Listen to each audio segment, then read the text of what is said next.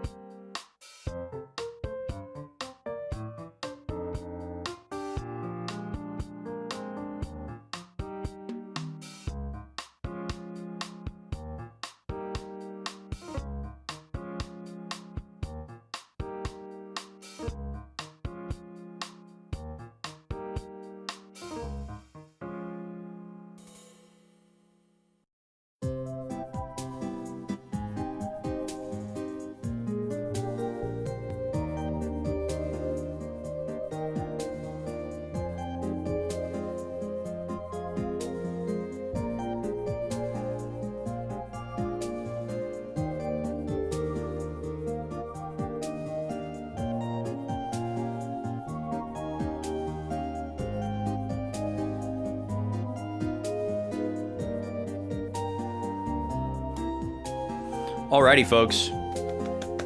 Welcome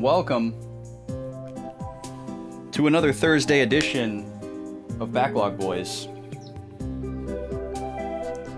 It's going to be a great day today. It's a little bit rainy outside. The coffee is flowing.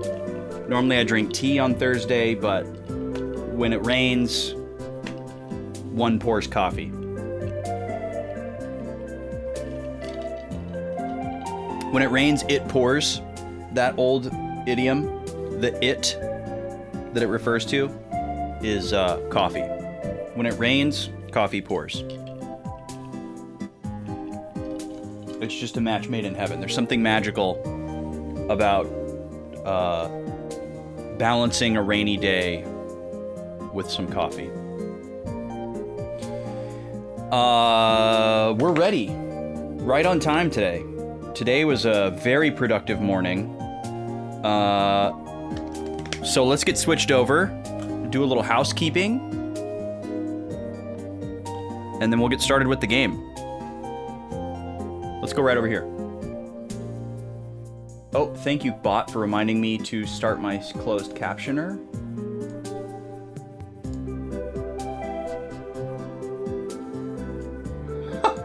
I didn't know coffee was spelled S-C-O-T-C-H.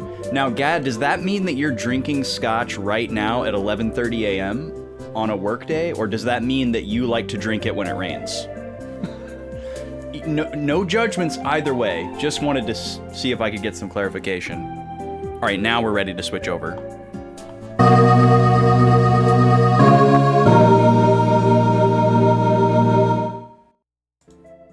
Welcome in, everybody. How we doing? You're not currently partaking. Okay, got it. And if you had to say that for legal reasons, I understand. Let's see. Before we get started today, a couple of things I want to talk through. Let's see. First off, I owe a game roast of Star Fox 64 to Broken Quest. So if we see Broken Quest today, I will offer it to them at their leisure. I am totally ready to do that and actually excited to do that. Also, on the note of Star Fox, I have to say, you know, like Tuesday was a tough day, right? We did Route 3 all day long. It was very difficult. We made a little bit of progress, but ultimately weren't able to beat it despite getting to the final boss fight. And when I first ended stream on Tuesday, I was a little bit deflated. I was like, man, I really wanted to beat this game today. We got so close. I didn't have time for another attempt. I bet if I had done another attempt, we would have made it. All these kinds of like, not like negative thoughts necessarily, but like really critical thoughts, I guess, were happening in my brain. And I was a little bit frustrated. But then after like 30 minutes or like an hour or so, I had this like itch, this kind of like fervor feeling, this very sizzling kind of feeling. And all I wanted to do was fire up Star Fox and play it. And I was like, whoa, where's this coming from? And realized, okay, I'm starting to like get to the like Stockholm syndrome point of the grind. And I can see a through line, you know, like people who play the same game over and over, usually an old retro game, you know, people who do like damageless runs or one credit clears and things like that, where like they grind it and grind it and grind it and grind it and get a little bit closer each time, but they're just looking to make it that one time and then they're done, right? It's usually pretty hard for me to see my way to doing something like that, but I feel like I'm starting to understand after what I'm going through with Star Fox, because all I have wanted to do since the end of stream, I mean that's incredibly hyperbolic. I've wanted to do a great many things as well, but I have been thinking a lot since the end of stream on Tuesday about just playing Star Fox and how excited I am to go right back into the frying pan and try to grind out Route 3. And I'm like latently realizing how much fun it is. So that's been kind of cool. That's been pretty exciting. On that note, we are going to do a game roast of Star Fox 64 later. I would like to wait and see if we run into Broken Quest, since it was their choice. But if we don't see Broken Quest today, I will still probably do it and just tell them, hey, scrub the VOD if you want to see it. I needed to get it off my plate because I would forget. So we will do it today, regardless of whether or not we see BQ. The other thing I want to talk about is all of the funding platforms that I have. I'm trying to train myself to shill a little bit more. It's a very hard thing for me to do, to kind of like very blatantly self-promote, especially when we're talking about just like dollars, instead of like exchanging something for something else. But I'm going to try to get better about doing this. So, if you want to support me beyond whatever you do on Twitch, which everything counts, by the way, whether it's just viewership and lurking, whether it's bits for alerts or just bits for bits, whether it's subs, stuff for wheel spins, whatever that is, that's always going to be enough. But if you want to support me beyond that, I have two platforms in which you can do that. One is Ko-fi and one is Throne, and they're both ways to more directly and implicitly support me, but they do different things. So Ko-fi is focused on commissions, where you can have me do something for you. So, for example, you can commission me to play a specific game on stream if you really want to throw some big dollars around. I have 3 different commissions for making me play a specific game that are kind of like 3 tiers. The least expensive one is a special list of like short games that probably will only take 1 to 2 streams. And those are games that I typically haven't put on polls because they're so short, and they've kind of been reserved for this commission list. Then the middle tier of the commission list are games from my short lists. So these are games that I keep a list of on my Backlogged that I specifically want to play very soon. These are considered the games that are like at the top of my queue, my short list, etc. You can commission me to play a specific game from one of those groupings, whether it's a Tuesday game or a Friday game. If you want to commission a shortlist game, there's a list in there in the Ko-fi commissions. And then the third tier of the make me play a game is basically anything from my collection. You can make me play anything that's not on the short list or on the short game commission list. I should probably think of 2 more differentiated names for those. But if you want to go into the backlog and look at all the games that I have and be like, I really want Austin to play this specific game, even though it's not on his radar. As long as I own it, you can commission me to play it. If for some reason there was like a weird reason that I had to veto it, I would obviously either refund you or give you a second choice if you wanted to pick a different game. I don't know of anything that's like in a weird veto spot. I do have a ban list, which is also viewable in the commission. There are a certain number of games in my list, in my collection, that I would not stream because they're like adult content or games that I specifically want to reserve for an off-stream experience for like a specific reason. But other than the games that are specifically explicitly listed on my ban list, I don't think that there's anything in my collection that I would veto, but I just reserve veto power just in case, Yo, what's up, Draconics? How's it going? Curious for the shortlist for Tier 3. Would it be a full playthrough? Yes, all of the commissions for Make Me Play a Game are always a full playthrough. So if it's a short game and it takes me more than 1 stream, I'm still going to play the game to completion as like the Tuesday, or I think they're all Tuesday games. But if there was a Friday game in there, it would be a full playthrough that would take place until anything else replaced it. It wouldn't be like additional streams. Whatever gets commissioned for a full playthrough would take over that day's spot until it was done. Whether it's the bottom tier, middle tier, or the high tier full playthrough. So if you shell out the dollars to redeem a full playthrough for like a really super long game, that's kind of the whole point. Like you're giving me a bunch of support, so I'm you know, trying to give something else back in the form of a full, honest playthrough of whatever it is. So yeah, if you have something in mind, the best thing to do is to just, I guess, communicate with me ahead of time if you're worried about a specific game. But if it's not on the ban list, odds are you're good to go. I did a pretty good amount of review. I do need to go in and upload the bottom tier of the commission list because I think it has Star Fox on it, and obviously we're doing that now. So I need to take those off of there. And I don't think there's anything else in there I need to update. I don't think any of the Kirby games were on there, but I need to double check. Everything else is completely up to date. So that's Ko-fi. If you want to window shop what's on Ko-fi, just ! Ko-fi in the chat. I just put it in there for you. Now for Throne is a lot different and much more straightforward. Throne is literally just if you want to buy me stuff. And a lot of different streamers use Throne for very different things, all of which I think are valid.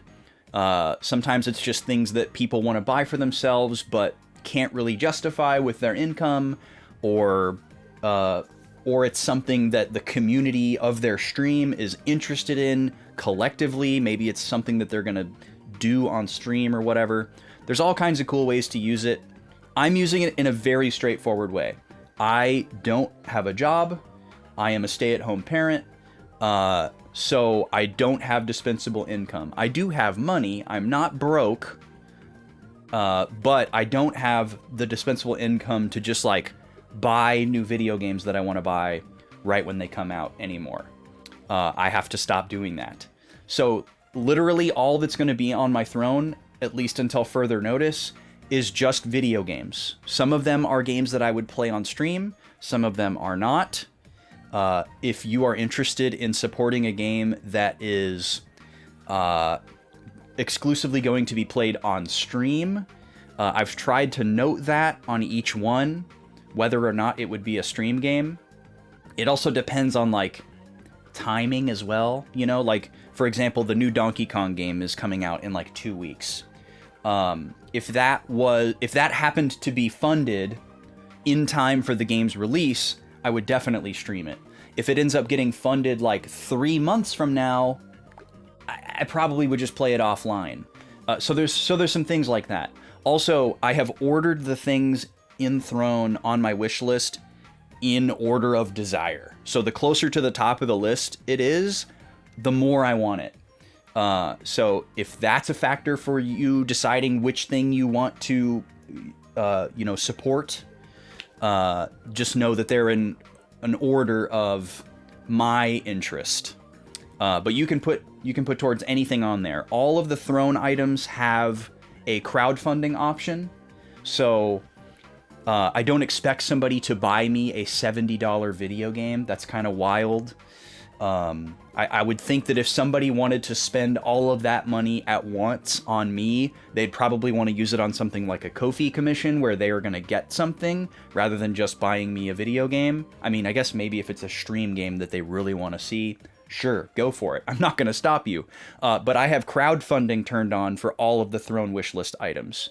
I think that's more realistic. I think it's more fun. So if you want to go in and just throw like $5 in towards a game, you can do that and help out without having to commit to like completely entirely purchasing an expensive brand new video game. So that is on for everything on Throne. So you could just go in and chip in a little bit towards something. That helps. And that, I think that's all I have to say about Throne. I'll put the link in the chat if you want to take a look at it. It's all games on there except for a Switch 2 Pro Controller. I'm pretty sure is the only thing on there that's not a game. Also, I will take recommendations. If there's a specific game that you want me to buy, I can put it on Throne as a request. I do not have the random gifts option turned on. I think that's crazy to do. I don't know why anybody would do that. But If there is something that you'd like to see on there, like, hey, are you thinking about getting this game? Or, hey, would you play this game if somebody bought it for you? I am open to requests. If you're really super serious about putting towards or buying out a specific thing and it's not on there, let me know and I can put it on there. Potentially. I always reserve veto power with everything. I have to. It's my stream. It's my sanity. The only other thing we need to talk about is the tactical RPG bracket. It is week 2 of the tactical RPG bracket. And we have 2 new games this week that are coming up against each other. We have Unicorn Overlord for the Switch and Gene d'Arc for the PSP. These games are from very different eras as far as when they were made, but they have similar through lines in their aesthetic. They both have this kind of like gritty medieval fantasy type of vibe. Unicorn Overlord is a Vanillaware game, so obviously it's a lot more kind of anime stylings, but I wouldn't necessarily call it an anime game. Vanillaware is known for hand-drawn artwork. They also have a fairly consistent musical vibe. I actually don't know the Vanillaware composers. I don't know if all their games share the same composer, but they have somewhat of a musical identity as well. And then the Gene d'Arc game for PSP is like an isometric grid-based tactics game, just like Final Fantasy Tactics. A lot of Tactics fans say really good things about this game. They both have their own kind of like unique battle systems. They're not exactly like something else. So check out the gameplay videos. They are linked in the Discord. I would like you to go into the Discord to cast a vote of interest before the end of this week. The poll is currently tied, the last time I checked it. The point of the poll is for me to see if there is a disparity in which of these 2 games the community is more interested in. You can vote based on having looked at the gameplay footage extensively and weighing the different factors, or you can just arbitrarily vote based on the title or the cover art or absolutely nothing. I would prefer people to arbitrarily and uninformedly cast a vote rather than abstain. There are no wrong choices. I want to play all of these games. And also, the winner of the poll isn't necessarily the game that I'm going to move forward. It's a little bit different than a normal game poll. So if there is a big gap in the vote, like if one game has way more votes than the other, I will move the winning game forward, regardless of my own personal feelings. But if it's close or if it's tied, then the vote doesn't necessarily swing me. So, for example, last week, our first matchup, the vote ended 4-3. And the game that had more votes ended up going through to the next round, but it wasn't because it had the most votes. It came down to me having to go back in, look at the games. I'm looking at how long they're projected to take. I'm looking at the battle systems and how much I'm interested in them. Various other factors, how I think they would go on stream. How much of my concentration is it going to take? Is there going to be note-taking like in Tactics? That kind of stuff. So that's what's going into my decision-making. So for these 2 games, take a look, cast a vote in Discord if you're in the Discord. Or if you don't want to be in the Discord, that's totally fine. But make a case to me in the chat. If you've played these games, tell me what you thought, whether you like them or whether you hate them. Say whatever you want to say to try to sway my opinion one way or the other. It's an open dialogue. Oh, that's a good question, Draconics. Does the Discord despot help sway this vote? I'm going to say no for these polls. I will say that the Discord despot's vote will still count for 2 because that's the role. That's the rule of the role, right? So if the Discord despot votes for one of these games, their vote will count for 2, and that will factor in whether I think it is a wide gap or a tight race. But because the vote isn't going to be overall definitive, I'm not going to say that like the Discord despot is going to break a tie. like it would in a traditional game poll where we do need a definitive winner from the vote. So hopefully that answer makes sense. I can't remember. Are you Discord Despot right now, Draconics, or is it somebody else? I can't even remember who has it right now. I should know. I think it's Brack. I think Brack has it right now. Where is he? Oh no, it is Draconics. Yes, okay, Draconics currently has it. So yeah, your vote will count for 2, Draconics, in the poll. But just keep in mind that if your Discord Despot vote pushes the poll from a tie to a lead by 1, it doesn't necessarily mean that that leading game is going to move forward, right? Because these polls are working a little bit differently. It's going to mean that, you know, if I can't decide and I want to just go with whichever one won the vote, then we'll have a winner instead of a tie. But I don't have to take the winning game from the poll unless it's a huge lead, which, you know, in the case that it's a huge lead, the Discord Despot being the, you know, tiebreaker or extra vote doesn't make as big of a difference as it normally would. But your vote will still count for 2, for what it's worth, since these polls are working a little bit differently. Hopefully that is satisfactory. Hopefully that makes sense. But yeah, I'm excited about these 2 games. Both of these games look really good. I'm very excited to play them. I would be playing the PSP game on hardware with a controller. I have a way to do that. We would be playing from the UMD disc. Oh, we're getting an ad. I got to get rid of that. From the UMD disc, and then I have an aftermarket knockoff DualShock controller that can wirelessly connect to a receiver that hooks up to the PSP. So it's like a really, really old school Switch setup. I have like a little dock for the PSP, and you plug in all these little things to it so that it can connect with the controller and be connected to power. And then obviously the, you know, OEM TV cable goes into my setup so that it goes to the retro tank, and then you'll be able to see it on stream. So we would be playing the PSP game on hardware, and I don't have to use the PSP as the controller, which is really, really nice. And then obviously Unicorn Overlord we would just play on the Switch.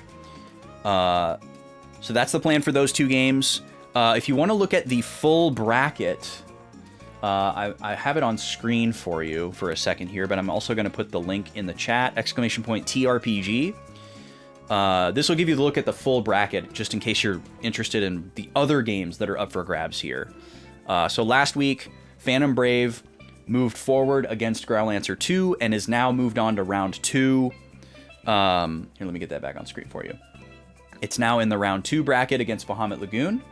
And between the 2 games here, whoever wins will be up against Ark the Lad in round 2. I do have a PS TV, yes. A PS TV is also another way to play PlayStation portable games with a controller. However, you can't play your UMD discs on it. You would have to play like a digital download of the PSP game from the, you know, PSN, from the PlayStation Store. And I'm sure it would look better and run better if I did it that way. But the only reason I have a PS TV is because somebody in Jackie Source community was selling one and gave me a good deal on it. But also, it gives me the option to play physical Vita games, of which I own 1 Vita game now.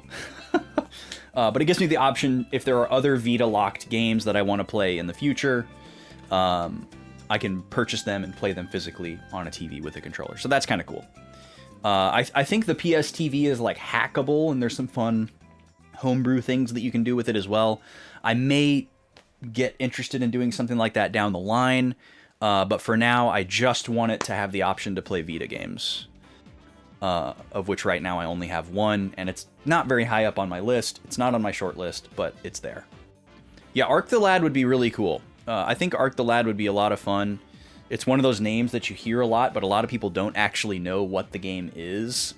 It's a 3-part tactical RPG game, and the save files carry over, kind of like in Suikoden, where it looks at things that you did in the previous game.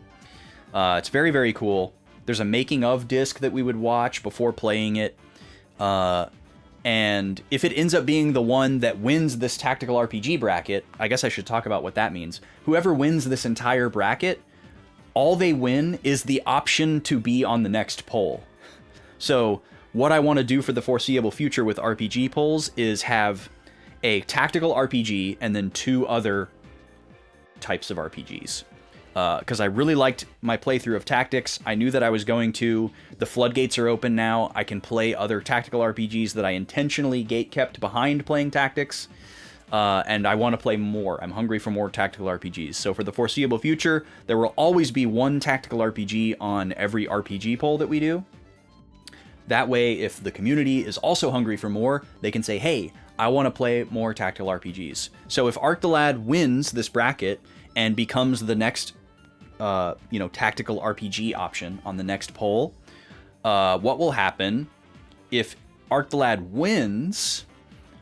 And I guess this goes for all these other games too. Most of these games don't have sequels or follow-ups, spiritual successors or whatever, but if they did, those would be the successor option on the next Friday poll. So if one of these Fire Emblem games wins the bracket, after it gets played, another Fire Emblem game would go on the bracket. So people could say, basically, I like this, I want more of this, And that's going to be a rule that I try to do whenever I can. So like if a certain type of game wins a poll, whether it's a Tuesday poll or a Friday poll, I'll try to have at least one game on the next poll that kind of represents that same subgenre, console, art style, whatever it might be, some type of successor where it's like, hey, if you liked the last game, this is the one you want to vote for, kind of thing. So, if Arc the Lad wins the whole bracket and also wins the RPG poll and becomes our next RPG playthrough, you could expect Arc the Lad 2, Arc the Lad 3 to follow, etc. Kind of like how we did with Suikoden. And I have decided, this is the first time I'm talking about this on stream, I have decided that I am going to give Suikoden a break from the next poll. And what I'm going to do instead is give the people the option to vote for more Final Fantasy. Because there are a couple other, distant, extended universe, if you will, spin-off Final Fantasy games that I haven't played, that I would like to play, that would be first playthroughs and not replays. So one of the other options on the next RPG poll will be more Final Fantasy.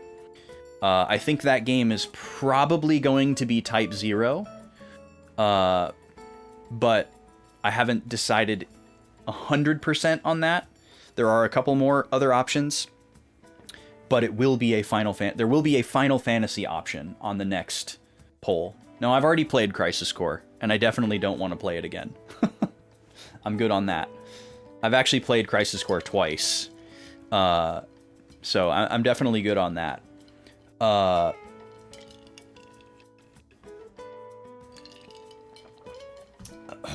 None of it would be FF7 compilation stuff. So, just know that. Yo, what's up, Avi? Welcome in. Is bad or bored in reference to Crisis Core or something else? I wouldn't say Crisis Core is a bad game at all. I think it's a pretty fun game. I like the repetitive gameplay loop. I'm a fan of a repetitive, simple gameplay loop. I played Crisis Core once when it came out, and then I played it again, 3 or 4 years ago. I actually got sucked into playing it again when I got this hardware set up for my PSP on TV.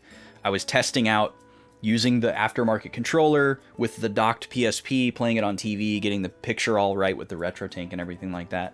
And Crisis Core was the game that I booted up, and I got a little kick of nostalgia, and I ended up playing it for a little bit longer than was needed to test it, and before I knew it, I was doing a full playthrough, and I just played through it again. It's a fun game. It's just one of those things that just does this really need to exist, kind of thing, I love Final Fantasy VII. It's my second favorite Final Fantasy. I really do think it's a masterfully created game, despite its, easily recognizable flaws. But I have such a complicated relationship with the extended universe compilation stuff.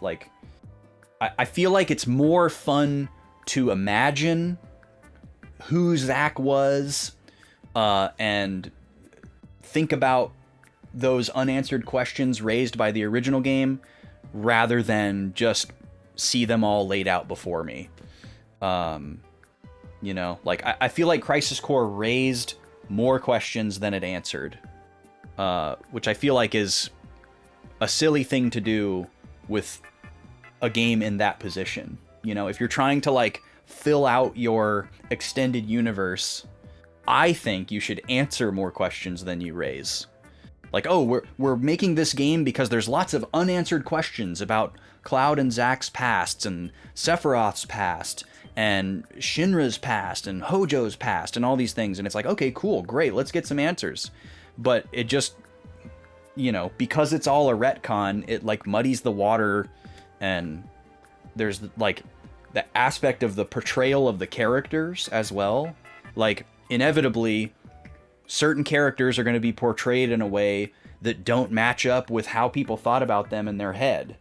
And it creates a problem, because you have, you know, it's not like Crisis Core came out like a year and a half after Final Fantasy VII. You wouldn't have to worry about that problem if that was the case. You know, people wouldn't have time to, like, formulate these ideas of these characters for, like, over a decade, before getting to see them from, like, a different perspective or in a different point in time and all that kind of thing. You know, like, there's so little of Zack in the original game that if you start building up an image of him in your headcanon, it's going to be a certain way, and your imagination is going to fill in all of these gaps because there's so many gaps. So the odds that your version of Zack in your head that's lived there for 10 years is going to be the same as the one that you get in Crisis Core is really unlikely, you know, and depending on the disparity, you have to, like, reconcile that, and did you like it or did you not, you know? And ultimately for me, it was just okay. I didn't, like, bounce off of Zack's character or, like, viscerally dislike Zack's character in Crisis Core. I was just kind of like, okay, I recognize that this is what they wanted him to look like, but I'm not super hot on it, and it feels like it weirdly cheapens my experience playing the original game. And I know a lot of people like to say, oh, well, you'll always have the original, you can never ruin the original. I used to agree with that viewpoint. I don't really feel that way anymore. Obviously, I didn't have to play Crisis Core, but I wanted to. I was much more receptive to the compilation stuff when it was happening and when it was coming out, because I was like, I love Final Fantasy VII. Yay, more Final Fantasy VII. But as time has gone on, it's just kind of like, man, they should have just left all that alone. And it feels less like an artistic pursuit to expand on a story and more of a capitalistic pursuit. And that's just my doom and gloom mentality, I guess. But aside from all the narrative story stuff, I think it's a fun game. It's a very repetitive and basic gameplay loop, but I like that. It reminds me of, you know, playing .hack on the PS2, or I don't know, Dark Cloud. You know, it's a very repetitive, kind of soothing gameplay loop. Like, you're engaged just enough to not completely lose your mind, but it's something that you can kind of just chill and play and let, like, wash over you. Anyways, I might talk more about what the other Final Fantasy games up for grabs would be at another point. I'm not going to do that today. So that's the tactical RPG bracket. Thank you for your time and attention. I don't have anything else to yap about. Let's play Final Fantasy X too, shall we? Let me pause the music. Possibly my favorite song in the playlist, the 3DS theme shop. 3DS theme shop. I need a bracelet. Holy crap, that's loud. Speakers are still on Last of Us 2 / Mario Kart World volume.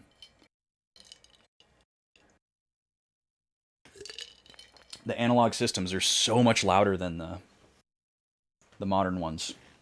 At least the way that I have it all set up.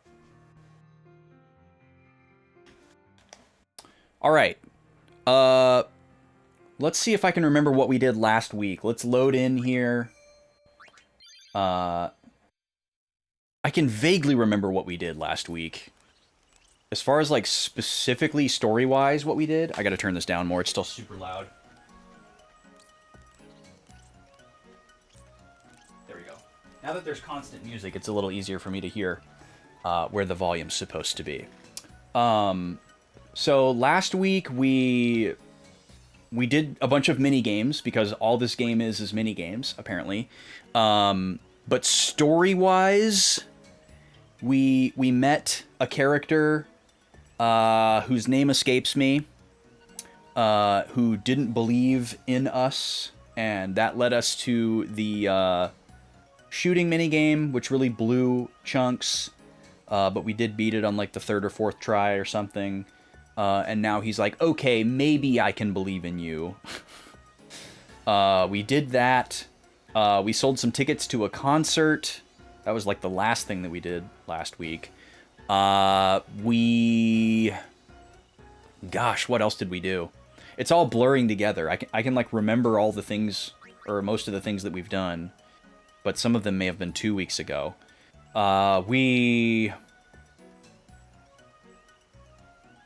don't think the Beacon Desert stuff was last week.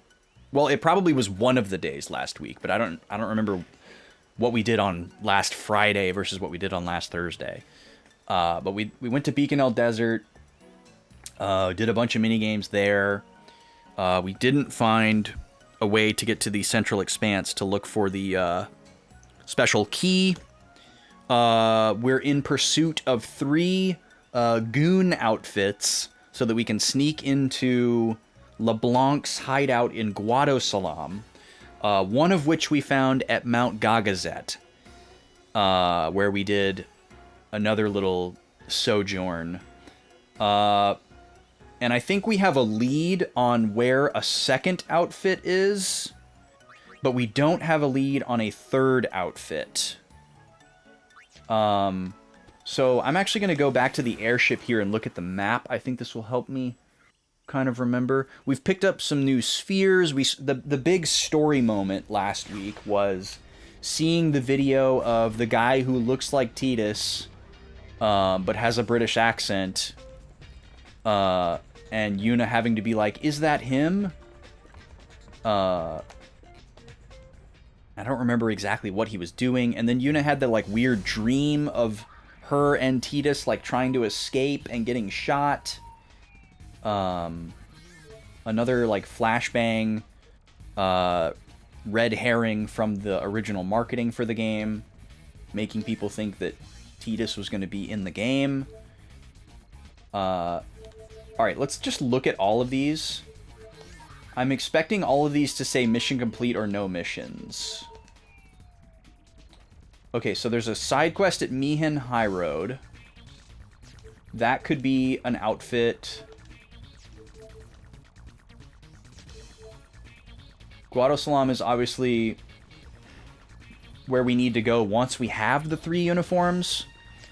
But I think we have to find the 3 uniforms somewhere else. Even though the game is telling us we need to go there right now, it kind of seems like a little bit of a telegraphing error there. There's no missions at the Calmlands, but there is a big mini-game gauntlet there that we could check out. Alright, so the only thing on here right now that says there's a mission is this Chocobo hunt, Chocobo chase, at the Mihin High Road. So maybe we'll check that out. Maybe we'll check out some of these mini-games at the Calmlands. And maybe there's something that we're missing at Guadosalam.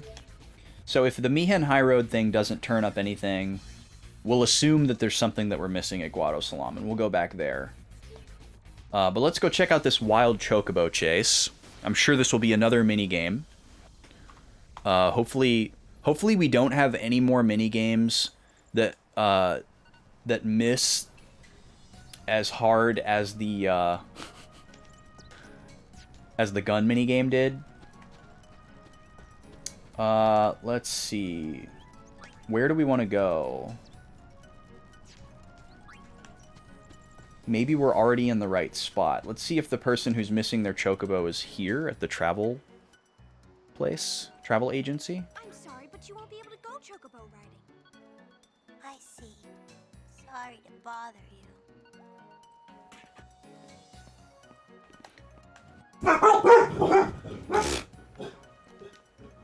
Dumb puppies. Gobi stretched and scratched the wall, which made Nima bark, because she thought it was coming from somewhere else. And then Gobi barked.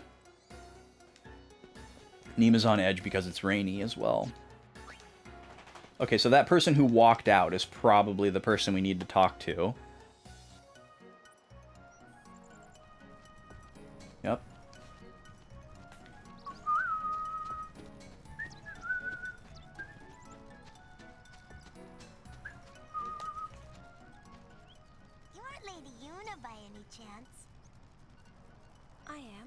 I am.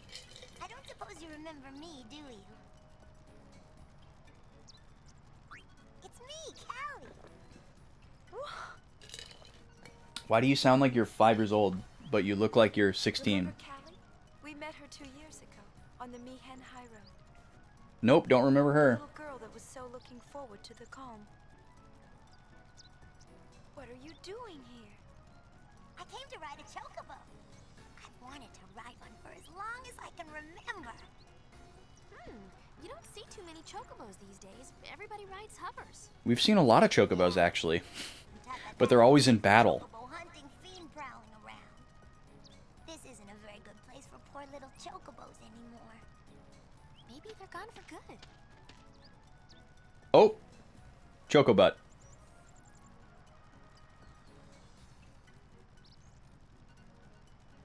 Stand. Cho.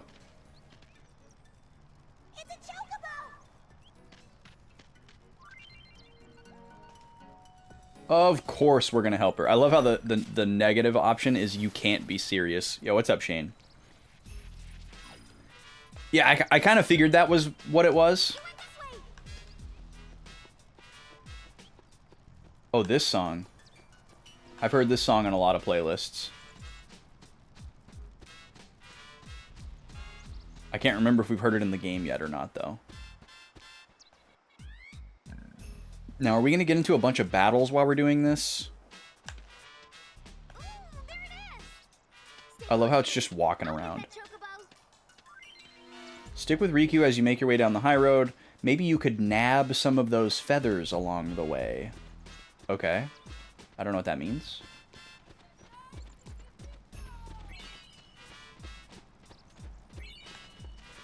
What was that little counter at the bottom?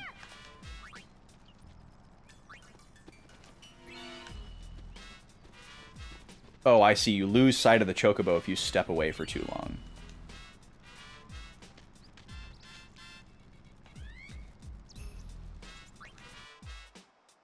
Okay, so she was wrong about which way it went.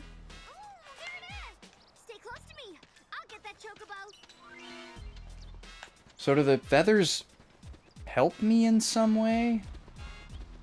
Is it like an actual item that I can use towards something? It's over there. Not this time, Riku. We're going this way.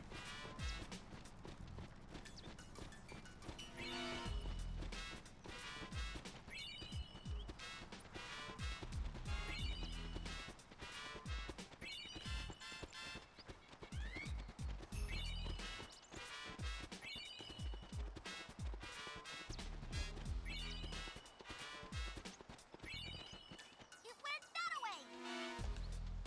Doesn't look like it. Looks like it went this way. There might be a chest over there, though. Like there was the last time we picked the wrong answer.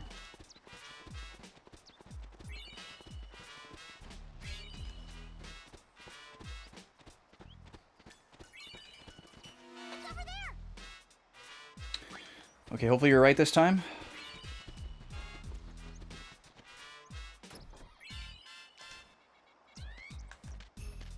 Oh my god. All right.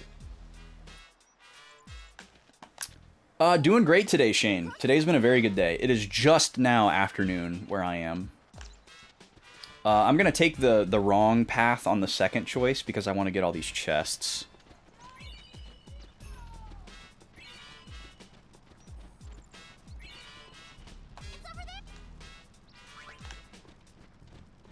Yeah, I got up early this morning because the lady and I are doing a new meal prep format. She was doing way too much on her own, and we needed to find a way for me to help out. She's still doing too much in this arrangement, in my opinion, but she really wants to do it. Let's see what's over here. Maybe we get another chest. Yep.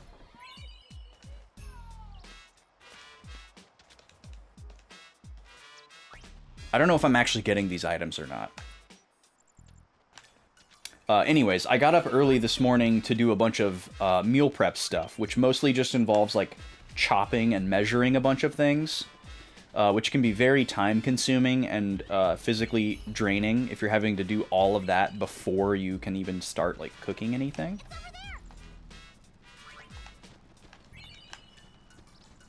So I just chop a whole bunch of stuff, measure it out, get it all prepped and ready, and then, you know, put it in containers, stick it in the fridge, and that way when she gets home to do her part, she doesn't have to do any of that stuff. She can just cook it and throw it all in the pan, which is still a ton of work, but that's what she wants to do. So we're trying this out for a little while to see how it goes. And because I want to stream today, I had to do that before stream. It was the only way I was going to have enough time to do everything. But it was really nice, actually. I got up, and I, like, threw on a movie in the background, and, like, got going in the kitchen, got all that done before I had to wake up the little guy and, you know, start taking care of him. Oh, I went the wrong way. Dang it. No. No. Hush. So it's been a good, very productive morning. A little rainy. Had some coffee. Gonna have some tea in a little bit. So it's been really good. Hope you're doing well also. And I forgot to say this, but I actually feel a little bit more excited to play this game today than I did last week. Last week I was excited because I wasn't tired. I was very tired week 1, so I was excited to not be super tired week 2. But I wasn't necessarily like, yeah, 10-2, let's go. I just had more energy to give, which was nice. But I'm actually a lot more interested in playing the game today to see what happens.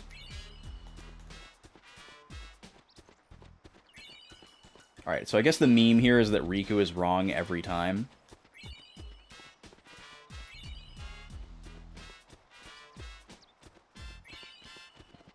It's over there.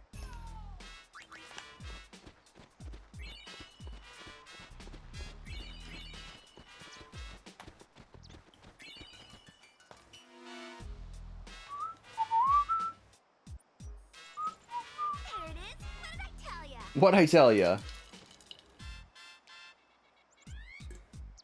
I'll watch the far end. No chocobos will get out that way. I've got this end. And that leaves me to catch it. Okay, how do we catch it?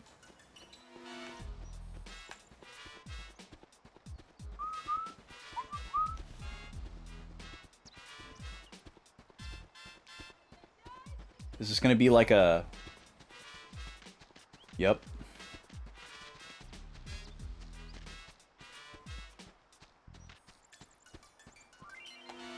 The Chocobo Rodeo. The Chocobo will try to escape by running to your left, your right, or even straight at you. Don't let it get through. Wear the Chocobo down by repeatedly blocking its path and then capture it.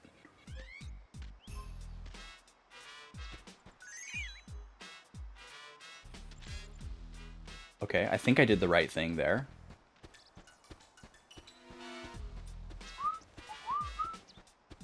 So this is like, this reminds me of Ilex Forest in Pokemon Gold and Silver and Crystal, where you have to catch the Farfetch'd that's running around. So we're basically playing rock, paper, scissors here. I said move right, and you went left, Yuna. What the heck was that? I picked the right direction, and you did the wrong thing. I guess it's to the Chocobo's right. Okay.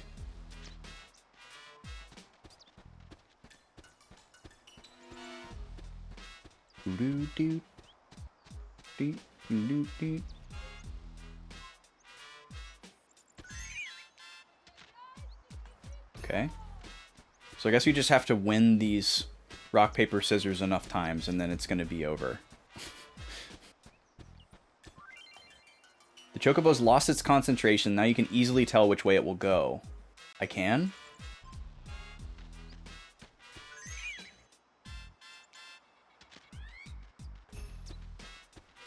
Just based on the direction it's facing?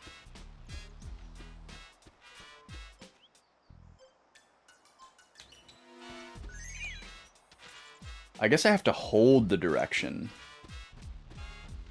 to go the way I want to go, not just like press it one time. Okay, looks like it's gonna go straight. Yep.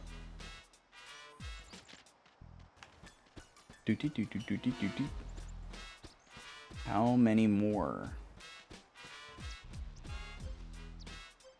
Okay, you're gonna go left. Yep. I love the implication that this Chocobo got tired before we did. Hey, your friend's in hot water. Oh, hey, Sam Riegel. Again. Or maybe it's the person that sounds exactly like Sam Riegel. I'm opening a prediction for the first ad break. It's coming up soon. What? What just happened there? Is this the same Chocobo? Oh, it's a Chocobo eater. Great. It is a different Chocobo. How did that happen that far away and that person got the news to us so quickly? Okay, I need to save before we do this. Because no way am I going to do that minigame again if we die in this boss fight.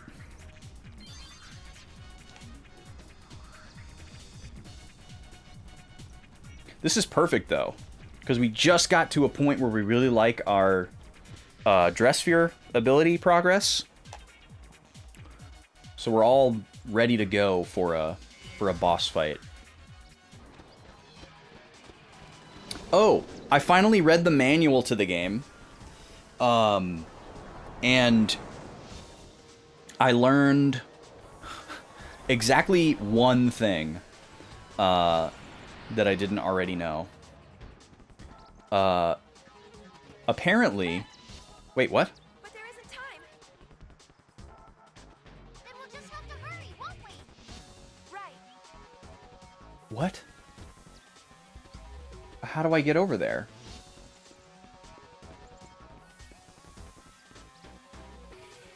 What? Is there a way I can jump down? It says to go this way. It seems like there's no way I would make it in time if I go all this way, though. And there's battles? Oh my god. Just gonna run. Yeah, especially if he's gonna oversoul. No thanks. I'm good. Yeah, but I learned, apparently, the way that the manual worded this is a little bit confusing, so I may have been misled. And don't confirm this, or say anything about it in chat, please. But the manual says that each character has a special dress sphere that they can use only when they, like, transform into each dress sphere during a battle.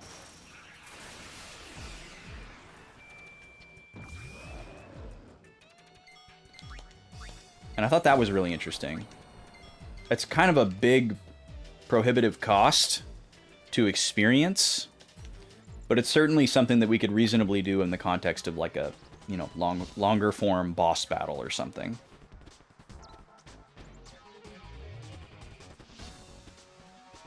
Oh, hello, chest. Have we never been this way? How would I have missed that before?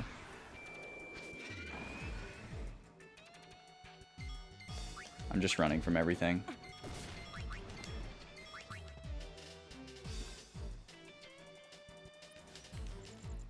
Losing a little bit of health, unfortunately, but I can top up with some potions. I don't even know if we're going to make it down there.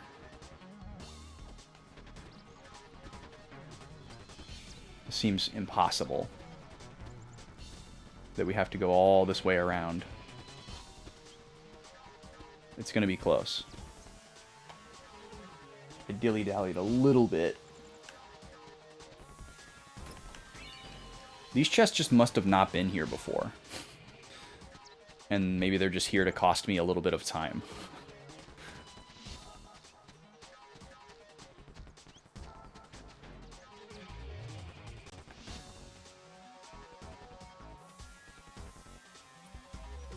Okay, are we good just by making it to this screen?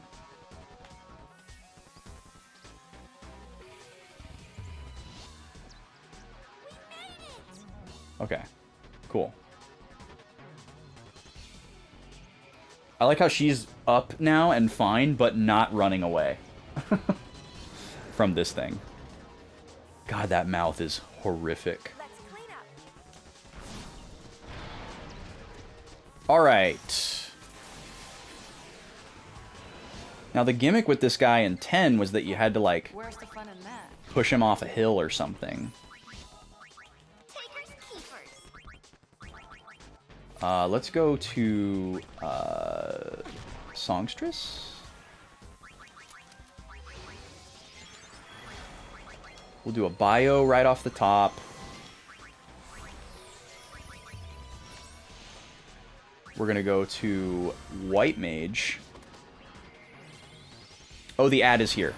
Okay, I'll be right back. 3 minutes.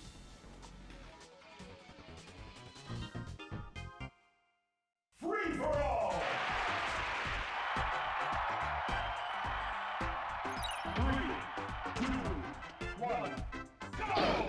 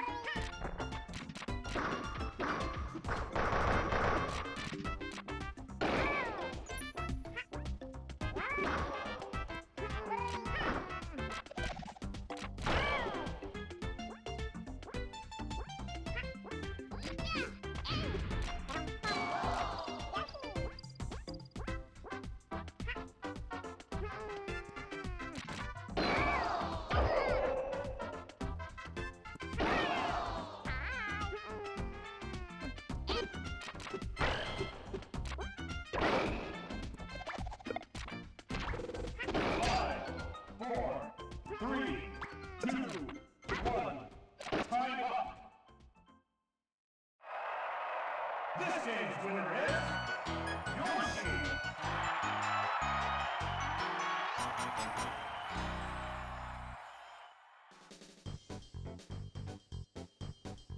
All right, Yoshi's not giving up yet, y'all.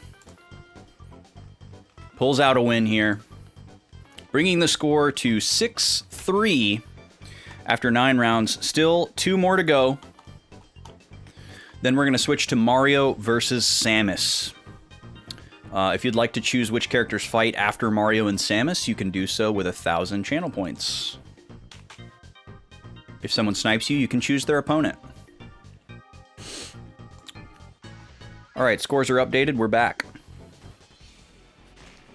Right in the middle of a battle here.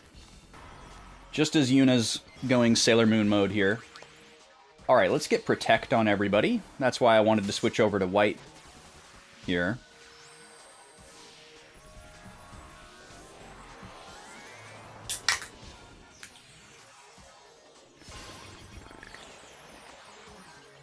We'll get some buffs and debuffs out. And then once we've got that set, we'll switch back into all-out attack mode. That's my plan here. We'll get regen on everybody. Oh, we can't do that.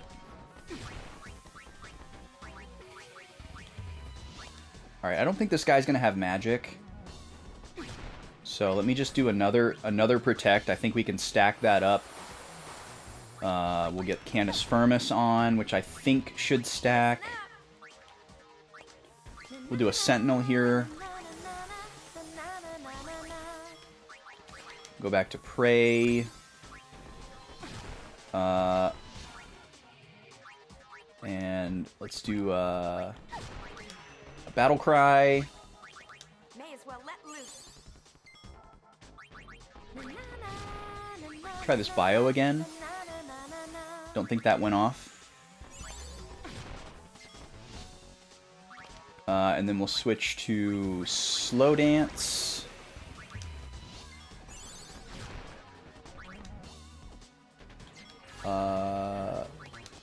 Start doing some basic attacks with Pain here.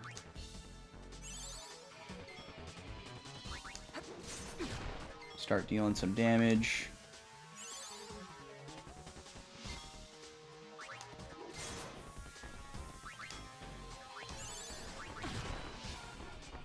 Alright, and then we'll go Haste here. We're going to switch back, or we're going to switch Riku over to Warrior, because we're going to switch to damage output mode here.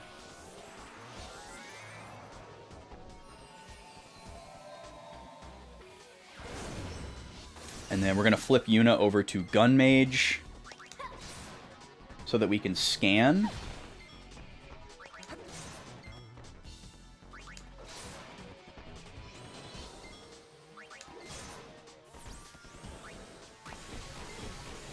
We're going to get our little grid bonus here.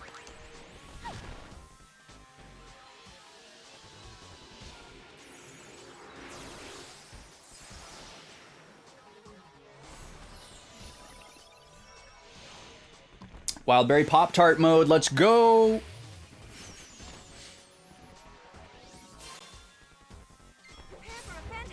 Oh, okay.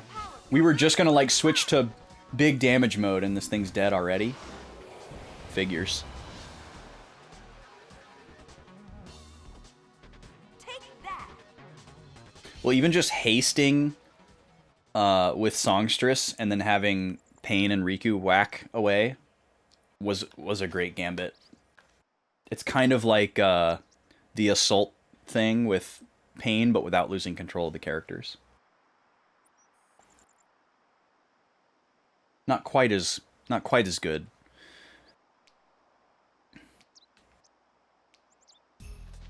But the haste is the big one.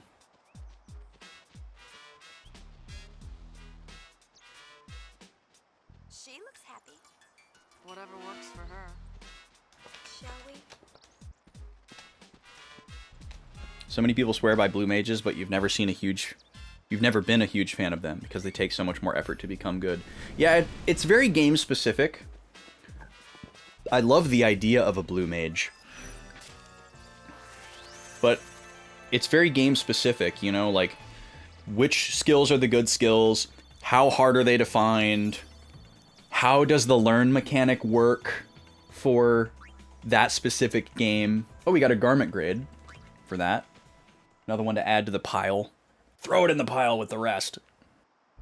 We've got like 15 garment grids.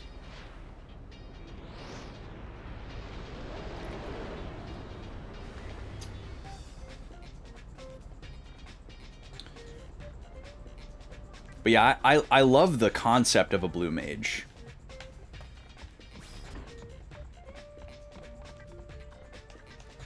I don't remember the finer...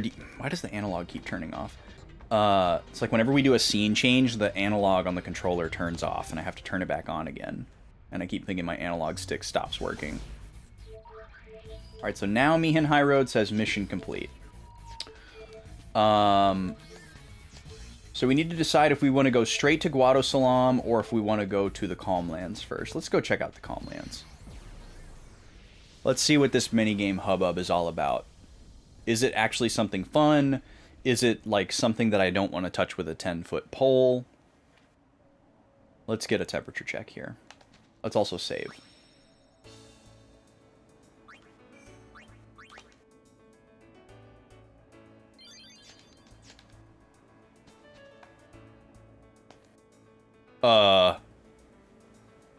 Hey there, purty lady. Do you want to marry my son?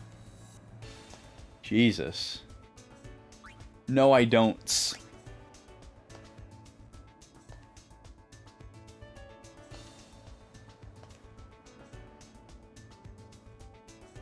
All you have to do is travel around Spira and tell the women folk about my son. God, your son is pathetic.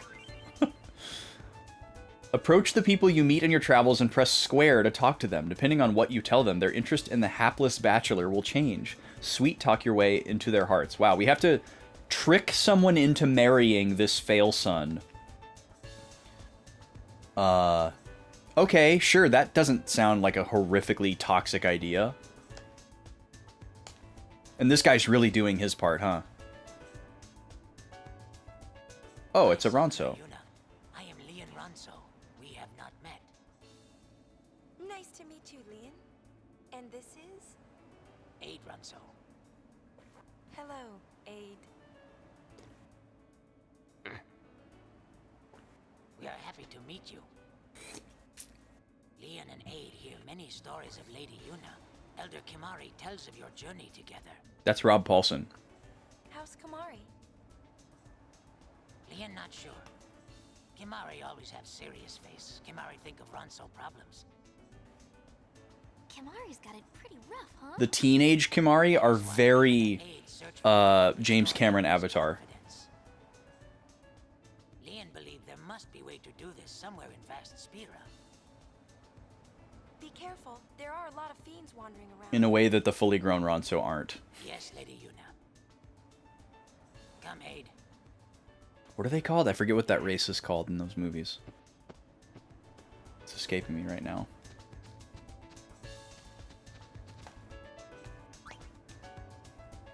Okay, so we've picked up a side quest.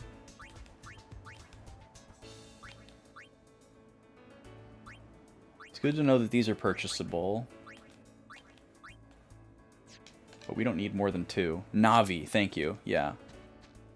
Yeah, I think it's like N''AVII or something like that. But yeah, it's Navi. It's been a long time. Let's talk to this idiot. Can I talk to this idiot? I can't even talk to the loser guy who I'm going to try to find a wife for? Okay. I wish I could look at a larger map of this area, because it's just a big swath of land. I'm sure there's going to be battles here. We know that there's supposed to be minigame attractions.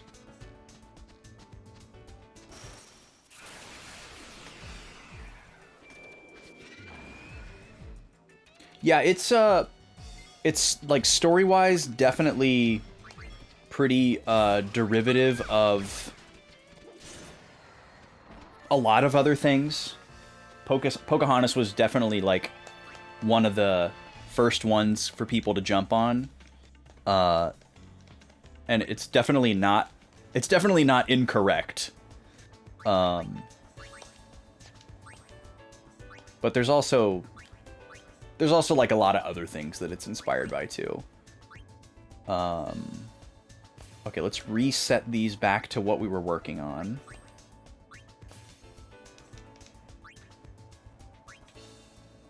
And then I want to revisit the ability learns, because we haven't looked at those today. I don't remember what we're working on.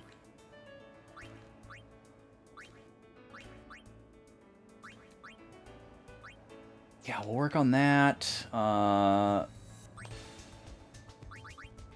Almost done with Sticky Fingers, nice. And Pain is just maxing out Warrior. I don't know what we're gonna do when Pain maxes out Warrior. I guess we could try to go back over to Black Mage and learn the level 3 spells. That seems kind of silly, though. But I don't really have any interest in using her as anything else. I don't ever see the need to double up on Gunner or Gun Mage. Or Songstress, or Thief, so that's probably what we'll do. Maybe by then we'll have another Dress Sphere to choose from. I guess that's the one thing that we are giving up on by not advancing the plot, is probably finding more Dress Spheres.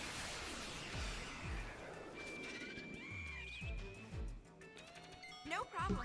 Let me guess, you're gonna immediately leave? Yeah. Sorry we have to win. I'm not. But yeah, man, when that first Avatar movie came out, the hype was nuts. And I definitely fell prey to it myself. Like, it was such a spectacle. It was like the thing that everybody was talking about. Everybody went to go see it in like full IMAX 3D. Some people went and saw it multiple times. It was like a very like thing to do in 2009. Holy crap, that was a long time ago. And I remember like after getting out of the theater and like in the weeks following, like talking to people about it, and like I spoke very highly of it. I was like, awesome movie, great time, gotta go see it, must see, blah blah blah. That's it? But it very much was like something that you had, like, in order to have a great experience with that movie, I think you had to see it during the hype and in the theater with like the full, you know, bells on experience. With like the 3D and all that. Because like just watching that movie like at home on a TV, it's just like, okay, yeah, seems like a pretty decent adventure movie. And I think that's kind of its legacy.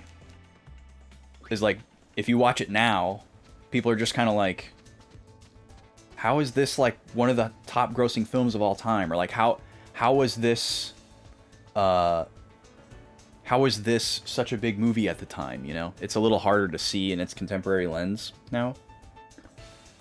I never saw the sequel. I heard it was great, but I've never seen it. You're more of a horror fan? I am not a horror fan. But yeah, it's the same kind of idea, like getting swept up in the hype of a movie coming out and like hearing word of mouth that it's good and like going to see it with a group of people. It's that same kind of a thing that like can make a movie a lot better than it really is. Than if you're just like sitting quietly at home watching it.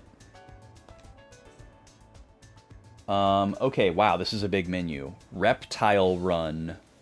Rules of the game. Maneuver a lizard through the course, avoiding fiends that get in the way. The faster you finish the course, the more credits you win. What can I get with credits? A bunch of junk. I don't care about any of these items. Publicity menu? Help out our campaign by using Square to talk to people who might be interested in having fun at Argent's attractions. Spread the word to enough people, and you'll start to see changes around here. A portion of the credits you lose while playing any of our attractions will count towards your publicity rating. Oh my god. You won't have much luck publicizing us to the same person multiple times in a row. If they don't fall for your first line, take a break and come back later. Given a little time, they may be willing to hear you out again. Okay. I'm guessing that means you can, like, get either a bigger prize list or lower credit prices. So you don't have to buy the credit, or you don't have to play the games in order to get these items. You can just buy the credits and convert them into it, Game Corner style. But I have no interest in playing these games if that's the prize list.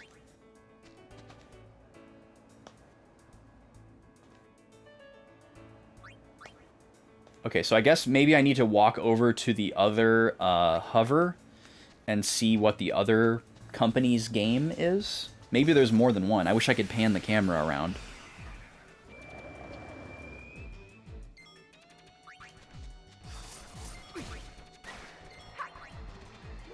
Being ripped off for concessions is part of the experience? I only somewhat agree. Thank you. Come again. I feel like most movie theaters know that a lot of people bring in their own stuff. And they're probably told and trained to, like, not make too big of a deal about it if it's not, like, a disruption. Because the profit margins that they get on the people that do buy the concessions are so absurdly high. Like, I'm sure even with people bringing in their own stuff, movie theaters probably make more money off of popcorn than anything else, including the tickets to see the movie. Because their margin on the tickets is probably a lot lower than it is on the popcorn. Because popcorn basically doesn't cost anything with the quantities that they purchase it in, most likely. And then the amount that they sell it for. Like, that's the big money maker. And popcorn would be, like, the hardest thing to sneak into the theater, right? You know, it's pretty easy to sneak in with, like, a can or a bottle of something to drink, or, like, a box of candy or whatever, you know. But as long as you're buying popcorn, they're not going to make a big stink about it. 3 rows of fiends fly through the air. Line up fiends of the same type in one column to win credits. What? What does that mean? What is your prize list? It's exactly the same. Okay, so can I... Oh wait, this is Argent as well. Okay. I thought there were 2 different companies.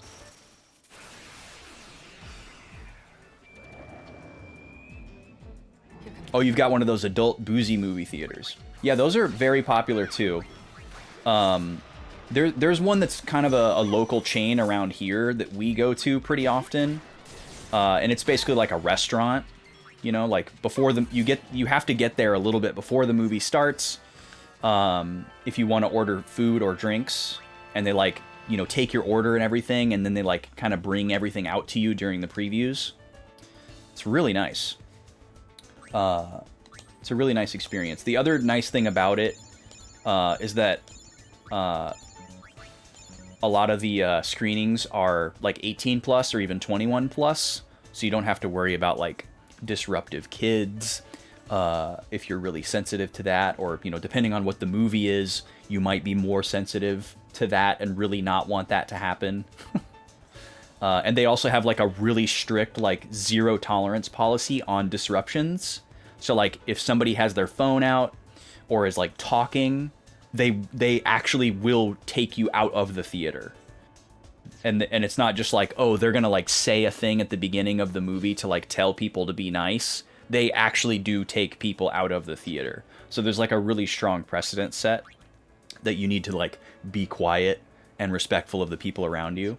And a lot of people go just for that reason, because they know it's going to be quiet and, like, not disrupted and they can like concentrate on the movie. And the food is pretty good, but I think my favorite reason to go is just knowing that it's going to be like a good movie-going experience. Like you're not super close to the people next to you, which is also nice. You know, the seats are nice. You know where you're going to be sitting, which, you know, most theaters use assigned seating these days. But just knowing that there's not going to be disruptions is a really nice comfort. And they have really good popcorn. I have to have popcorn when I watch a movie. I was actually talking about this in somebody's chat, like last night or the day before. I think it was in B's chat last night. We were talking about popcorn. What am I doing? I'm looking for abilities. Abilities. Here we go. All right, we learned Table Turner. Damage according to experience level. Demi, critical, guard against darkness. I guess we'll do trigger happy level 2. I'm not super stoked on any of these, but we'll learn them all. And then what do we want Riku to go after next? Rare items. Oh, okay. That is probably what we want to go for, is rare items. Yeah, let's do it. I'm gonna warp away from here. I don't care about the Calm Lands. So we're gonna go back to Guado Salam. Oh yeah, popcorn. Yeah, I was talking about popcorn in B's chat last night, or a bunch of us were. And I will go to a movie that I'm not necessarily that interested in just to eat popcorn. Like I want that like exorbitantly overpriced, maybe not that great movie theater popcorn. You know, obviously I don't want my popcorn to be like stale or, you know, like legitimately bad. But there's like a certain level of comfort to like mid popcorn at the movie theater. And just like being in the dark room shoving popcorn in my mouth is one of my favorite things. It will make me more interested in a, you know, not super interesting movie. So I'm just going to talk to everybody here. I should talk to everybody here twice. Lately LeBlanc's taken an interest in Ronso's Sacred Ground. Okay, that's Mount Gagazet. That's where we got one of our outfits. Mountain climbing expedition. Okay. So maybe it wants us to be here just to find leads. Okay, so you're saying Jose High Road. I don't know if they mean a Hypello assignment or a LeBlanc assignment. And then this person's talking about Beaconell Desert. And I haven't been able to find anything new for us to do there. But I'm just going to do my due diligence here.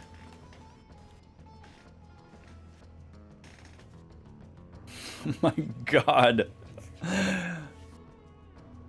Yeah, getting drunk at a movie, or even tipsy at a movie with your 4-year-old niece might not be the best look.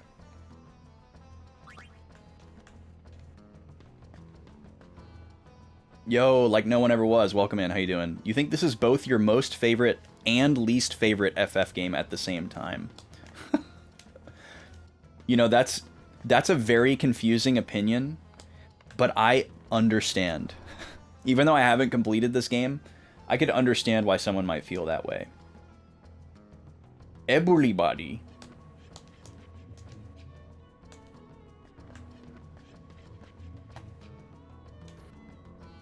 There's a pretty strong divide here between like what's going on like a mechanical level and what's going on a narrative front, you know. And it's very easy to enjoy one and not the other, or have, you know, a separate critical analysis of each one.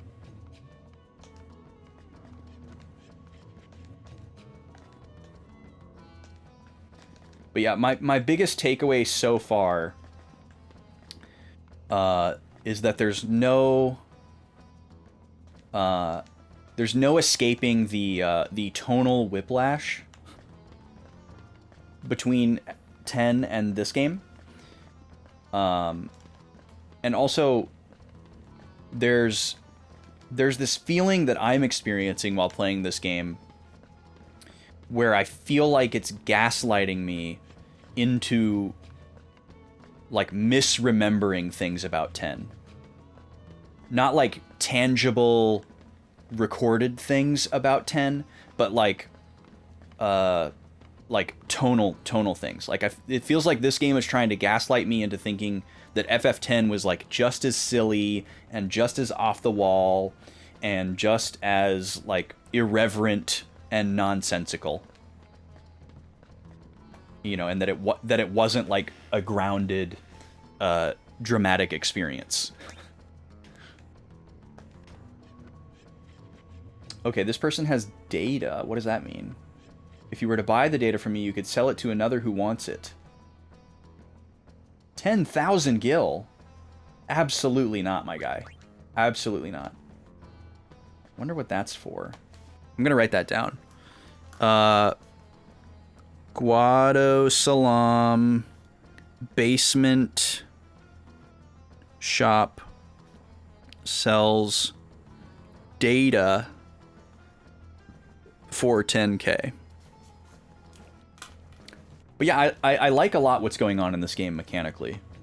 And yes, you are correct. This is the first time that a mainline entry in the series had a continuation. It was a very controversial thing. Although myself personally and my circle of friends were not aware of that at the time. But it was a very controversial thing because it was kind of like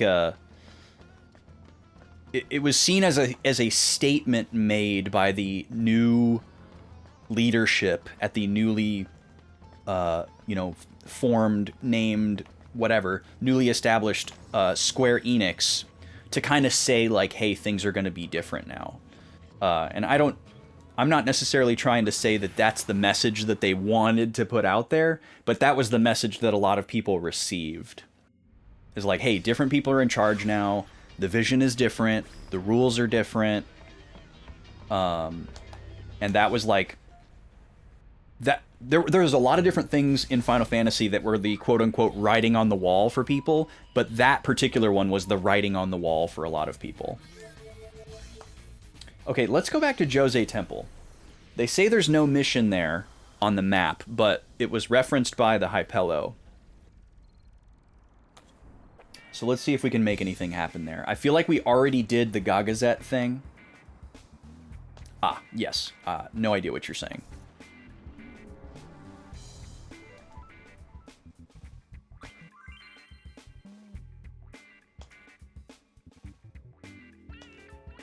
Okay, I don't know why that chimed. I'm pretty sure we got all that information already. But yeah, we kind of talked about that a little bit in the first stream, like no one. How, like, at the time, there was a lot of different reasons why people were kind of scratching their heads when this game was announced and came out. And for a lot of people, it was because, hey, there's not supposed to be direct sequels. Why is there a direct sequel? But that wasn't the reason why my friends and I didn't play it or weren't interested in it. But it's been kind of fun to kind of relitigate some of that stuff. Because I feel like a lot of people who didn't play this game at the time are kind of like looked down upon by people who like the game, because the easiest assumption is like, oh, you hate women and that's why you won't play this game. But it's definitely more complicated than that. Like, that's definitely not incorrect. There are people who didn't play this game because they hate women. Let me be clear. 10-2 and 13-2 are your favorite direct sequels. I mean, those are pretty much the only ones. Yeah, everybody loves to hate After Years. I don't think you're going to hurt anybody's feelings by me mean to After Years. 13.3 is Lightning Returns. Yeah, they just didn't call it 13.3. They called it Lightning Returns instead. But the shorthand that most people use is 13.3. 13.2 was just called 13.2.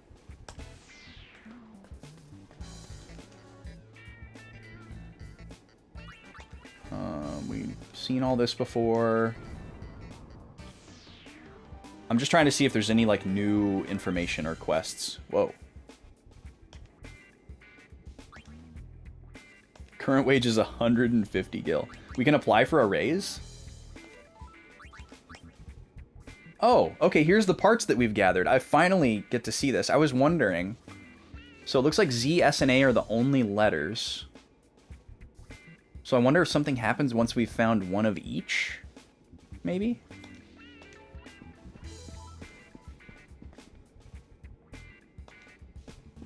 Did not even realize there was a guy there.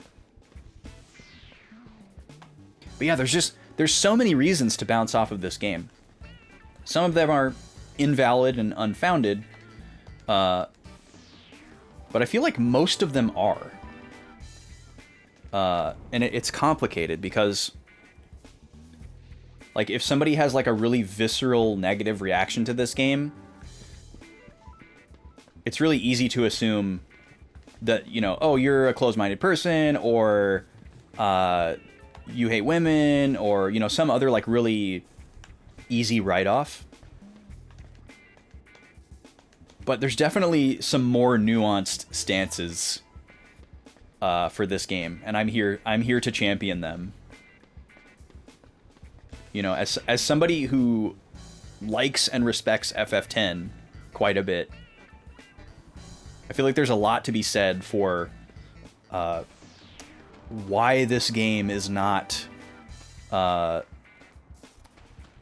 guess, the sequel that it could have been, or why it didn't really need to happen, or more interestingly, how this could have been just a good video game that had nothing to do with Final Fantasy X, and could have easily been its own thing and stood on its own with, like, original characters and an original world. Because there's, like, so much potential and so much going on mechanically. Like, this gameplay could have worked great with anything. It didn't have to be Final Fantasy X. But obviously, you know, there are a lot of reasons to reuse assets and blah, blah, blah. How long until 10 and 10.2 get a re-release? You mean like a re-release? Like again? I don't think they'll do it again.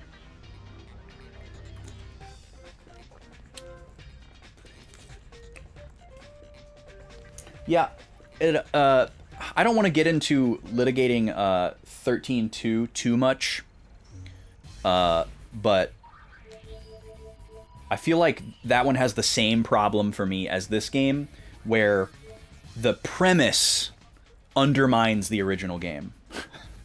And that's like a hurdle that I can't really get over. You know, or like I have to play the whole game with that thought, like, sitting on my shoulder. Like, I can't unbuckle that and forget, you know, that undermining. Okay, well, I guess we might need to go back to Mount Gagazet. Maybe we missed something, even though it says mission complete. I don't really know what else to try, because everything else says mission complete or no missions. I guess the other thing to try would be to go back to Beaconell Desert. Let me go check it out. 10.2's not flawless. Good outweighs the bad. Not the case for everyone. You don't automatically assume everyone who hates it hates women. Well, that's nice. Oh, something's happening. Suspicious. Okay, so maybe we can... Oh yeah, this is the locked chest. Why is it all foggy? Is that, like, intentional? I don't remember it being like this before, but maybe it was. And my eyes just adjusted to it. Wait, what? What are you talking about?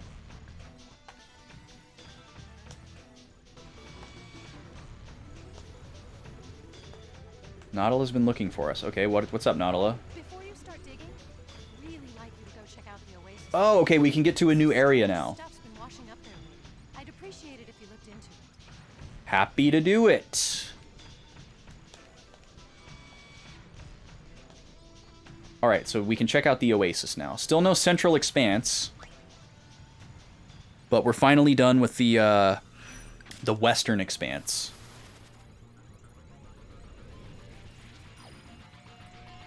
You reserve that knee-jerk judgment for people who hate Shion, the Xenosaga main character. Interesting. I'm excited to get to Xenosaga someday. You do appreciate that her reception has done a 180. Yeah, I can't speak to any of that yet. I haven't actually played Xenosaga yet.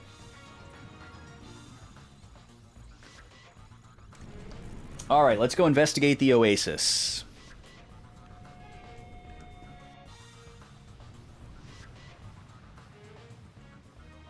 But yeah, I don't know. I don't know if the way that I do this is unrealistic or not. But I attach a lot of weight and like temerity, consequence to a game saying that it is like a sequel to something, or like whoa, we found Riku's special dress for your Machina Ma. Maybe this is what I read about in the manual. Yes! After changing to all of the dress spheres on a character's active garment grid, call up the garment grid with L1 and then press R1 to activate the special dress sphere. The unerring path garment grid. Okay, so I guess we wouldn't have been able to do that until now. We have to find these. They're like limit breaks, kind of, I guess.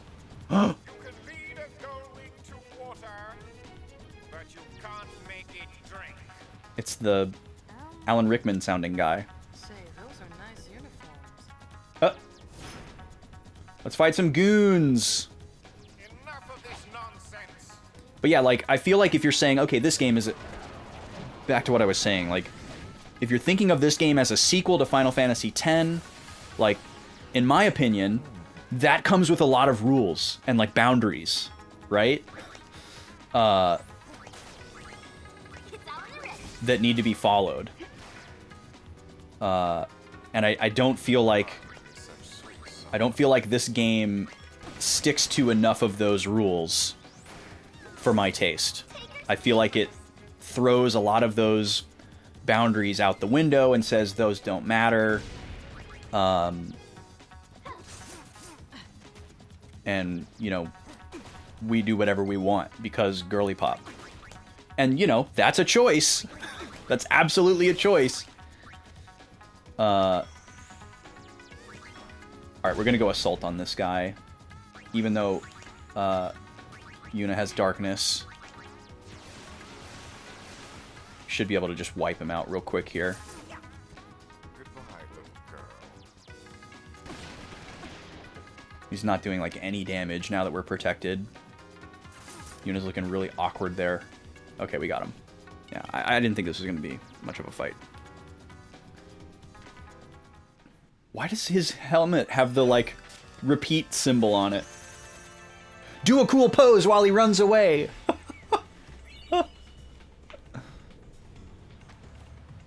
You liberated a Syndicate uniform. Love that. You felt that this game was just as dark and somber as...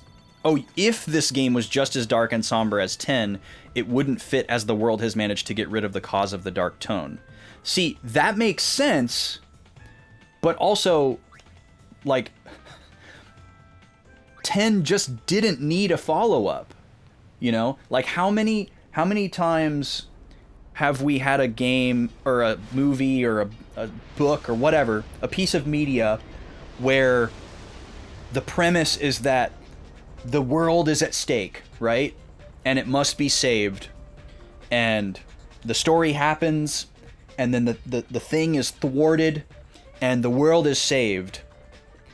And how many times have we had a piece of media like that, and then the second piece of media, the sequel that follows it, isn't based on like some new threat or some different struggle, and it's just based on like, well, let's check in on everybody and see how things are going and how goofy little guys we all are now, you know? Like, it's an interesting idea to have a story that's not based around a central conflict, but it's just such a departure from what the first game set up.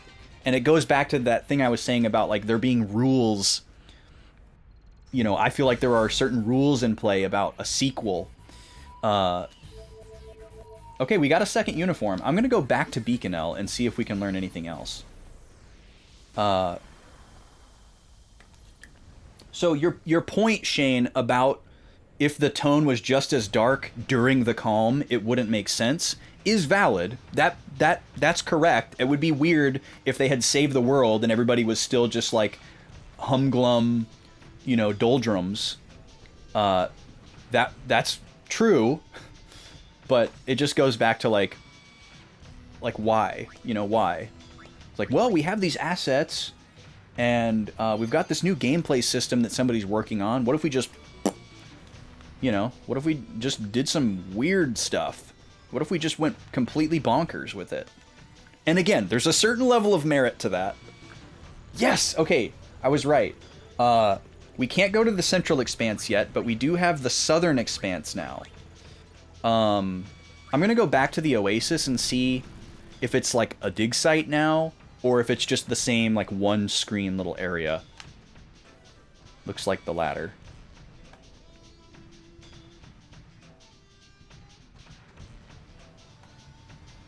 Oh, a chest. A potion. Wow. What a score.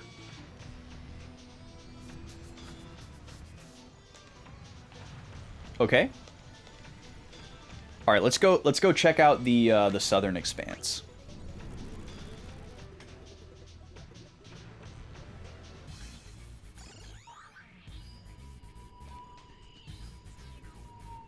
But yeah, to go back to the lighthearted thing, like No One Ever Was saying, like, just because they stopped sin and brought about the calm, doesn't mean that this was the inevitable second game, right? You know, there's an infinite number of different directions they could have gone with a sequel, right? So let's just assault this.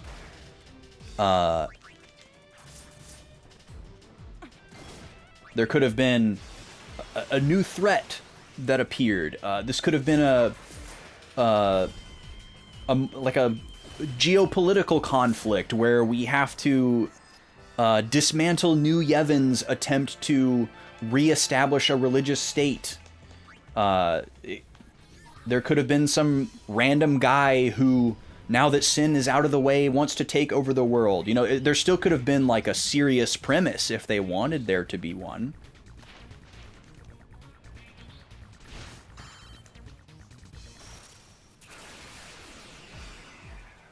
And I don't think anybody is implying that this specific game was inevitable as a sequel. I don't think anybody's trying to say, well, they just had to go in this direction. That's not what I'm trying to say. I agree with a lot of the sentiments about why people like the tonal shift and why they think it's an interesting idea. I don't like it. And I definitely have more of a problem with the execution of it than the premise itself. Like, I think the premise has potential. I think it's a pretty shallow premise, though. Like, especially in comparison to, like, any other Final Fantasy game. And again, that's like what this game has to contend with. It's calling itself a Final Fantasy game. It's calling itself a sequel to a mainline Final Fantasy game. So there's like certain tests that it needs to pass. I think I'm on the wrong side of the hover, and I'm gonna Well. lose just because of that. Oh, great, Oversoul.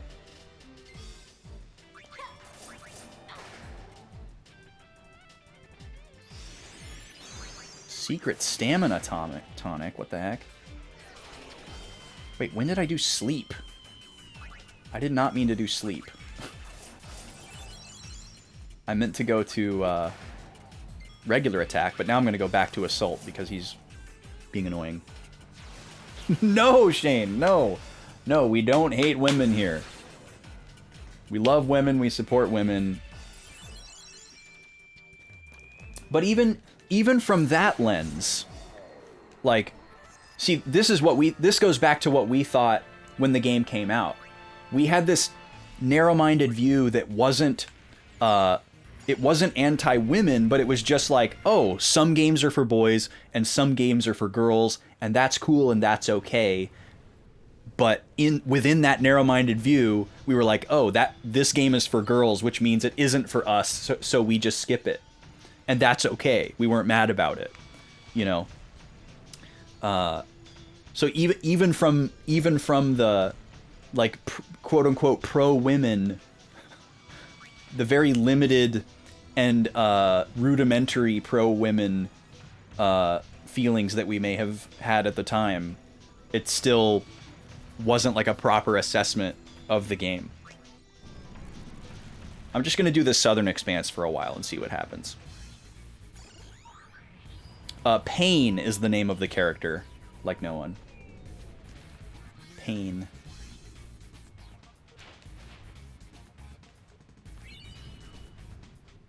I have no idea what these coins are. No, I'm not giving up yet. I'm just trying to draw a straight line with my movements.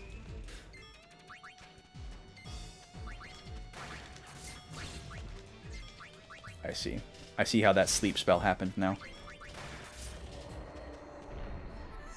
We've got bigger fish to fry.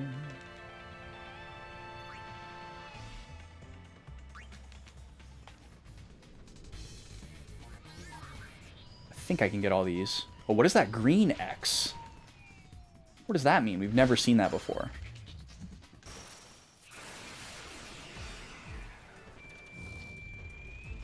I feel like that's going to be more important than the yellow one. So I'm going to go for it. I think we can make it to the green one and back. We just wouldn't be able to get anything else.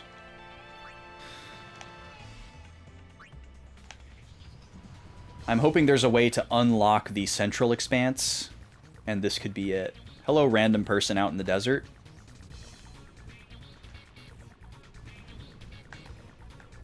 Wait, you took up my time just to say that? Oh my god. That's so lame. And it ran the timer while I did that too. Another Oversoul. Skewer.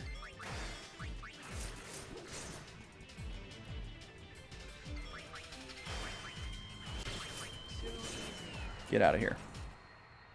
Nice work.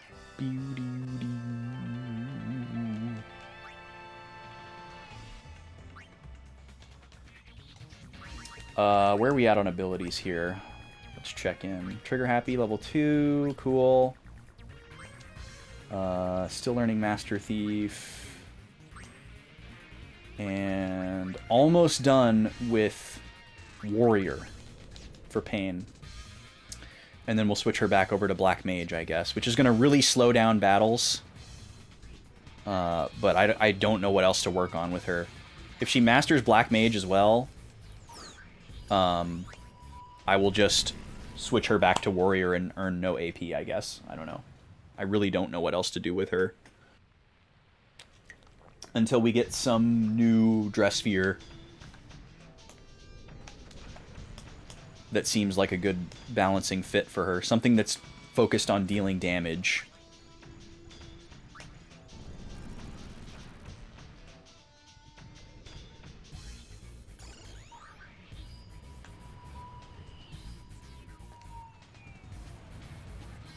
Alright, where is the yellow X? Maybe there won't always be one. I don't know. I feel like there's... That's the precedent, though.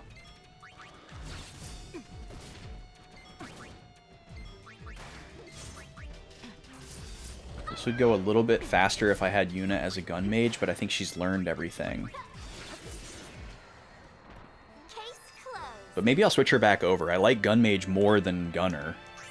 And she can still do good damage. And that would be way easier than working on... Oh yeah, she still has a lot... Oh, she just has scan level 3. I don't know why it says 62% though. How is that? How does this account for 48% of the whole dress sphere? I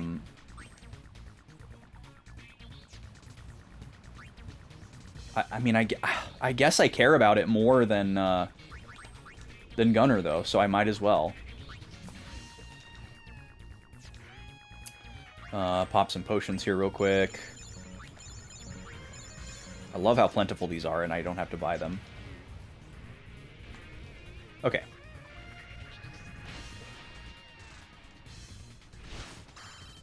Ugh, it's always a battle.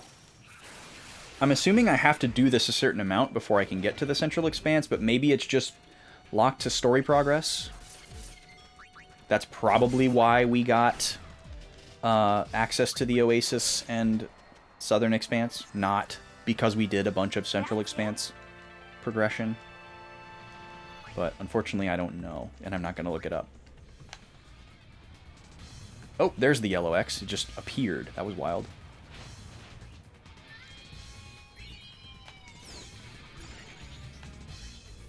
Alright, we got time to grab this.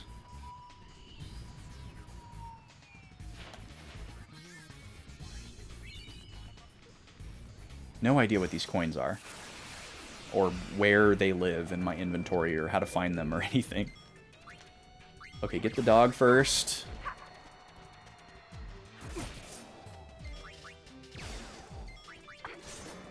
This guy reminds me of Yeto from Twilight Princess. Obviously based on the same cryptid, but it's just the first thing I thought of. You make soup good, huh? Love that guy. Best Zelda couple goes to Yeto and Yetta. Alright, we've got another ad starting soon.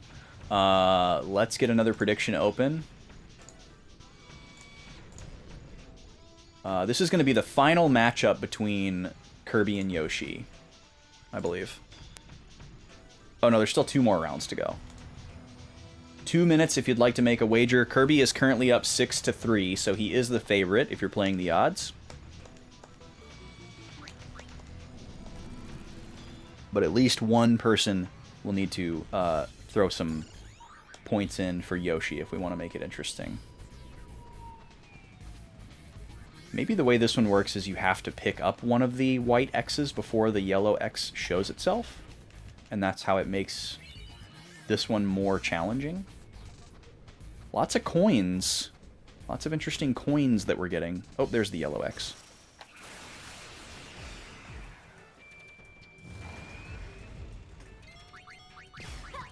I don't know if these are like a collectible or alternate currency that we're going to be able to use somehow. I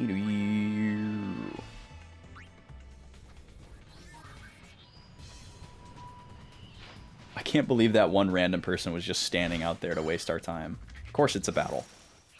Like half of these are battles, seems like.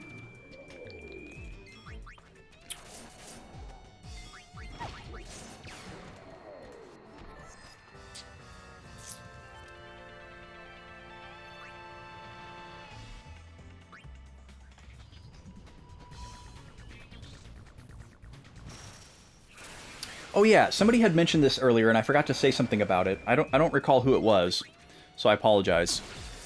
But one of y'all had mentioned how you didn't like the direct sequel to Final Fantasy XII, and I assume you were either talking about Revenant Wings or Tactics Advance 2. And I wanted to point out that that game should not be thought of as a direct sequel because it was not labeled as such. It was not called Final Fantasy XII-2. And I feel like that is the right way to do it. Like this game could have been a quote-unquote direct sequel that picks up where 10 left off and not called itself Final Fantasy X-2. It could have called itself something completely different. Like Lightning Returns.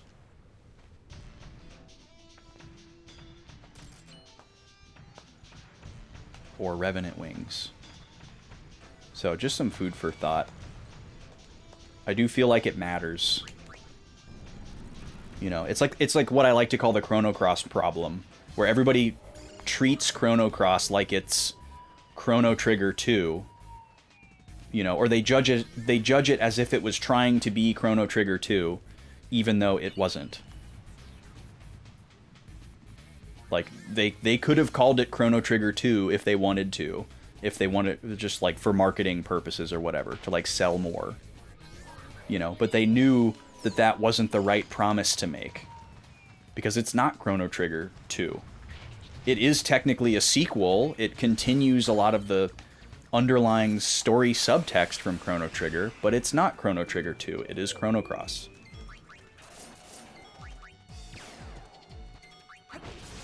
And I do think that, like, is more important than some people might want to admit.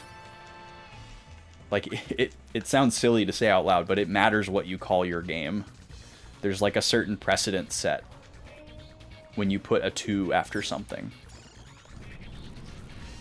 Versus just signaling that it is similar. Okay, the ad is here. I'll be back in 3 minutes. Thanks for listening to me rant. Free for all! 3, 2, 1, go!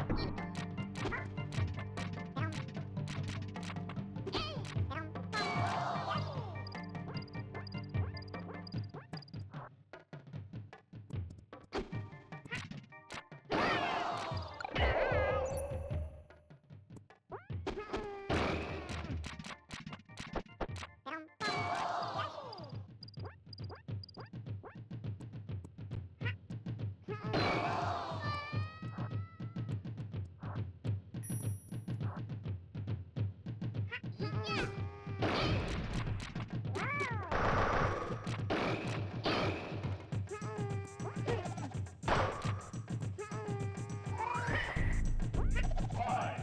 four, three, two, one. Time up. This game's winner is Tommy.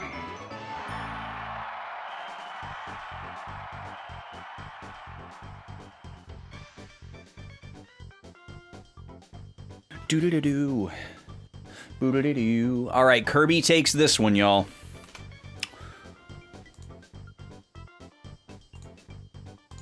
Congratulations to the believers. Apologies to the Yoshi hopefuls. We've got one more round to go with this matchup of characters, and then we'll switch over to Mario versus Samus. You can choose new characters to battle with 1,000 channel points if you would like to do so. If someone snipes you, you can choose their opponent. And we can just create an endless, well, not an endless, but we can create more and more matchups into the future until we've made them all. There are 66 matchups, and we are on number 35. So, a little over halfway. All right, scores are updated, and we're back. Let's do a couple more digs here.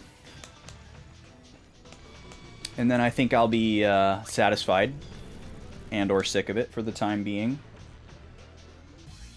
If I see another green X guy, I'm going to go talk to him again. I feel like there's something going on there. Oh god. Does that mean the big scary boss thing?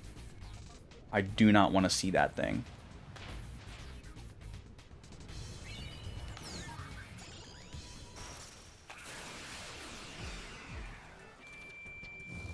Oh, a chocobo. Let's do it.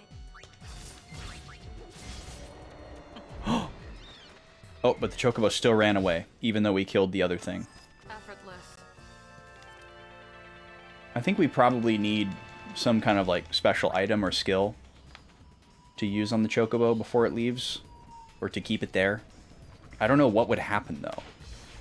I don't see any reason why we would be able to like capture a chocobo in this game. But maybe it's something that happens later.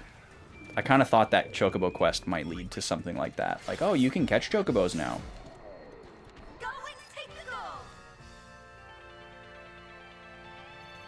I lost the serialized chocobo that's worth 120k. It's not worth that much. Come on. Oh god, it's coming. There it is. Yep, we're out of here. That super boss thing. It might even be a different one. I don't know. The other one was in the Western Expanse. Maybe the Central Expanse has its... or the Southern Expanse has its own.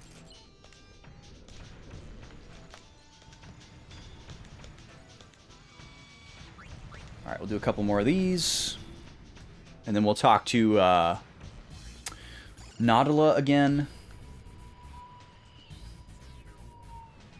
See if she says anything new. And then I guess we'll start scrounging around and see if we can figure out where we can get a third uniform.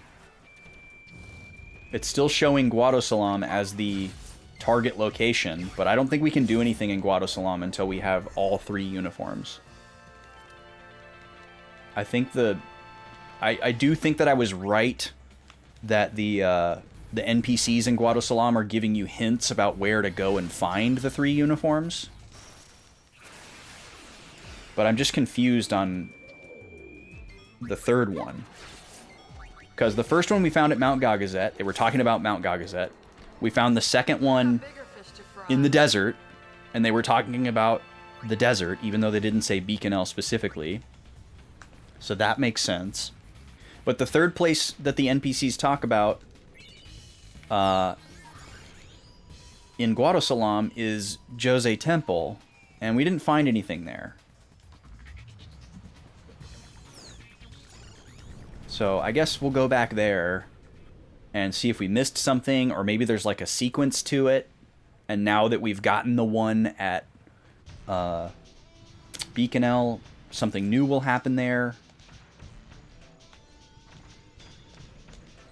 Because this flag might have been set after we did the Mount Gagazet one. Maybe Mount Gagazet had to be the first one. I don't know. There could be like a hidden sequence to it. Not hidden like, you know, you're not supposed to know, but just like it isn't explicitly told to you. Okay, I don't see a yellow. We're gonna have just enough time to grab this white one. It's probably just another battle. I'm gonna whack you good.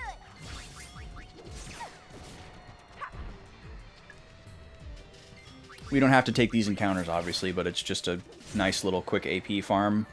Over already?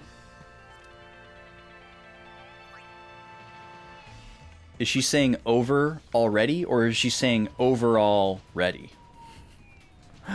I know the answer, I'm just being silly.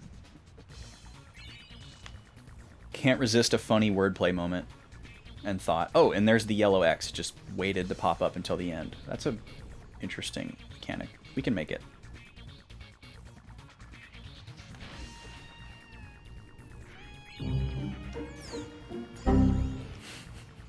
Thank you, Smash.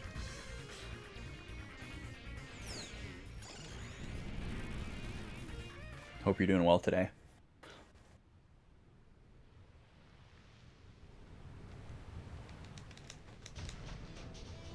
And I hope y'all similarly can't unhear that to me. That's the purpose of that alert, to make everyone else suffer with me.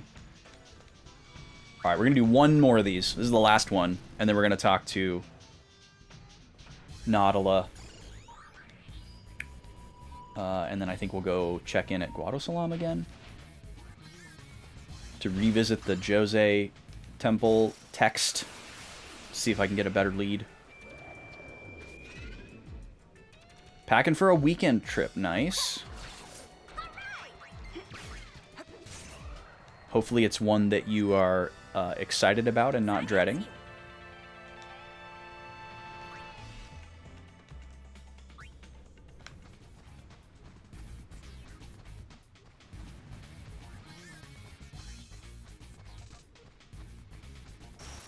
We'll be doing something similar soon, actually. My dad just bought a new house, so we will be probably taking some kind of weekend trip to his place sometime in the near future. He's going to want us to come up there and see it and hang and whatnot. Probably not for a while, though. He's very much like me. He's going to want to have everything all set up and nice and presentable before he invites everybody over. But I know he's very eager to get to that point. It helps to dread it so that it doesn't seem that bad afterwards. Yeah, that's definitely a tactic.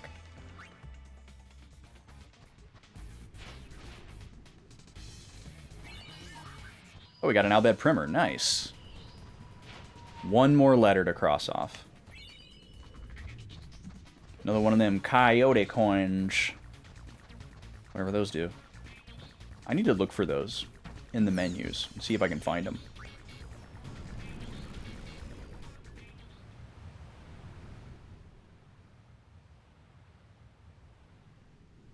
Because they could be something that affects my my rank, but I might need to like cash them in before it happens.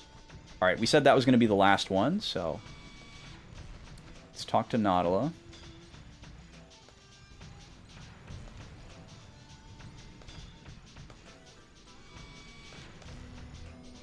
That's it? Okay.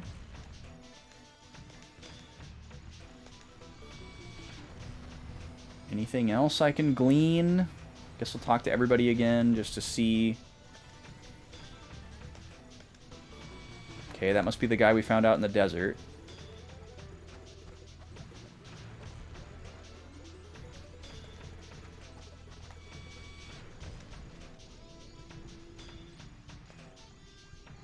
Okay, so maybe the Oasis is a place that we'll have to consistently revisit.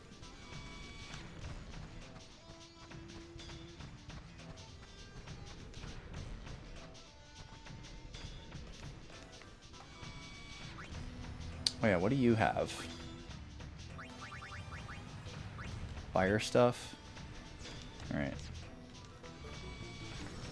I feel like additional accessory slots are probably not going to be a thing if they're not already. And that's fine.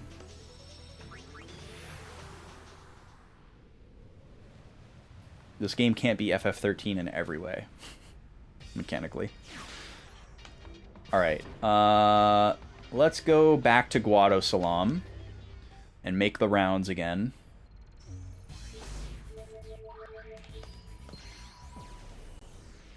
Now I get why this quest is called Laundry Lists, is because we're, like, figuring out where the clothes are. That just clicked. Okay, this person's referencing Kilika, but then they say Ronso Sacred Ground, so that's Gagazet. Mountain climbing, also Gagazet. Oh, there's a little child there.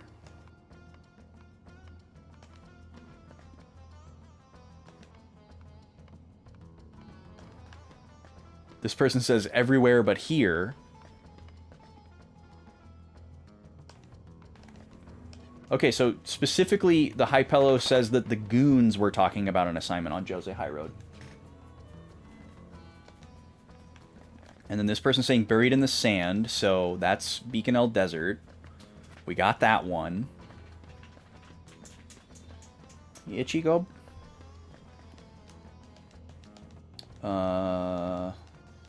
You say anything else? Desert? Okay, this person mentions desert as well.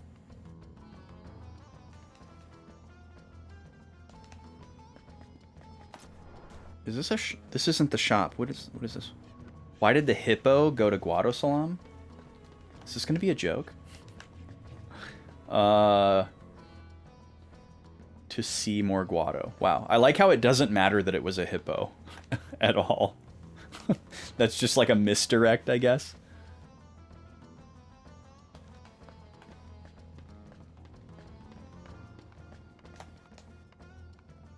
Kilika Temple.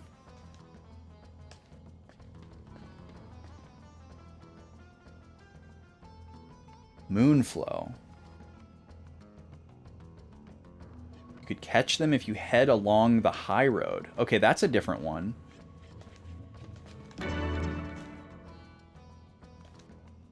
Can you say that again? Crossed the Moonflow. I'm sure you could catch them if you head along the high road. Okay, we might have to check. That might be our better lead than going back to Jose again. I think Kilika is, like, already done, despite how many people are mentioning it. Hi, Jackie. Why can't I raid you? Maybe it's due to the account age. I think I have some rules about how old an account has to be to stop raid bots. And because you're so shiny and new, it's got to be that. It's not personal. Thank you for wanting to raid me, Jackie Snore. I was lurking a little bit earlier.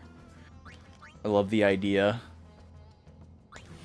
I like getting to see your editing workflow. I guess you might not always be doing exactly that on there, but that was cool to see. As someone who aspires to edit more and feels very entrenched in their ways, but also recognizes the need to probably break out of some of those constraints. Have you played this game, Jackie? Oh, hi, Tyrandard. How are you doing? Are we doing a little guerrilla raid? Guerrilla radio? And thank you for that follow, whoever that was coming in. Hi, Mercio. How are you? How are you, Tyrandard? Welcome in. Welcome to Girl Game. We're playing Girl Game today. What is this UI? Your swear got grabbed by Automod, Tyrandard, and I can't let it through, but I see it. The UI in this game is... It definitely took a little bit of an adjustment, but I really don't have any problems with it. So now this list is updated. I don't know if this said this before, But this pretty much confirms that we have to go back to Jose. You haven't played this? It's the real Jackie Sore. She's here. I love that I can see people's PFPs now, and that Jackie Snore's PFP is just Tater staring directly at me. That's peak, and it makes me very happy. Hello, Tater. Okay, so we already got Desert and Mountain. It would be absolutely wild to watch you play this, Jackie. I mean, I think it'd be wild to watch anybody play this game, because this game is wild. And I think that's probably gonna be like one of my favorite things to do after I finish this game, is just watch other people play it for the first time, and look for people playing it for the first time and see their reactions to stuff. Yo, Vlad, Renegade Johnny, welcome in. How are y'all doing? Thanks for coming through. So yeah, we're playing Final Fantasy X-2 for the first time. Yes, this will be saved on my YouTube. I don't upload all of my VODs to YouTube, but I have wanted to make a point to get all of my RPG VODs on YouTube, and I am happy to report that I am all caught up, which is really nice. It took a long time to do, but I did get caught up. My Tactics playthrough is uploading right now. If you'd like to watch me play Tactics for the first time, I did work really hard on getting those VODs ready, so that would be greatly appreciated. And my hope is that as soon as... the plan is that as soon as a playthrough ends, the VODs will start going up. I don't like uploading VODs to YouTube while I'm still playing a game, because YouTube comments be wild, and people will like spoil things in the comments. So I don't start uploading stuff to YouTube until I'm completely done with the playthrough. But all the Tactics stuff is up and scheduled, and basically what I do, I don't edit my VODs at all. I just timestamp them and put in chapters, so that if I like stop playing the game to like talk, or if there's an ad break, I don't understand. People can skip it if they just want to see gameplay, or if they want to know that there was like a segment where I like, you know, switched to the wide shot and like did push-ups or something, and they wanted to see that for some reason, they could skip to it. But it's mostly just so that people can skip things that aren't gameplay. I did it a little bit differently for Tactics, and it was a lot of work, but the norm is going to be just marking where gameplay ends and begins. Oh, thank you, Mersu. Yeah, this is my Majora's Mask Yeti shirt. The little guy is screaming in the back. It's almost his lunchtime. He's got to wait a little bit longer. He's letting me know that he's ready now, but he's gonna have to wait a few more minutes.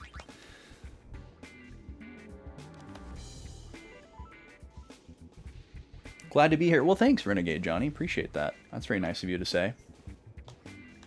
Why does it say successful excavation 7? We have excavated so many more times than 7. I don't know what that's based on. But yeah, what I was going to say is, every week I just go through and timestamp my 2 VODs for this playthrough, so that it's like already done. So when I get done with this playthrough, I won't even have to go through and make all the timestamps. They'll already be done.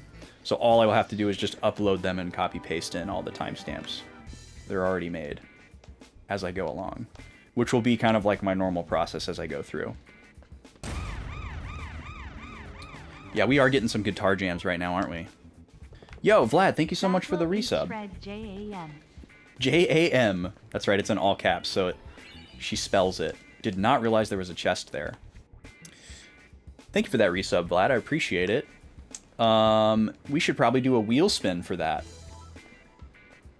When we get new subs or resubs or gift subs around here, or bits, every 500, we have a prize wheel that we spin. And there's all kinds of shenanigans on there. And usually for the regulars, you know, I try to get to know, like, if they, like, always want a wheel spin, or if they're just like, nah, keep going, I don't care. I usually just offer it up. But for folks that are new, you know, I give the spiel, and we just kind of do it. A wheel spin for Vlad. Well, it doesn't seem like whatever we're looking for is in here, so let's... Maybe we need to walk back across the bridge. Maybe that's where we'll find the information that we're looking for. Let's do a wheel spin real quick.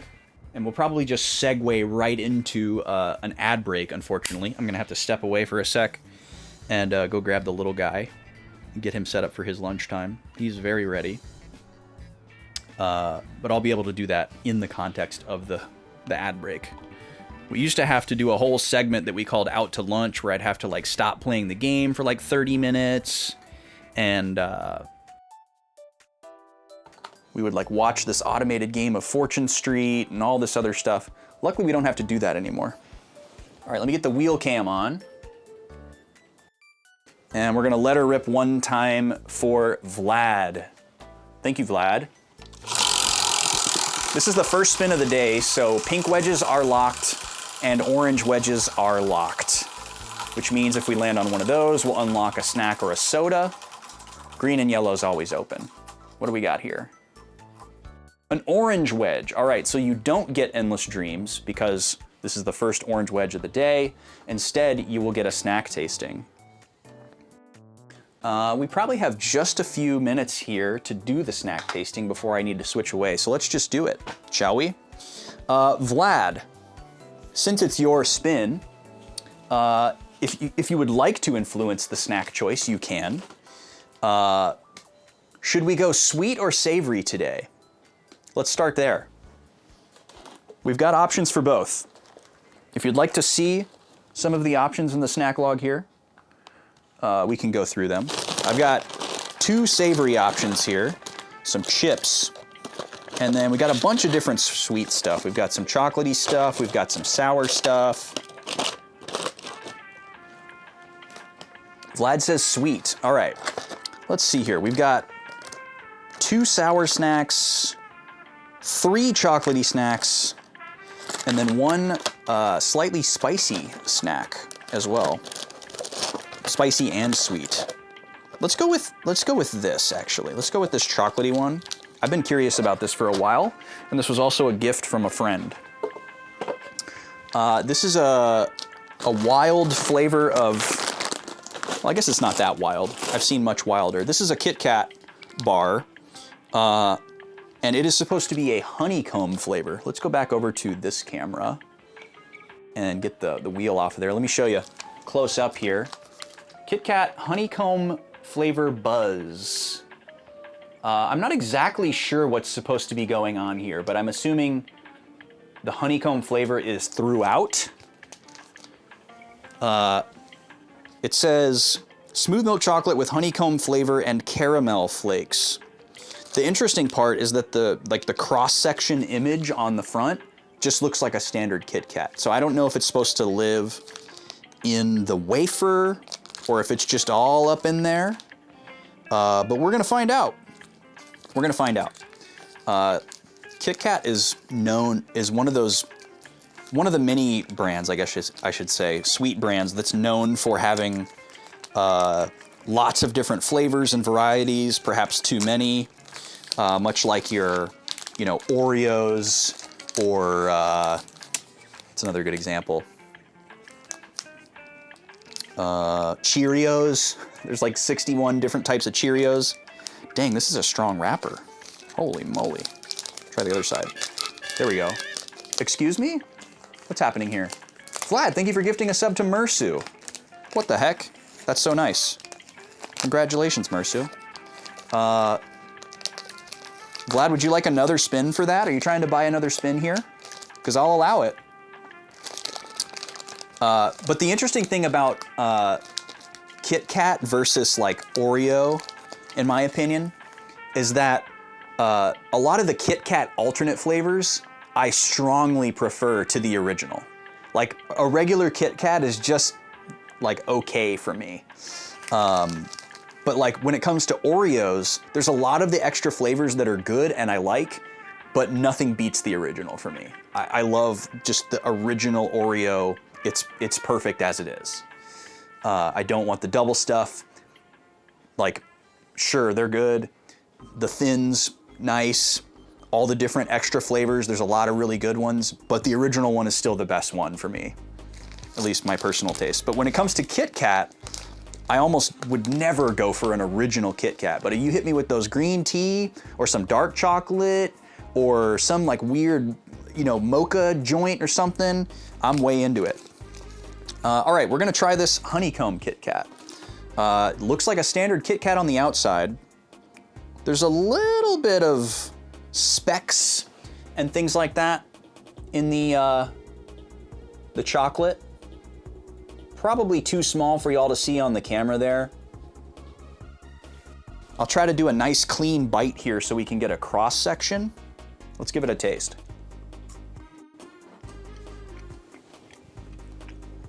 Here's a look at it. Oh man, that's really good actually.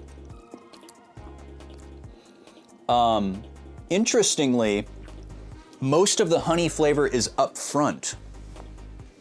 The aftertaste is just your standard like mid-quality milk chocolate flavor, you know, a typical Kit Kat aftertaste. But right at the beginning, you get this beautiful kind of classic breakfast cereal kind of flavor. And that description probably only works if you're American. But it tastes kind of like, you guys remember those milk and cereal bars where you could get, it was like a candy bar made by a Post or Kellogg cereal company, and then it was like glued together with like evaporated milk, but it was probably just like marshmallow, you know? And it was supposed to be like a bowl of cereal in bar form, but it was just candy, basically. It kind of tastes like one of those. Interestingly, it doesn't taste as much like Honey Nut Cheerios as it does taste like an even better cereal, possibly the best cereal of all time, which is Golden Grahams. And Golden Grahams used to have one of those cereal bars that was like s'mores. So, you know, the Golden Grahams kind of taste like graham crackers, like a honey graham cracker.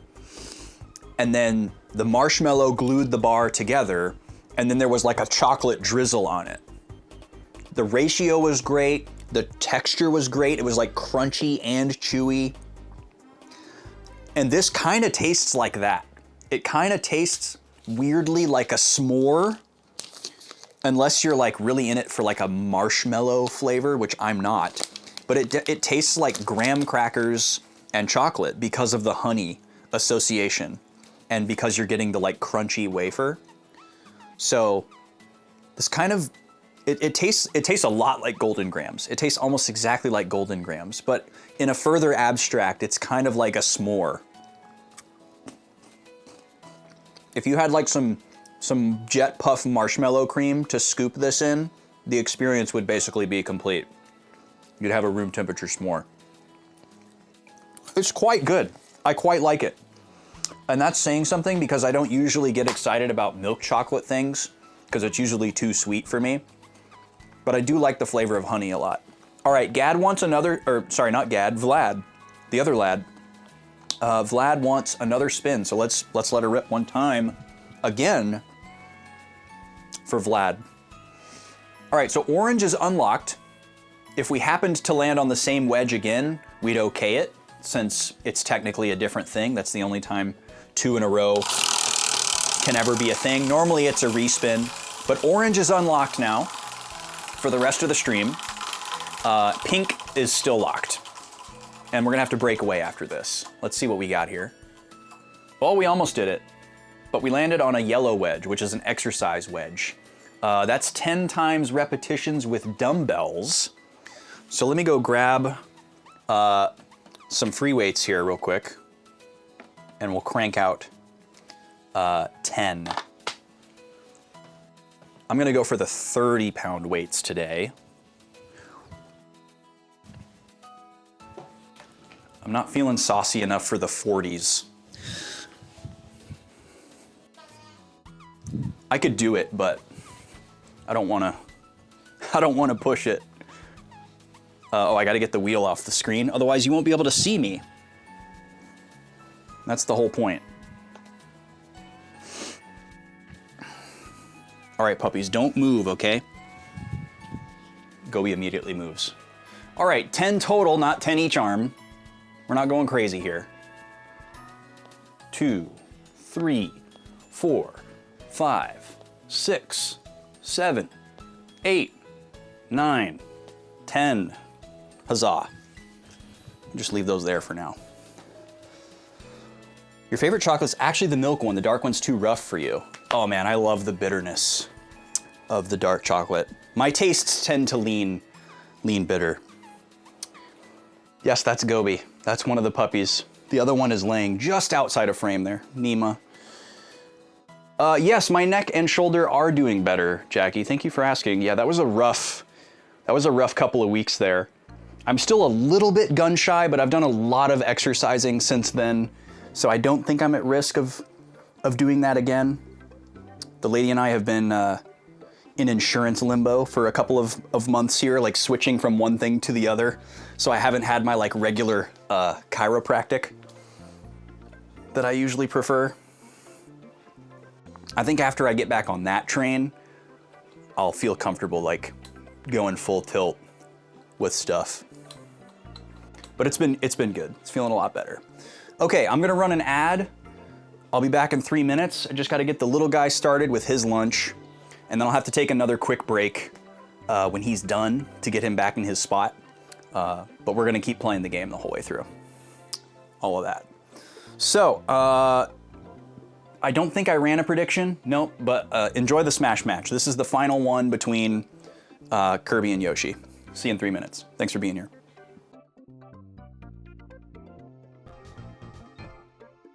Free for all.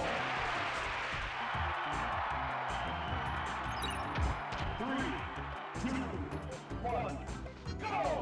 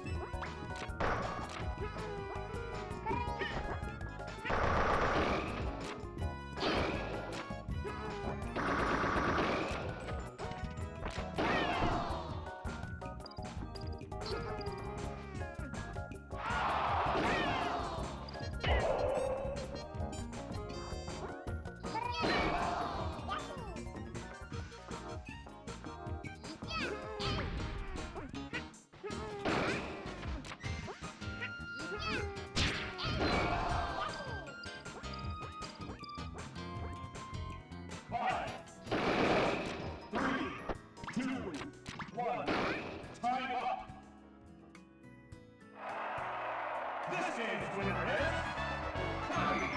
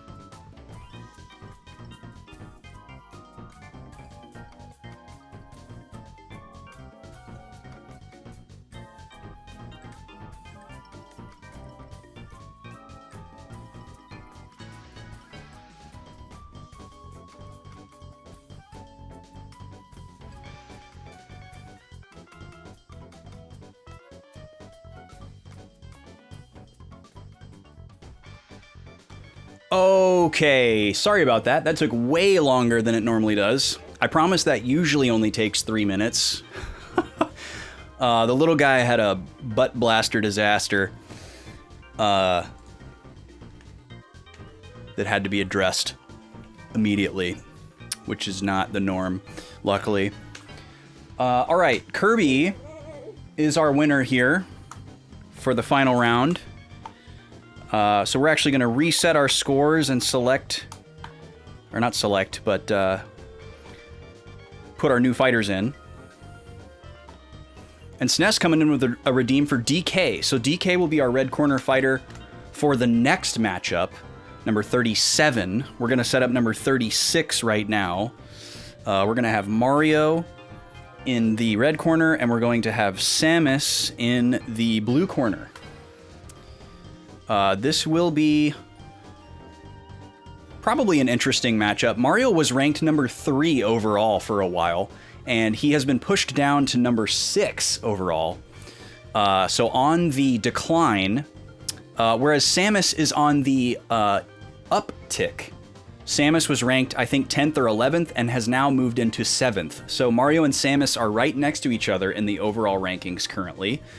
It'll be interesting to see how this one goes for the next 11 ad breaks. And after that, we will have Donkey Kong versus somebody. If you want to choose an opponent for Donkey Kong, you can do so with 1,000 channel points. You can choose from a number of different fighters, but there are a few that you can't choose. Let's see. You cannot choose Mario. You cannot choose Yoshi. You cannot choose Pikachu.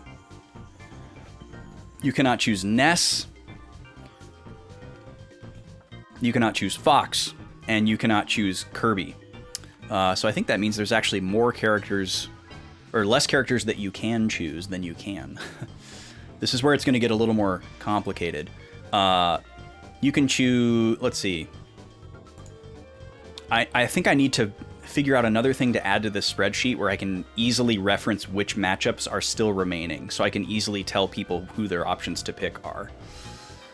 Captain Falcon, Jigglypuff, Fox, Luigi, Link, and Samus are the characters that Donkey Kong has not fought yet. Unless one of those characters shut him out. That's why that's not reliable. Yeah, Donkey Kong got shut out by Fox, so not Fox.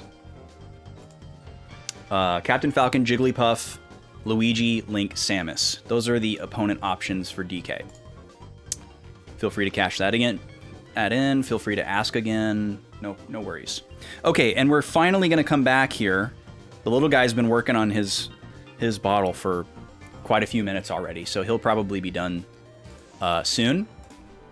It took me a while to clean up his disaster. I blame Jackie. That seems reasonable. Now we're gonna go back to the bridge over here and see if we can get some new information. We've talked to all these NPCs in and around the temple a bunch of times, so I don't think that they have the lead that we're looking for. Oh, there's a Shigoon now. Ah, I should have known I wasn't gonna know what you were gonna say. There's so many chests that just weren't around before. You've already blamed her for other things?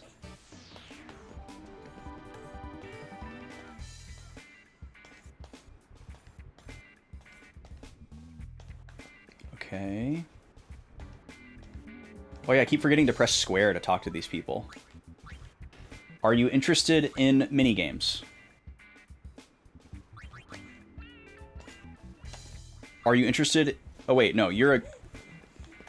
Okay, we know that the guy who needs a spouse is looking for a woman, so I guess we should probably only talk to women about matchmaking stuff. Hello? Vlad, what's going on? Thank you for gifting a sub to Jackie. Appreciate that.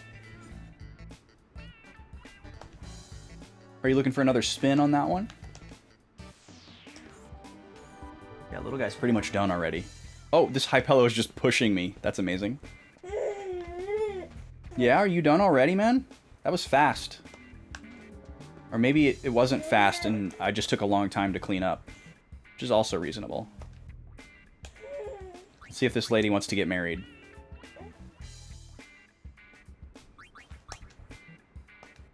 I've piqued her curiosity. Okay. What about the lady who I can't understand? Do you believe in destiny? You couldn't have offended her more if you'd tried. That sounds a little more reasonable.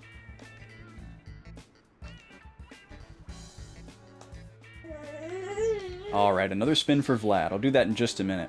Looks like I'm gonna have to step away in just a second to move him real quick. Even though we just came back.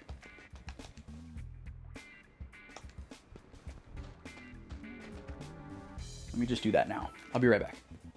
This will just take a second. There won't be any surprises this time. And when I come back, we'll do another wheel spin.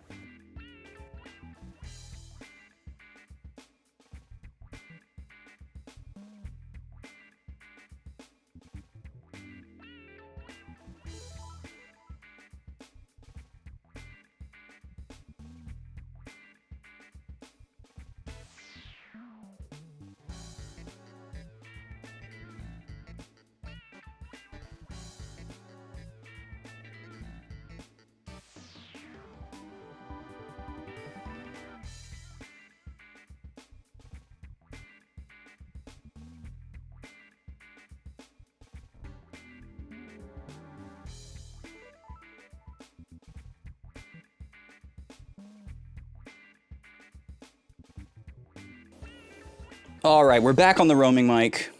We're back over here. Oh, but there's no music. Can't hear game audio anymore. There we go. All right, another spin for Vlad. Thank you so much for the generosity. What was that? That was weird. All right, pink is still locked. Orange is open. Oh, and we've landed on an orange. All right, so we're gonna do a Wordle here. We have not done a Wordle on stream in a while. So let's do it. I think we'll probably do the, we'll do the 3-stage gauntlet today and see how that goes. Let's see if I still have a browser source for this. I don't even know. It's been a while. Where do those live? Here it is. We'll get Wordle open.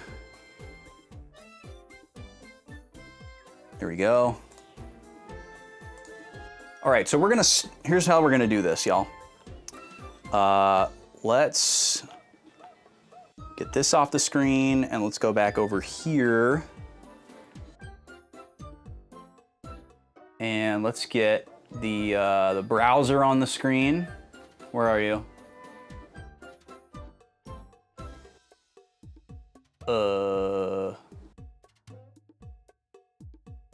Here we go. Boom. All right, so we're gonna start off with the good old-fashioned Wordle. And then when we're done with that, we're gonna go do a Quirtle, which is 4 Wordles at the same time. And then we'll try to cap it off with a Duo-Trigirdle, because that sounds like fun. I haven't done one of those in a while. Okay, so basic Wordle here. Now, there are a lot of common approaches to Wordle. I don't personally play... Here, let me switch back to the good mic. We won't need the roaming mic for this. I don't personally play Wordle in the pro mode or expert mode or whatever it's called, where you are forced to always reuse letters that you uncover.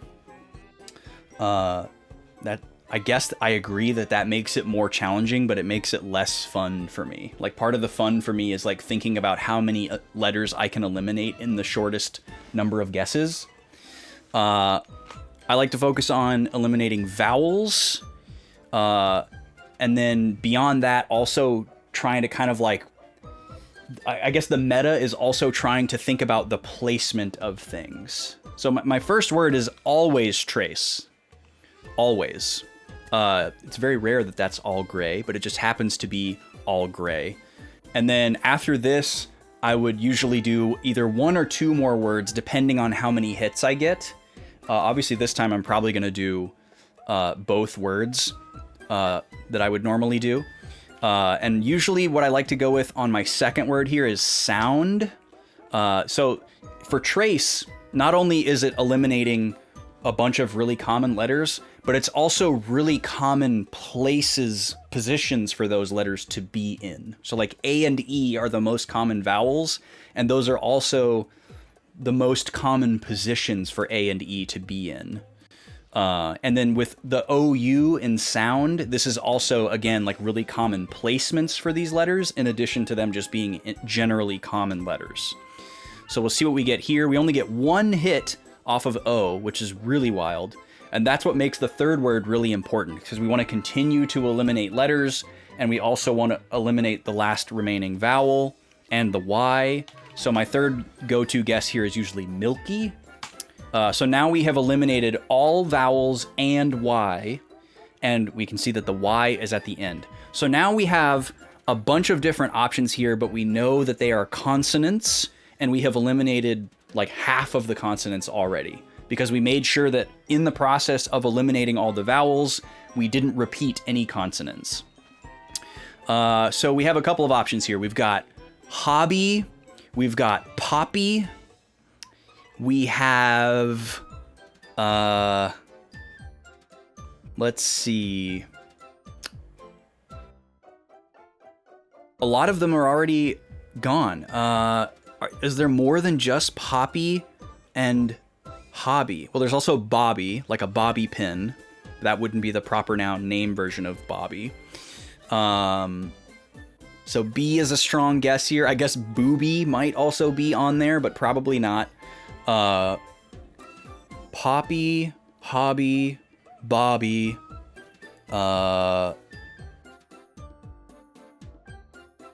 I think those are the most likely candidates. There might be a couple of other words that are potentially out there, but I always tend to go for the more common word guess first. I think I'm going to try hobby first. This is just a guess at this point.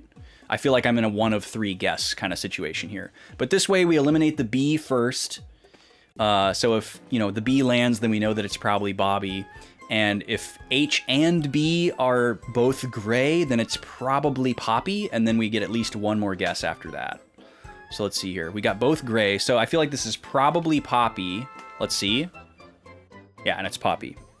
There we go. So 5, not a great score for a Wordle. But I feel like the 3-word gambit of trace, sound, milky pretty much guarantees that you won't fail. And I stand by that. You can try it out for yourself. All right, now we're going to move to a Quordle. So this is 4 Wordles at once. And instead of 7 guesses, we get 9. But every guess applies to all 4 of the words.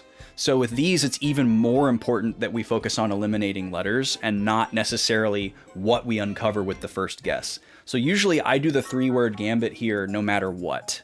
So I'm just going to go trace, sound, milky, and then take a look.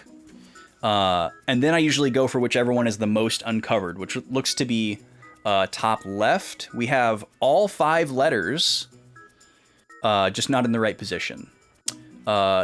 It is most likely dance, so I'll go ahead and eliminate that. And then we'll move on to the next most uncovered word, which looks to be, I guess it's a tie between top right and bottom left. We have 4 letters in the top right. Y is not at the end. That's really interesting. And neither is E. So we have an E and a Y, but not at the end. And then the I. So there's probably only one possible word here. We just need to think about it a little bit. So let's see here. It could be I-N-G, E-Y-I-N-G, eyeing, is probably what top right is. Is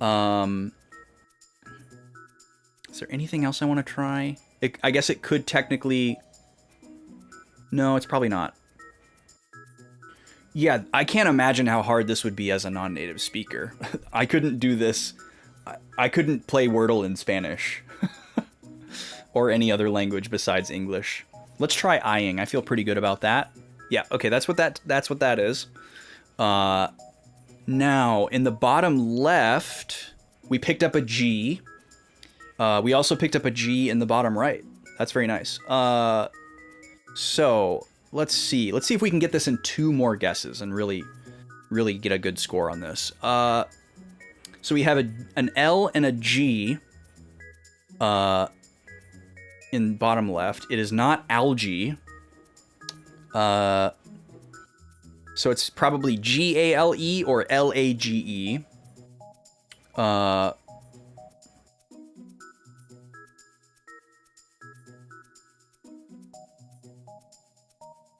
it could also be glaze. Glaze is probably what it is. Let's see if we can get glaze in bottom left. Yeah. Okay. That eliminates another consonant. And we also got a green in bottom right. So we have E-R-T-G. We have 4 letters, 1 green. Starts with an E. So this is probably egret, which is a bird. Yeah. Cool. So that is a 7. Pretty good score for a Quordle. We're going to do one more here. We're going to do a duo trigordle. And instead of doing 4 Wordles at once, we're going to do 32. It sounds kind of wild, but in a way, it's a little bit easier.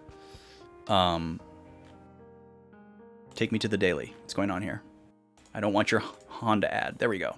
So we now have 32 Wordles that we have to solve, and we get 37 guesses.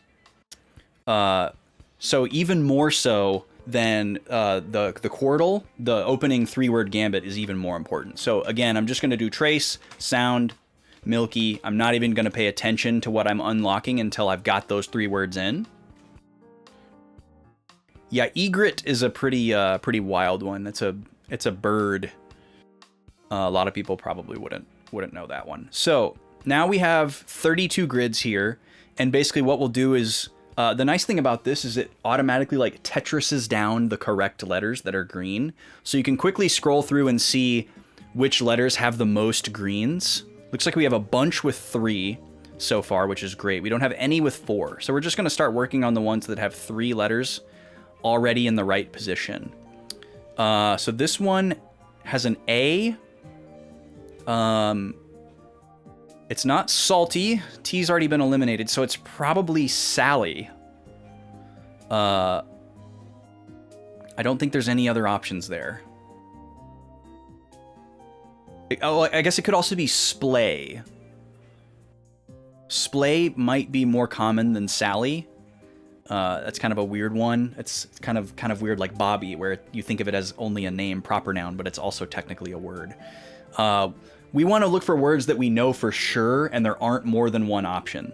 So we'll come back to this one, either Sally or splay, most likely. Let's go to our next 3 green word, which is this one.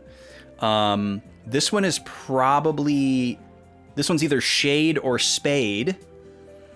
So again, we're torn between 2 very likely options, so we're going to move on for now. Now, this one uses a P, and this one that we think might be splay also uses a P. So if we guess one of the words on one of those, it'll help us figure out what the other one is, which is nice. This one here, we have an I. So this is probably braid. I don't think that there's anything else that this could be. So I feel pretty confident that I can guess braid on this one, and we can eliminate B for every other word, which is also nice. Let's try braid. Okay, cool. We were correct. Let's continue moving down. We have another one here with 3 letters. We have... this one is probably space. Or no, it's not. It's SCA for sure. So scape. I feel like this has to be scape. Scape is kind of a weird word. It feels like more of a suffix than a word. Scage, scafe, scaw, scaze, scave. I don't think any of those are words. So I feel like this has to be scape. Yeah, okay, so we've got eliminated P now, which is great. We took a piss and eliminated our P. Continuing on to 3 greens. This one we have an R somewhere. So this one's probably force. That seems pretty safe to guess. We can eliminate F. There we go. Continuing on. This one here we have B-O-U. Oh, this is probably bow. B-O-U-G-H. We can eliminate 2 letters there. I don't think there's anything else that could be. Yep. So now we have almost all the letters eliminated, which gets really nice because you start to have words where you have all of the right letters in the right places for another guess. You just have to type it in. Okay, and then we have T, A, Y, and an E. So this is teary, like teary-eyed. Okay. Now we're going to go back to the top. We've run out of words with 3 greens at the bottom. And we're going to start over. Let's make sure we don't have any 4s or 5s waiting to go through. Yep, still just 3s. Okay, so back to the top. We have F-I-N-E-D. So this one's already done for us, basically. This one has to be find. Not like to search and to find, but find as in given a citation. And then here we have F-I-B-E-R, fiber. Fireb is not a word. Continuing on. Okay, S. So we still don't know about this one, but we did guess. Did we guess the letter P? We did guess the letter P. So now we know that this one isn't splay, and it has to be Sally. So we were able to eliminate the 50-50, which is great.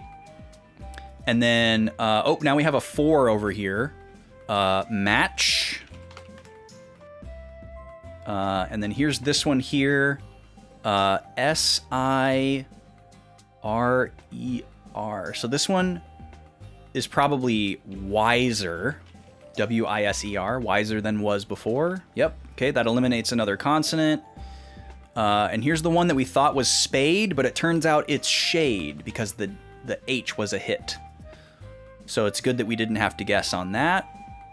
And then this one is S-H-A. There's an L.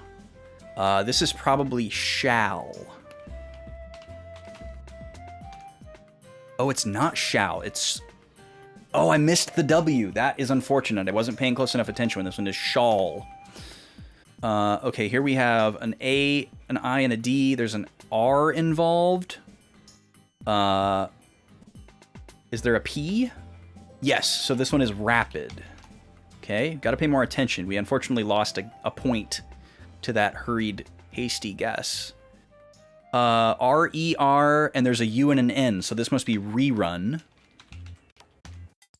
It's a weird word. Okay, R-W-N, we've got a C and an O, so that's crown. T-R-L, and we have an A-I, so trail. Nope, trial. Trial. Got to pay attention to the placement there. See, the A has already been in 3rd position a bunch, so we know it's trial and not trail. Close call there. This one looks like it's spell. And then this one, you can see all the letters are there. We just haven't typed in all of them at the same time in that order, so that one's there. Classic homonym. A-T-I, and then we have a P and an O. So patio. This one ending in end. We have a D and an M. Amend. Okay, there we go. All right, back to the top. We should be getting really close now. We shouldn't need any additional guesses here. This one does not start with T, so it must end with T. But what does it start with? None of these other consonants work.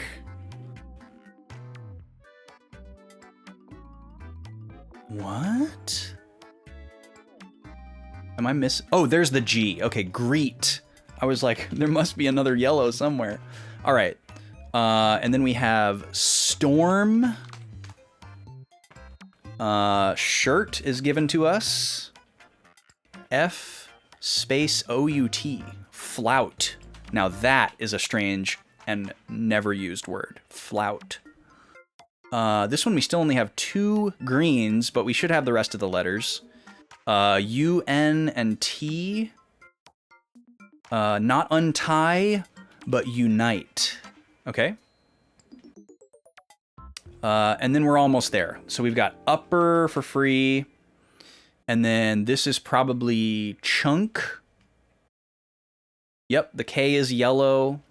Chunk, not shunk. And then this one is clack. Okay, just a couple more. This one is adopt. Let's see. This one we only have 1 green, but we've got all the letters. G-H-O-U. It is not tough. This is an interesting one.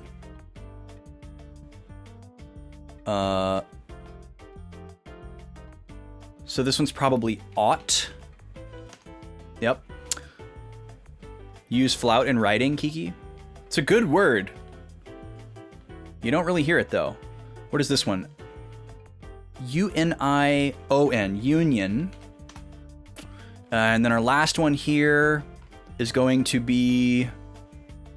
Oh, look at this. We only have 2 letters uncovered in this one, A and Y.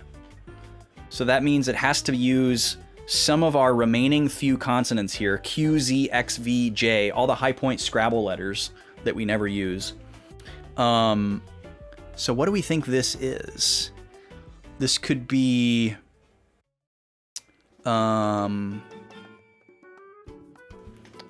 Just double check that we don't have an S here. Nope, no S. I was thinking maybe savvy. It's not savvy. Oh, it's probably jazzy. Absolute banger of a Scrabble word, by the way. It's like 35 points without bonuses. Jazzy, there we go. We got a 36. So we had 1 extra guess. I believe in Duo Trigordal scoring, your score is just how many guesses you have remaining. So this would have been a score of 1. Not a phenomenal score, but we got them all. We only had 1 wasted guess, so pretty good. Okay. Let's go back to the game, shall we? The emote was your clue? Wait, what do you mean, Gad? Oh, jazzy for keygasm. I got it. I got you. It's a bit of a stretch, but I got it. All right. Let's get this off the screen. Thank y'all for joining me for that. Wait, why didn't that go away? See, I do have a separate source for Wordle somewhere. Where are you? Are you... Oh, okay. My YouTube source is like, look, it's YouTube!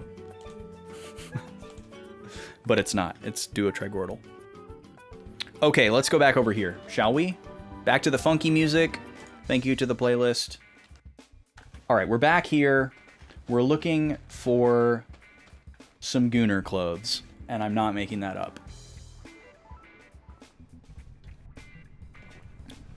Everything that I say is happening in this game is going to sound made up, but I assure you that it's not.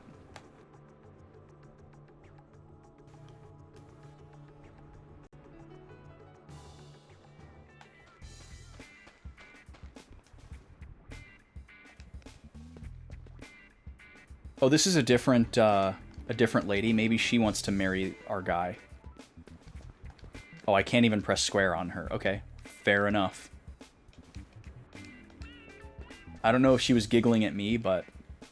Well, this lady said that I piqued her interest, so maybe I should talk to her again.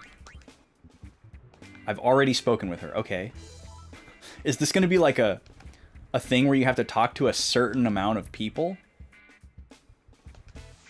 Oh, maybe we do need to go this way. That guy makes it sound like we need to go this way. She means she likes pain. Yeah, I mean, that's fair. But I feel like that doesn't narrow it down, you know? Like, wherever you're at on the sexuality spectrum, you're probably into pain. And I mean the person, not the concept. But, you know, no judgments either way. Alright, they made it sound like there was a suspicious group of characters down here. Oh, there's a goon. We found a she-goon.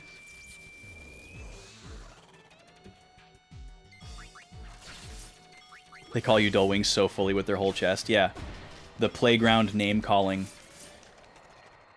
is the extent of slander in this post-sin reality. That's weird. Where did we drop that thing? We gotta find that sphere or the boss will be furious. We might even get the heal. Get the heal. You stop complaining and help me look. Those acrobatics! Hey, did you hear that? Let's find it first. Someone's turning Yuna into a bad girl. What? Who? She's sphere-pilled. Alright, mission time. Swipe the Syndicate's lost sphere. As long as you're making a scene, you may as well nab their clothes, too. Yeah. If you're gonna rob someone, you might as well humiliate them and strip them naked, too. Remember, kids. Here comes the hurt. Just like Final Fantasy VI. Is there a... Oh, yeah. I actually got the magic card of that. The stolen uniform magic card. It has lock on it.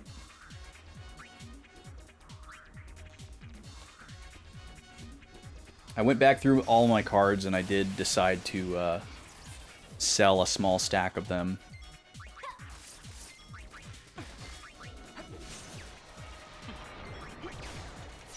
And then I have a nice stack of ones that I kept. Gad, sorry, I keep calling you Gad. I'm so sorry, Vlad. I have a regular name, Gad, and you're both lads, and it rhymes. Vlad, thank you so much for the support today. I really appreciate the gift subs. It really means a lot. Thanks for hanging out. Glad you're able to stop by for a little bit. Have a great lurk and a good sleep to follow. So I want everyone to notice that these enemies are called Femgoon, She-Goon, and Dr. Goon. This is not modded. It's just how cursed and irreverent this game is.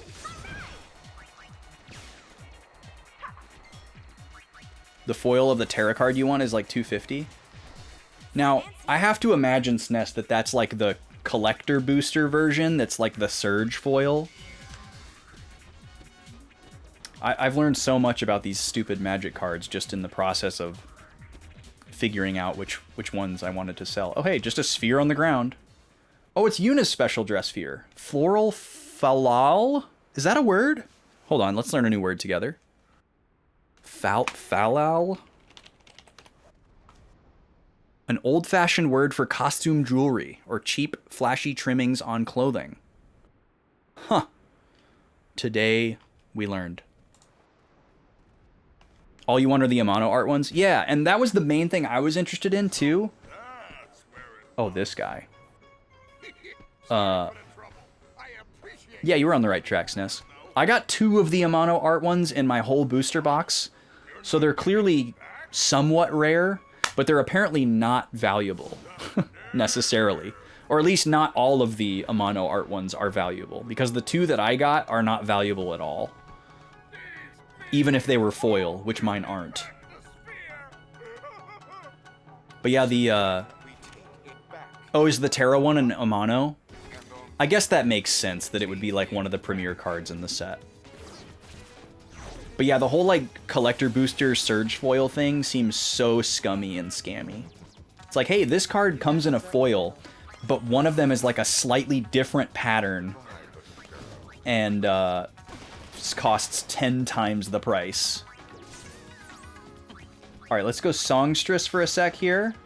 We'll switch back to the Wildberry Pop-Tart in a moment.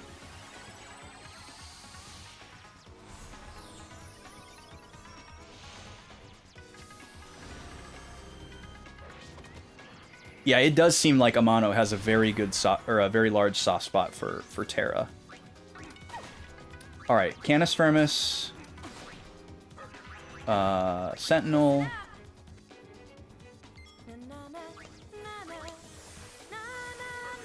Make sure we steal 2 times here.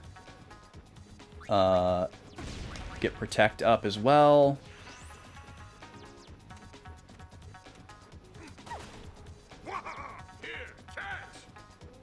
What What are you doing? Okay, that's fine. I'm not worried about it. I didn't get anything from Logos. Come on.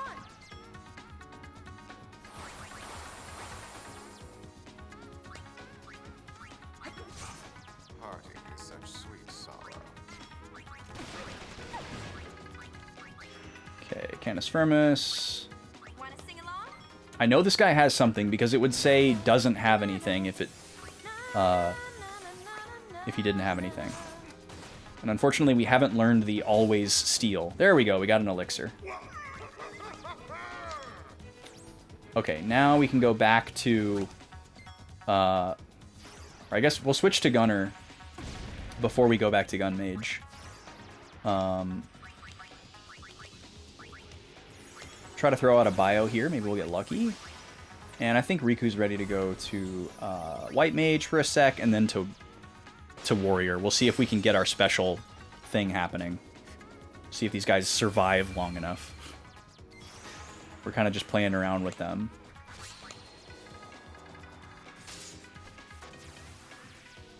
I like how it shows on the grid which lines I've taken already. I don't remember that being there before. Maybe that's a new thing now that we have the special sphere.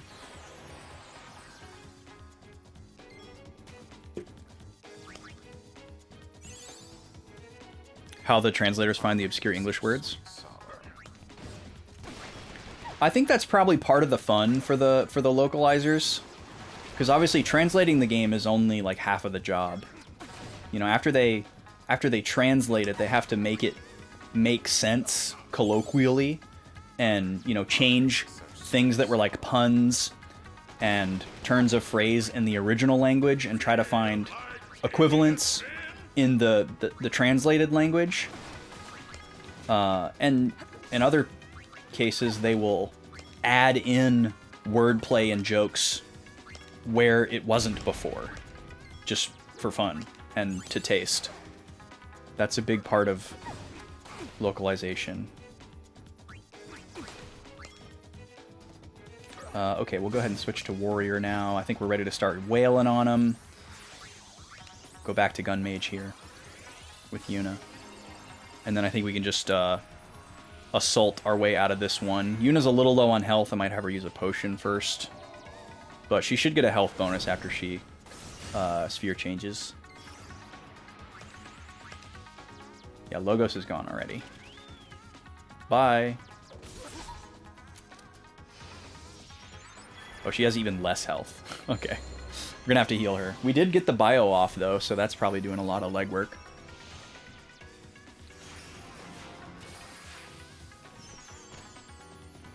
Wildberry Pop-Tart is back. My gun cries out for you.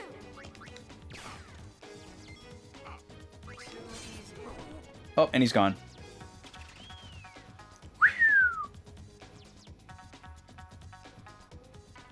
But yeah, I'm sure for a lot of the localizers, it's fun to find like obscure and interesting words to use.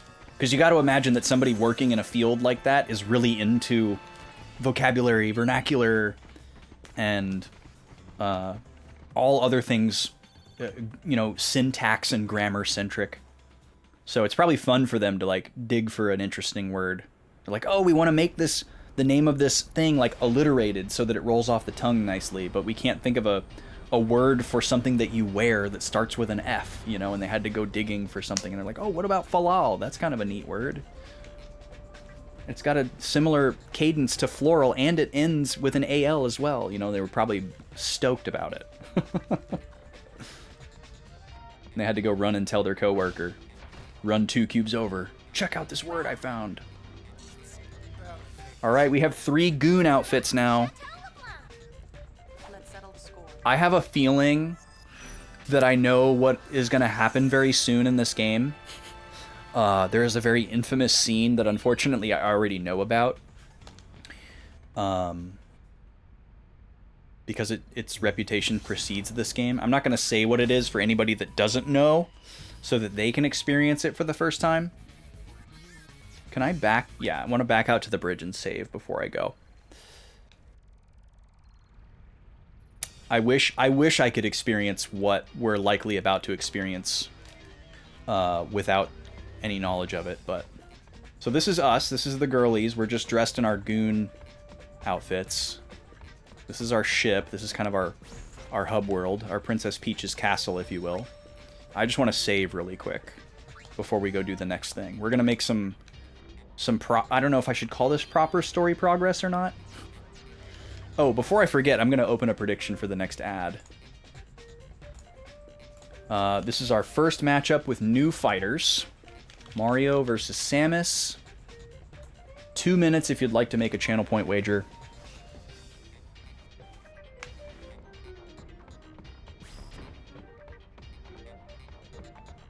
Oh, interesting. In games that are originally in English, you didn't run into that. That's kind of interesting too.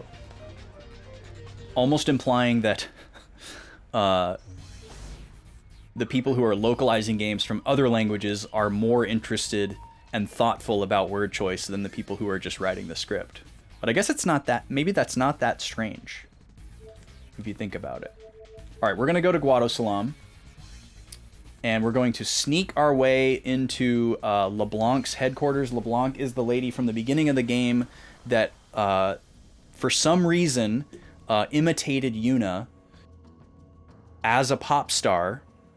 We don't know why she did this, but we are mad about her doing it. It's really, really weird. Are we going to change clothes right in front of the people that we're supposed to sneak past? Let's change. Okay. No, we're not. Here we go. Mission time. I'm pretty sure I know what we're headed into. Maybe this happens later. We'll see. Faking and entering. See, there's a localization joke. Obviously, that joke wouldn't have worked in Japanese. Nobody steals from the Gullwing. Sneak into the Chateau LeBlanc and take back what's rightfully yours. I don't even remember which sphere it is that they stole from us, but it was probably one of the T2C ones. Reporting for duty. Thanks. They're just like, yeah, whatever. It's weird how much they look like Yiga clan from Breath of the Wild, with like the veil, solid veil over their face. We're not done yet. Where's the sphere?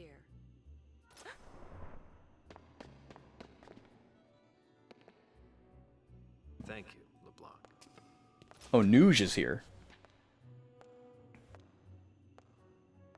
Anything for you, love. Oh, they're a thing. Okay. Location of Vegnagun. Spira is in for a rough ride. Take care. Yes, love. Or maybe she's just like buttering him up to get something out of him because he's the leader of the youth league. I don't know.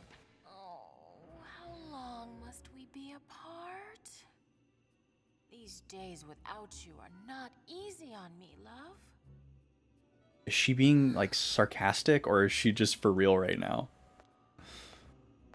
Her outfit is insane. Okay. So I'm guessing we want to snoop around here before we follow her. I have a feeling I know what's going to happen when we follow her. Oh, hey, it's our boys that we just beat up like 10 minutes ago. Friend poison when that Nuge guy shows up, huh? Suppressing her natural charm and acting like some housewife. She must be tense. You go to the boss's chambre and Chambre. What? Yeah, I'm okay. That basically confirms it. This is what I think it is about to be, SNES. Unwind.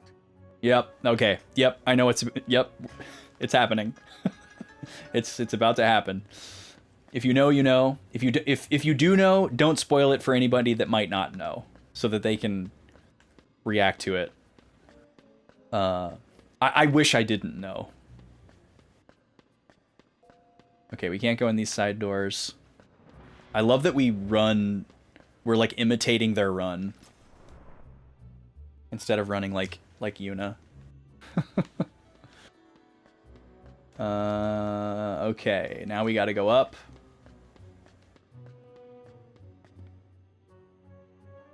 Ah, that time already, is it? Don't hold back. My god. Here we go.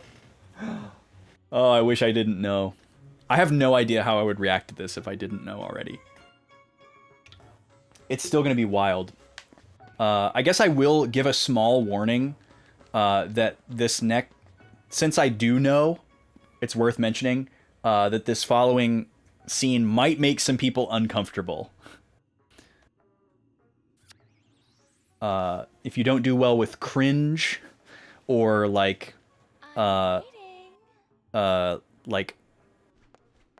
I guess sexual jokes, fair warning. So here we are.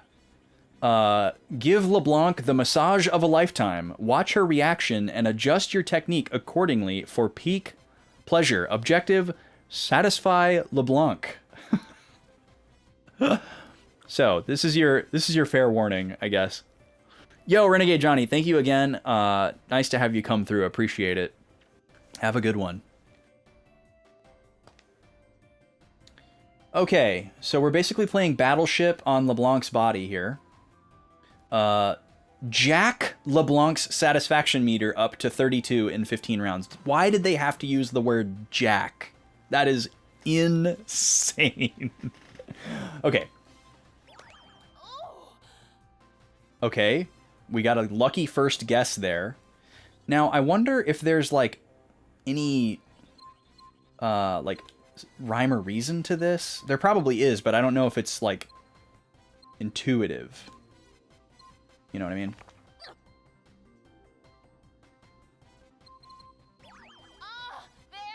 Do we just stay in this spot? Because it's the red spot? Okay, so it moves around. Okay, so it moves around until you find the red one, and then you get like a certain number of hits. Oh, but then it goes away immediately. Where are you groping? So sometimes it changes, I guess?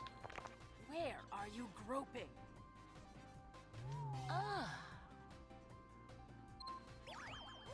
You're good. Also, the way that we are, like, straddling her is absolutely unhinged. Okay, we failed. Watch where you grab. You We were so close. We were 1 point away.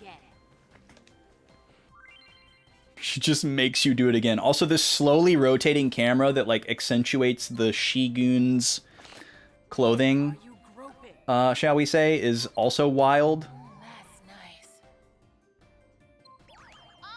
There. Not there. Well, that's the first time we've gotten a green one. Stop that. That's nice. Okay, I think the yellow one is always next to the red one. I think that's what's going on. Like, if it's like a hotter, colder thing. Not quite. So, okay, I feel like the red one has to be to the left or to the right of this. Where are you? Okay, so it must be to the top right. Okay, I think I understand how this works. So guessing in the center is a bad idea. I think. That was a lucky guess. So yeah, I guess we got lucky with the, Oh, did we get it? I wasn't even paying attention to the score. When did you get so good at this? I don't know. So yeah, we just got lucky by getting the, I'm just pretending. Nuji Wooji is such a manly man, don't you think? So we're kind of combination massage and chiropractic, it seems like. That godly smile. That's the whole reason I became a sphere hunter. In the speedrun, you try to get yellow and just keep hitting that spot if your score is high enough. Ah, interesting. Miracle sphere. Yeah, I guess if you did find it on turn 1, you could probably make it by just repeating it because you know where they are.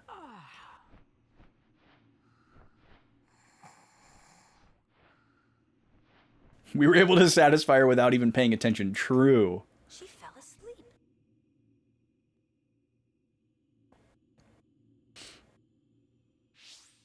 Oh, I'm that good?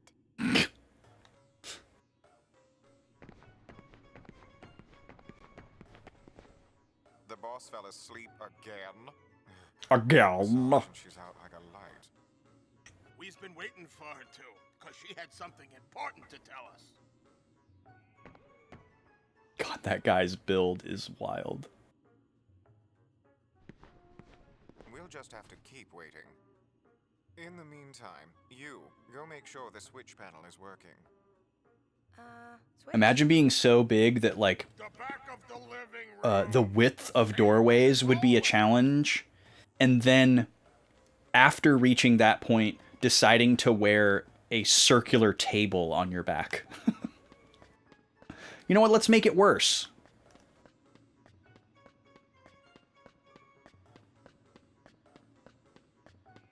Alright, I guess we're all done here. Go make sure the switch panel is working in the room that they were in before. Okay, I do remember where that was. It's the only other room in here. So, oh, there's like famous Guado portraits on the wall. It's kind of wild.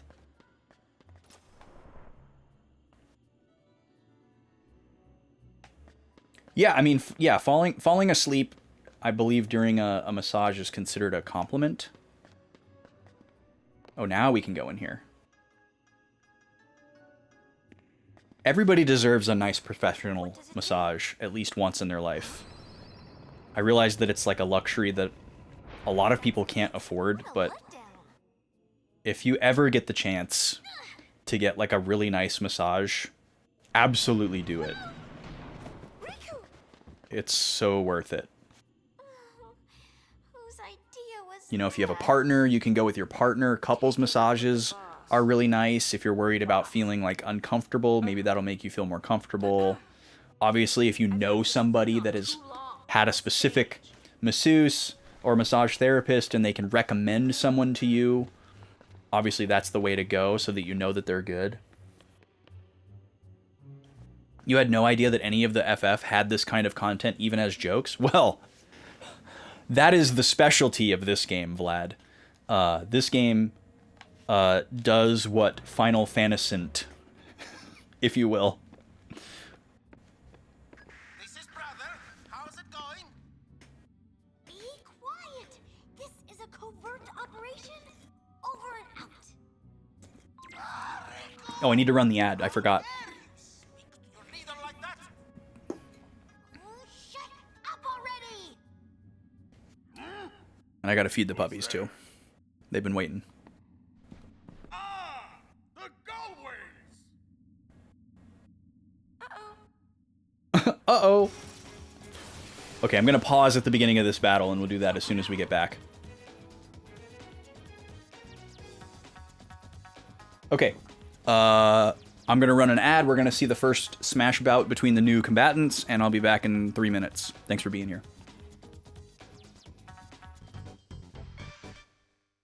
Free for all. Mario. Samus. Mario.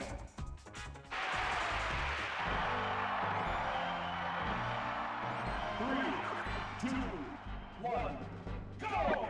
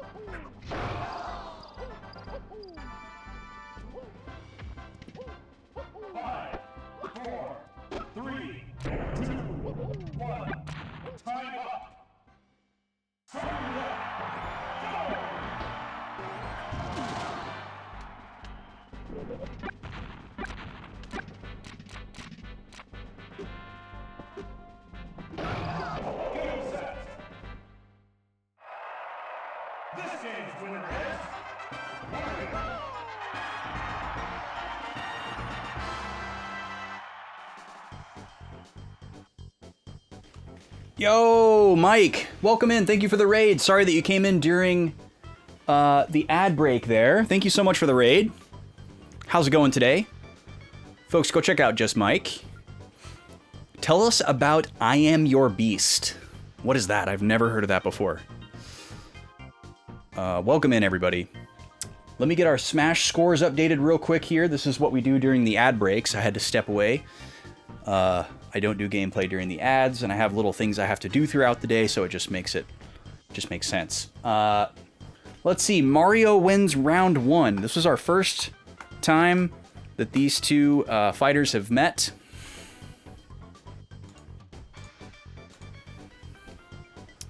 So let's get our scores updated. 1 for Mario. And then we'll go over here to our stat sheet. Right here. All right. Just with that one first win, Mario provisionally moving into 5th place tie with Pikachu. We'll see what Samus can do. Mario and Samus are basically ranked adjacently. So this will be an interesting matchup as far as that goes, because we're going to see some changes. Either way it goes. All right, let's come back over to the game screen here. Welcome in again, everybody that came through with the raid. Appreciate it.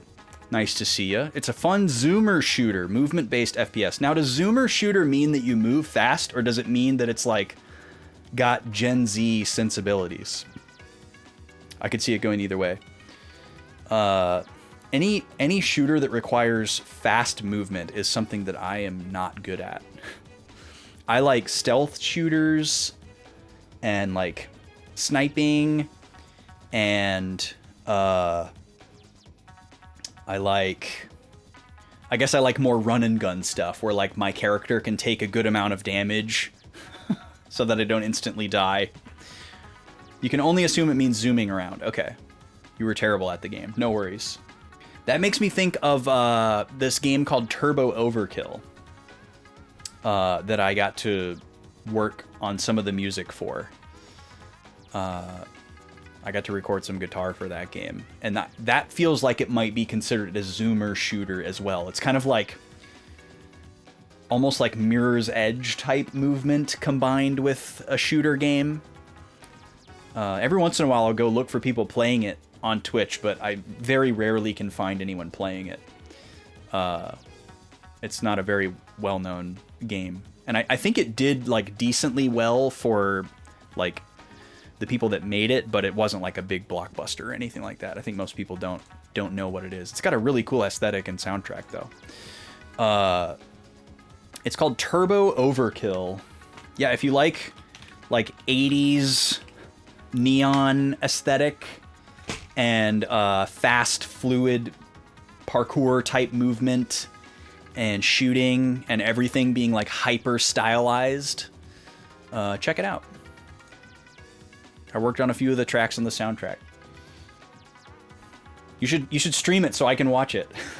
I'm always dying to watch people play the game because I've never gotten to hear any of the songs that I've worked on like in context. Like I've heard the songs, I've heard the finished produced songs because I've listened to the soundtrack, and I've seen like screenshots from the areas where the fights take place and stuff, but I've never actually seen like gameplay of those sections where the song plays. So I've always wanted to see the songs that I worked on like in context. That hasn't happened yet. Okay, let's get back to Final Fantasy X-2. We're playing Final Fantasy X-2 for the first time, and it is a wild ride to say the least. As you can see, we're fighting a Femgoon and a Doctor Goon, if that doesn't give you any kind of indication as to how irreverent and silly this game is, despite having Final Fantasy in the title.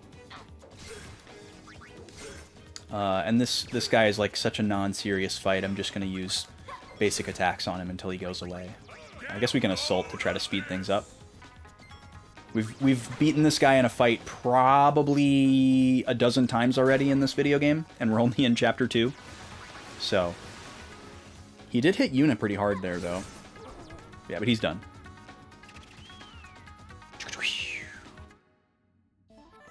Cool.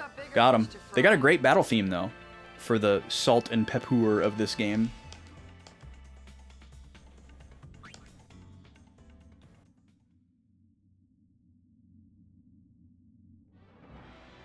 Okay, and for some reason my controller analog just turns off every once in a while. I thought it was during like scene transitions, but I don't know what it's linked to. It just seems to randomly happen. I don't think it's an issue with the controller either, although it could be. I've had this controller for a long time, but it's very rare that I play an analog control game. I'm almost always playing a PS1 game that uses the D-pad. No problem. I do need to switch back to the main dress spheres that I wanted to use.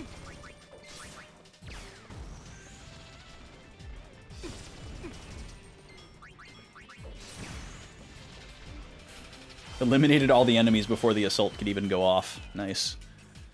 Pull your pants up, Riku. Jesus. What's going on? Okay. I gotta go back into the menu here. We like... yeah, I guess we are staying with Gun Mage for Yuna. And then Riku leads as Thief. And Pain is a warrior. Oh, trust me, I will leave Riku's pants alone. I will absolutely leave Riku's pants alone. Because she is 17.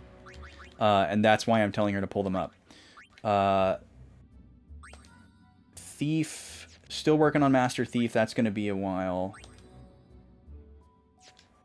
What is Yuna going to move to next? Because she's almost done with Gun Mage here.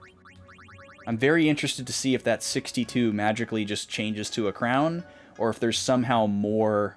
Oh, wait, look at this. What are these?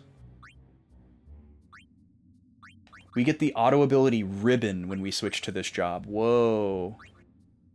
Libra is like a full-fledged scan. Guard fully against magic. Wow. This is pretty cool. This is very cool. So these abilities are extremely low cost, and I'm assuming that's because it takes a lot to get into this ability set. But this left pistol, right pistol thing indicates to me that when Yuna switches to this special dress sphere that Riku and Pain are going to disappear. Kind of like an Aeon summon in 10.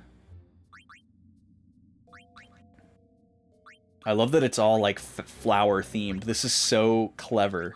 Like stigma is like a double meaning word that relates to flowers. And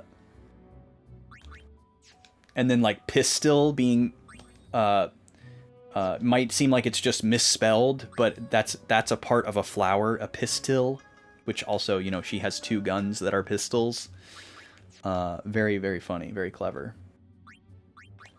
Wonder what they did with that in Japanese. Oh yeah, and I wanted to look at these ones for Riku.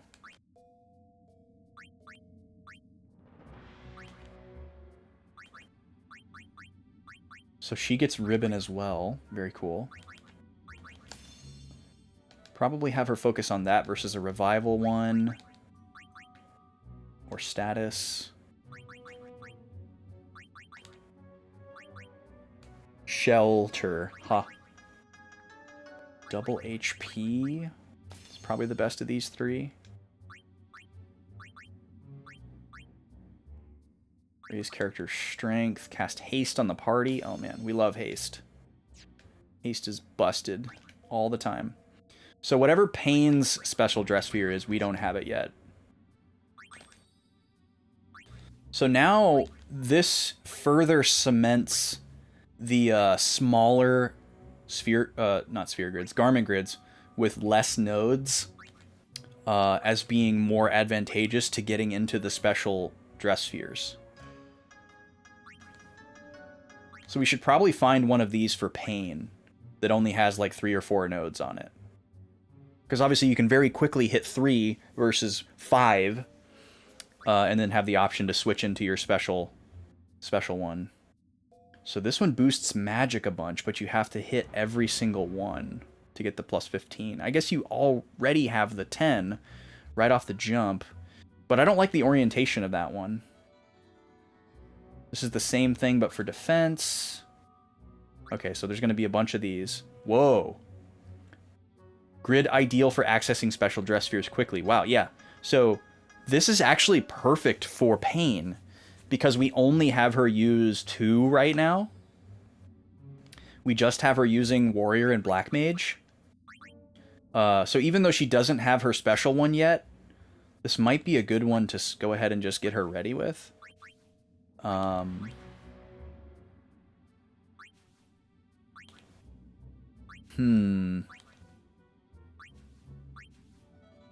We haven't encountered a lot of magic users. This one is tempting. These ones that have the elemental attacks and spells. Those could be used to good advantage. We haven't had a lot of fights that are long enough to really get this going. Is kind of another thing about it. This is the one that she's currently using, I'm pretty sure. Nobody's using this one right now. That's the one we started off with. So yeah, these are tempting, because this is still only 3 nodes, which is great. We're kind of hoping that there will be a third dress sphere that we're interested in for Pain, but it's going to be something that we don't have yet. It also might be interesting to test if just leaving one of the nodes empty allows you to get the special dress sphere. I'm guessing it probably doesn't. Ice Queen seems pretty appropriate, though. So let's put Warrior here. And then we'll put Black Mage here. So at the very least, we can very quickly get that Ice Strike. Those are the main 2 that we would have her use. And I guess for right now, White Mage would be the, like, emergency play. If we needed double white to get out of a bad situation. But we would never plan to use Pain as a White Mage. Which one is she using right now? She's using this one that has all the sleep stuff on there. That's why she has sleep and bio. That's the main reason we have it, is just to be able to use bio. Bio is really good. Although sleep proof is really good. So we might want to rearrange this just a little bit so that we could maybe take advantage of that. Or maybe we'll just switch to this Ice Queen. We'll probably get more use out of this. We'll just switch now. And then back to Warrior. Let's double check the abilities while we're at it. I've already forgotten. So Yuna's 1 AP away from being done with Gun Mage. We might as well just do a random encounter real quick to get that, because we might be doing a boss battle in the next room. Riku is going to be on that Thief one for a while. And then Pain is working on the last Warrior ability. After that, she's going to go to Black Mage. Okay, we have a plan here. So let's go to Rando real quick. And then we'll heal and save again.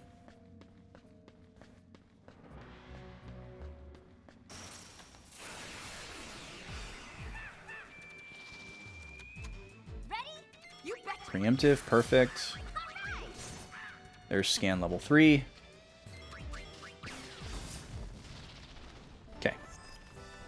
Love how quick the battles can be in this game. It's really nice.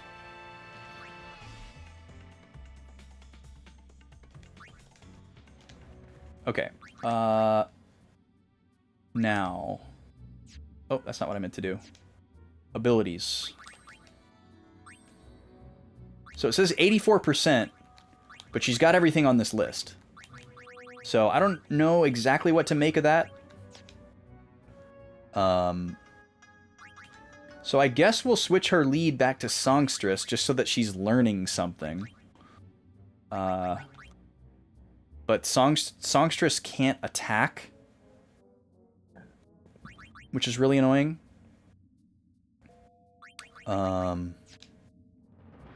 So we have to switch her into something if we want to be able to damage deal. But Songstress is good, especially in a boss battle. So we'll do that for a little bit here. And then Riku and Pain are still fine. We do need to use some potions because we have too many, but we can just heal for free right here. So it seems silly to burn potions just for that reason. We'll save one more time. Oh, how cute. Gobi's resting her head on Nima. We were supposed to go that way, so let's go here. What do we got in here? Oh, this is a little beverage dispenser. What do we got in there? Tasty Bev? A new accessory. Okay, let's take a look. LeBlanc's secret weapon. Dated but still good for a high? Excuse me? A high? So it makes you restore HP and MP as you walk. And it has some pretty decent stat buffs too. 10 luck, 10 defense. Little bumps to magic defense, and agility. It's not worth losing 20% HP or 40% MP.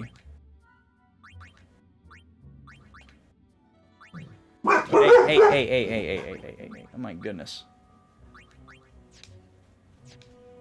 But definitely something we could utilize. I guess this is the weight room.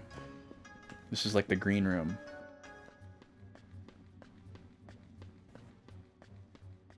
Okay, let's continue to not follow the required path, assuming we're going to find something.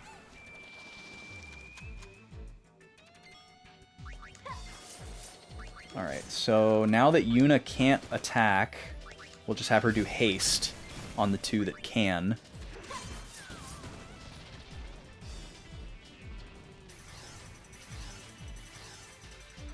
The second best Final Fantasy X game. Nice. Well played, Mike.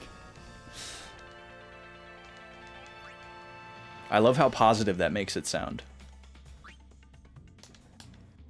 I'm starting to get hungry. There's some rice in the rice cooker as part of my meal prep duties from this morning, and now it's gotten to the point where the rice is actually cooking. The delay timer is over, and now it's actually cooking the rice, and it smells so good.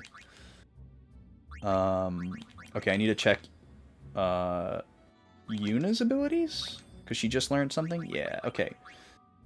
So what do we want to go for next? Sleep, silence, probably stop. It's going to take forever, but I really don't care about sleep and silence, so that's what we'll do. We have this awesome, like, homemade, it's supposed to be like a chicken bouillon, but it's a powder. So, wait, what is the point of this? Why am I able to get up here? There's nothing up here. Maybe we go this way later?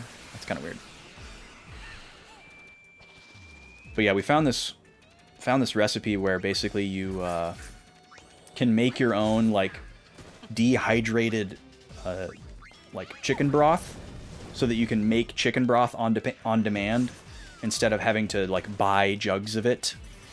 Because if you're a person that eats a lot of rice and cooks a lot of rice in rice cookers specifically, you probably know that cooking rice in some kind of, like, broth or special liquid is so much tastier than just cooking it with water. And so that was part of the reason why why did my analog just turn off? That's so weird. And then it says that the path goes this way, but it doesn't. So maybe this map just morphs at some point. I love the... Now I'm loving the battle-to-battle cursor memory so that I can just redo Jitterbug every time. Do Jitterbug. Sorry, my brain's all over the place. You cook rice the old-fashioned way? Kudos to you. Man, that is discipline. I love using a rice cooker. It's just so, like, it's so fantastic. Anyways, this powdery mix, you just, like, you know, you measure out a certain amount of it and mix it with water to, like, make broth on demand for however much you need, and then you can, you know, cook your rice or whatever.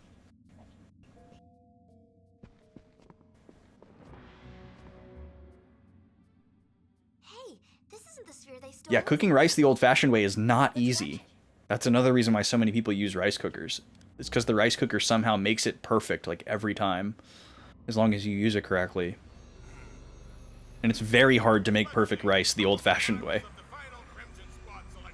I have definitely messed up rice on the stove, probably 75% more than I have gotten it right. And I'm a good cook. Because it takes such a long time and it requires so much attention to make sure that it doesn't, like, burn or stick or overboil. 3 plus 1 makes how many? 4 still in. Fix it. Fix it, wow. Somehow overcook it and undercook it at the same time? Yeah, exactly. No, sir. You got, like, bullets in the middle and burnt stuff on the bottom and mushy stuff on the sides. What are we doing? It's hard. It's very hard. I don't think I could ever go be no. Like, I'll cook, like, risotto on the stove and that kind of thing. But just rice, I don't think I'll ever not make it in the rice cooker. Crimson Sphere 10. So another important video. I'm not sure why that's significant, what we just saw. Yeah, Payne says it's a dud. Only naughty girls would scrounge through other people's bedrooms. We have not met a girl in this game that is not naughty. You're the ones who broke into our airship.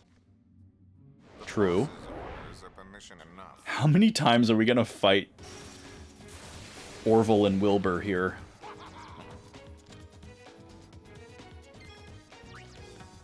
Ormy and Logos.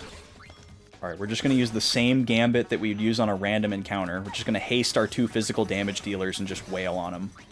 And they'll probably be dead in a couple of minutes. Don't you just love surprises?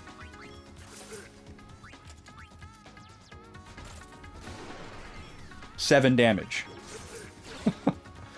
Oh no, he silenced my swordsman.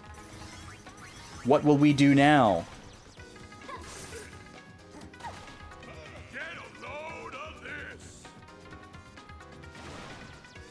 Now that ability is strong, which is why I'm going after him first. Alright, he's done. Just gotta watch Yuna's health.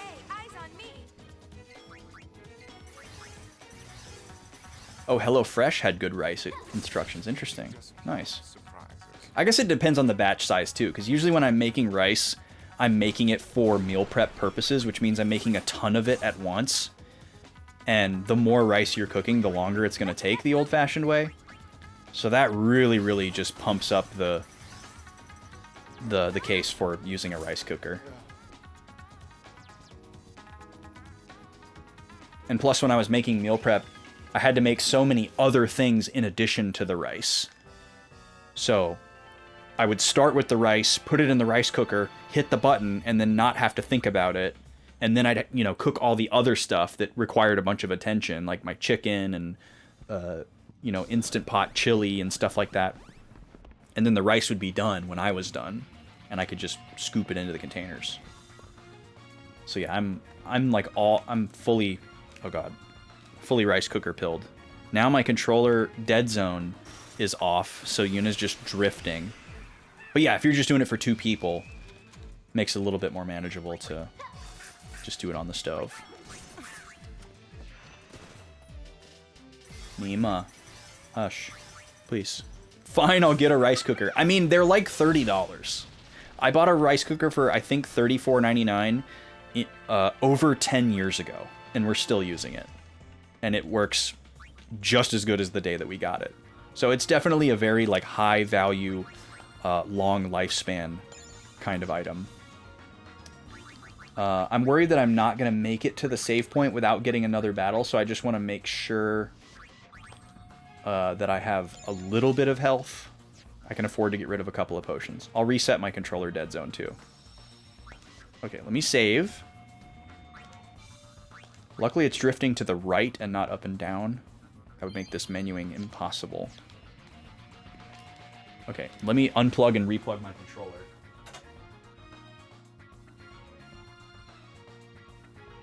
I must have been holding a direction when I hit the analog button, and that's why that happened. There are like fancier rice cookers that cost more and do other things. So there's like there's a spectrum to it, but if you just want it to cook rice. But yeah, my go-to is coconut milk and chicken broth. And, you know, a little bit of salt. You got to put some salt in there. Okay, so I see the opening up top there. What is going on over here? I guess we're just going to come back here later. Not the way we're supposed to go, apparently. But yeah, you get like a can of coconut milk. Not like coconut milk for like, you know, cereal or whatever, like the liquidy stuff. But like a can of coconut milk that has all like the cream and the fats and stuff in there. You mix that up really good. You pour that into the rice cooker. And then that'll fill up your rice cooker to like a certain amount. You know, you got to fill it up to like the right liquid line for the amount of rice that you're making, right? And whatever the rest of the way you need for your amount of rice that you're going to do, I would do the chicken broth. So I'd put the can of coconut milk in there, and then I would just pour in chicken broth until it got to the line that I needed it to go to. It was probably around half and half for the amount of rice that I would make. I guess if you were making like a massive batch, you might need 2 cans of coconut milk. But I was making rice for a whole week with 1 can. And that would come out so good. But like throwing some cilantro and a squirt of lime juice in there, you can make some really great cilantro lime rice. I've done that a million times.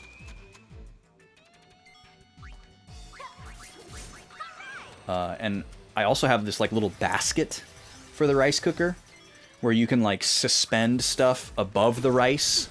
So it doesn't go in the rice and it doesn't go in like whatever liquid mixture you have, but it gets steamed.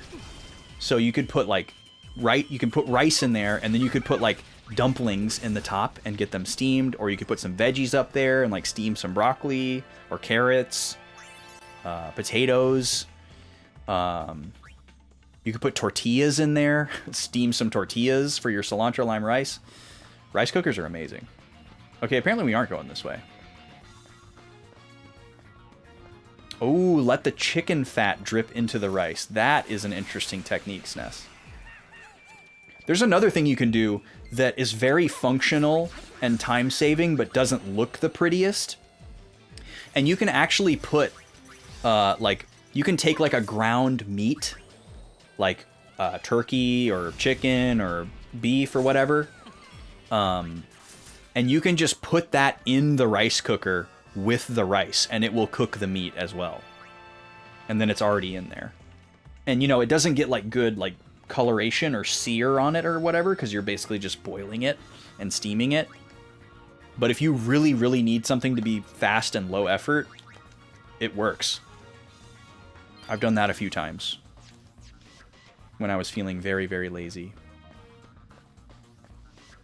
Or you could just like, you know, kind of sear it on the pan a little bit and like drain it and then put it in there to cook the rest of the way. Can I do this? No. Lemongrass rice. Yeah, yeah. Lemongrass would be a good thing to put in that little steam basket at the top. The boba place that we love to go to has like fresh, like big giant stalks of lemongrass. And it's kind of like a secret menu item.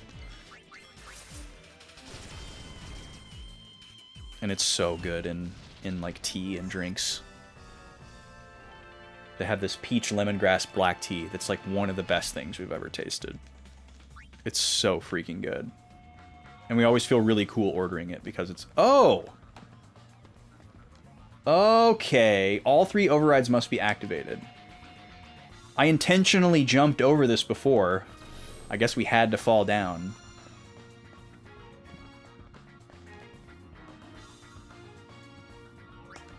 Oh yeah, you missed the super normal massage scene, Shane, sorry. It wasn't there for 13-year-old boys without access to the internet? Yeah, definitely not. Definitely wasn't there for them. Oh my god. Okay, I take it back. This game is scary.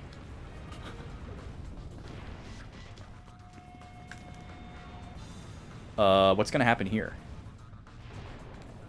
Oh, okay. Goodbye. Are we good? Did I... Maybe that means I have to do this in a specific order and I did it in the wrong order? I didn't see the 3rd override. I only saw 2. And why did I decide to talk about rice? That's just making me hungrier. I'm smelling rice, now I'm talking about rice. What a mistake that was. Yuna dancing super fast is really funny. Alright, I guess I'll go back up there and I'll be able to tell if the overrides are reset. What are we learning right now? Breakdance is good. Still Master Thief. Still Excalibur. Almost done with Excalibur.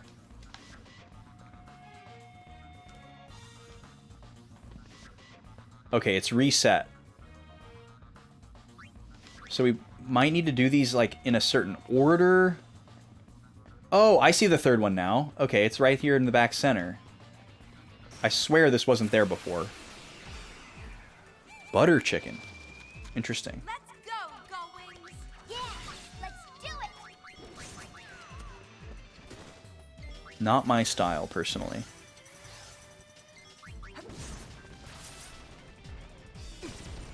I know it's a popular one. Unfortunately for me, anything that is even like remotely curry adjacent, I am incredibly averse to.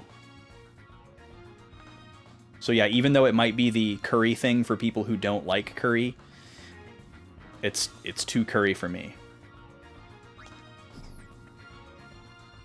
Wait. Okay, so we have to... Wait, what? Okay, so we have to hit both overrides and then go up here? So maybe we do have to do it in the other order. Let's try it.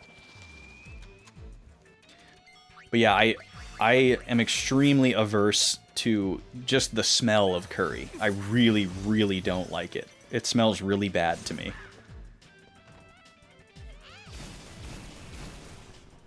The lady is kind of a fan of it, and every time she wants to cook it, she has to, like, preemptively apologize to me. It's all in the wrist. Because the house is going to smell like it for, like, 2 days. And I suffer. But yeah, I've tasted a good number of them. I feel like I've given it enough of a try to say that I definitely just don't like it. Yeah, I was just noting how funny it looks when Yuna's dancing super fast. Okay, so let's try activating... Oh, number 3 is already active. Okay, is number 2 already active? Okay, so where is the 3rd one?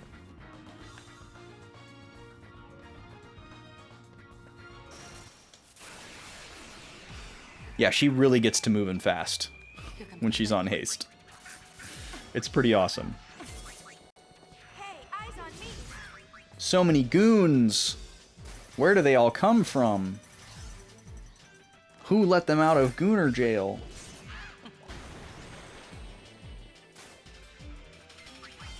They had no idea how funny the name Dr. Goon was going to be 22 years later.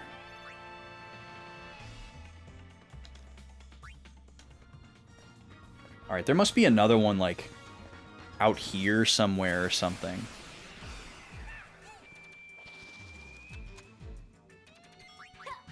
Go to any anime subreddit? I will absolutely not do that. If there's one thing that's worse than Final Fantasy fans, it's anime fans. Oh yeah, nope. Definitely not. Definitely not gonna engage. As somebody who likes anime in a very normal way, definitely not gonna do that. There's so much anime that I can't watch though, and those are the anime fans that would really be scary. Is there an override in this room that I missed maybe?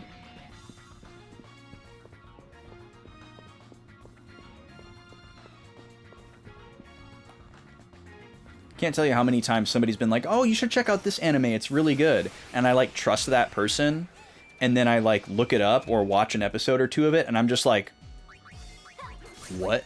Like, that person watches this show, like, non-ironically, and, like, thinks it's good? Oh. There's some really scary anime out there.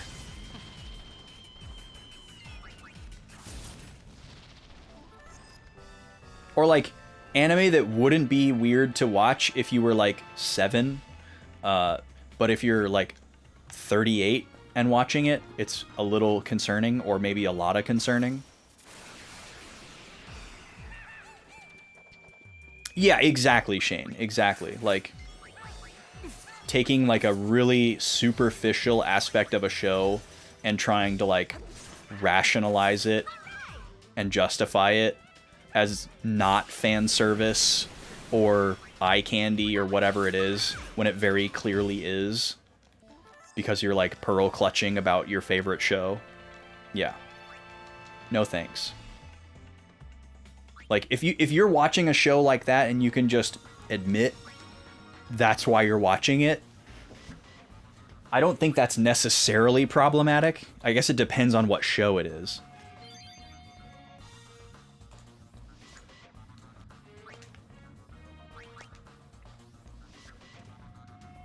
Yeah, exactly. Like, you gotta draw a line. Like, you can enjoy it for what it is, but let's not lie to ourselves. or each other.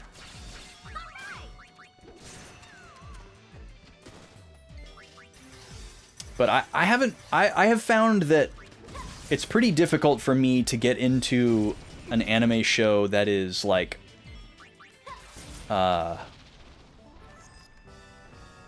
what's the word for it? Like, I've never really stuck with a comedic anime. Like, if it's mostly a funny show, or if it's, like, lighthearted to the point where there's not enough, like, meat on the bone when it comes to, like, the serious plot, if there is one. I tend to lean more towards, like, the grounded, more serious shows, and they still have, like, you know, the trappings of anime where there's, like, these really hyperbolic moments of emotion, or, like, something that's, like, really silly, even if it's not a filler episode or whatever. You know, I can still enjoy all that stuff, but I definitely enjoy the more serious stuff. Like, the anime tropes I like are, like, over-the-top dialogue and combat and theatrics to things that just wouldn't work. Oh god. That wouldn't work with, let me try this. What happens if it just goes over the top? Maybe I just need to get to this thing while that's happening?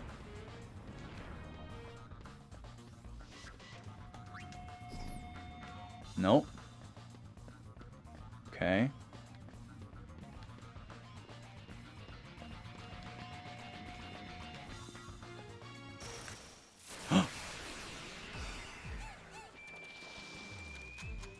Senpai graduated and may as well now be dead. I'm not familiar with that one.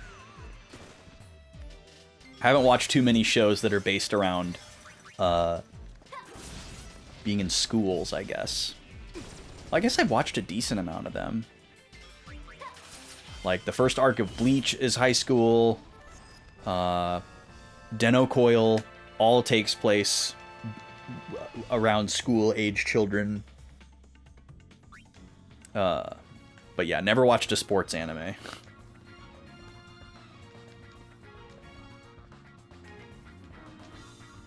How do I get up here? What am I missing here?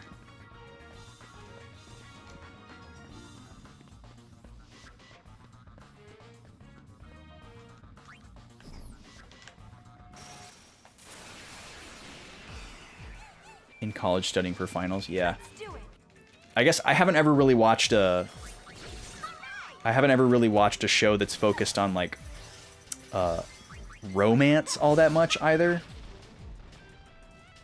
Like there is a little bit of romantic entanglement in some of the shows that I've watched, but it's not a focus.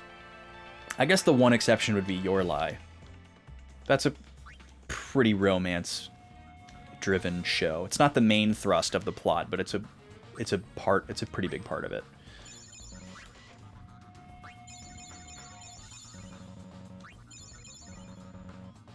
Adult romance, yeah, that gives a different spin, but I think I know what you mean.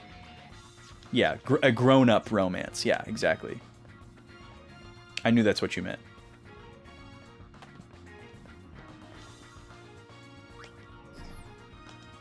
Already active.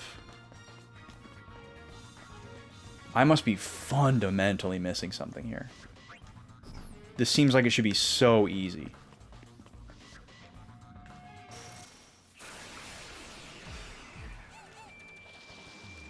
This is your lucky day. Oh, I gotta do abilities. I gotta switch Pain over to Black Mage.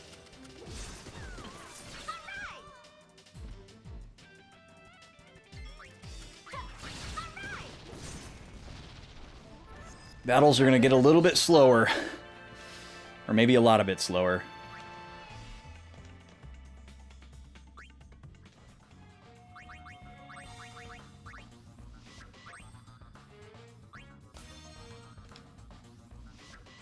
Okay. Abilities. So Warrior did switch over to Master, unlike Gunmage. We're just gonna start learning these level 3 spells. I don't know what else to do with Pain. We could really use a new Dress Sphere. Okay, Breakdance is almost there. And we learned Master Thief. What are we on here? Berserk, don't care. Let's go for Stop. Then we'll go for Pilfer HP.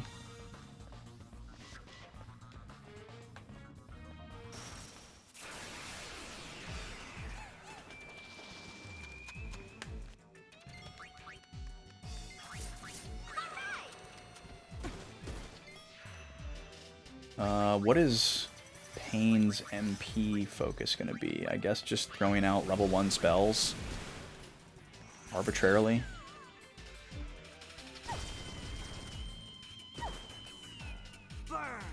It's going to be pretty slow.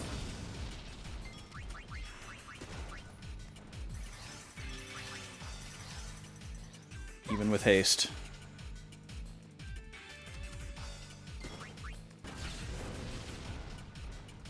But it works. It's about half the damage of her normal attack. When she gets low on MP, we can start absorbing. That'll slow us down even more. But we'll do this until she masters Black Mage, and then we'll just switch her back to Warrior and just eat AP. I don't think it's going to be productive to switch her over to like Gunner and Gun Mage and stuff to support. I guess we could switch her over to White Mage, for the rare double white situation, but yeah, I honestly may ask for an assist here in a second because this seems really silly. Let me just walk around. Let me do another lap or two here. See if I can't see what I'm missing. I don't feel like this is something that I'm going to feel like a satisfying aha moment from figuring out. Which is what would make me feel okay. Just asking for the assist. I'm going to open up a prediction here. Before I forget, we have another ad coming up pretty soon. Sorry to the Samus believers on the last one. Mario did win. But you get another chance here. Mario versus Samus, 2 minutes to get your points in. Mario's up 1-0 after 1 round.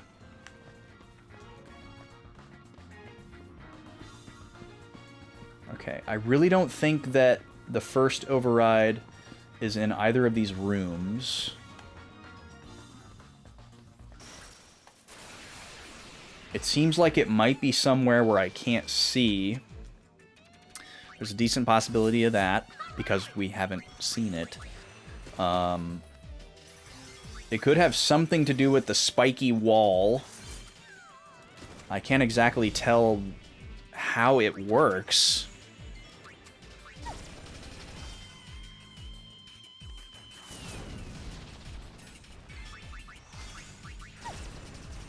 Ah, Riku died. Dang it. I was hoping I could get out of here before it happened.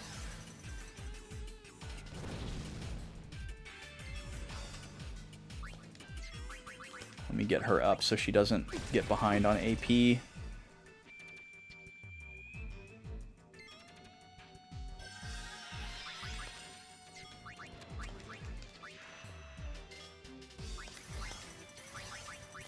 this guy out of here.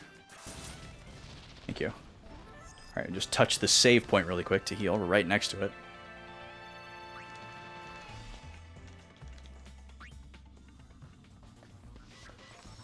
Okay, might as well save again as well.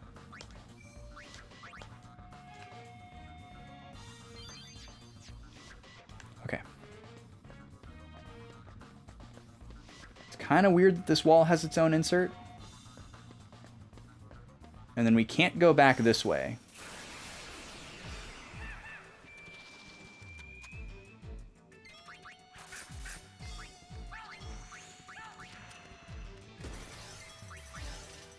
Man, Jitterbug goes off really fast, which is really nice.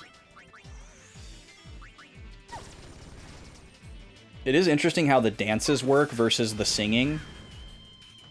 Like the dancing happens immediately, like an attack would, and then the effect of the dance lasts the amount of time that it takes for the gauge to fill.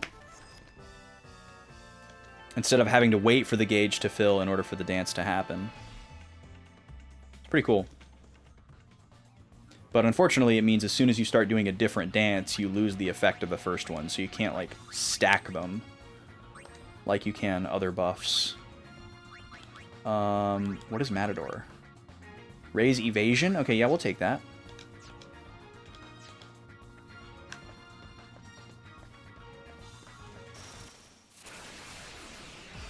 $14K points on Samus. Holy moly. That is believing. Let's get moving. You only ever use them when a streamer has pick my party redeem. That's a cool idea. Obviously, we can't do that in this game. We're gonna have the same party the whole game, which I actually appreciate. I get a little overwhelmed by the decision paralysis in RPGs that have a large cast, because I want to use everyone, but it's rarely conducive to do so.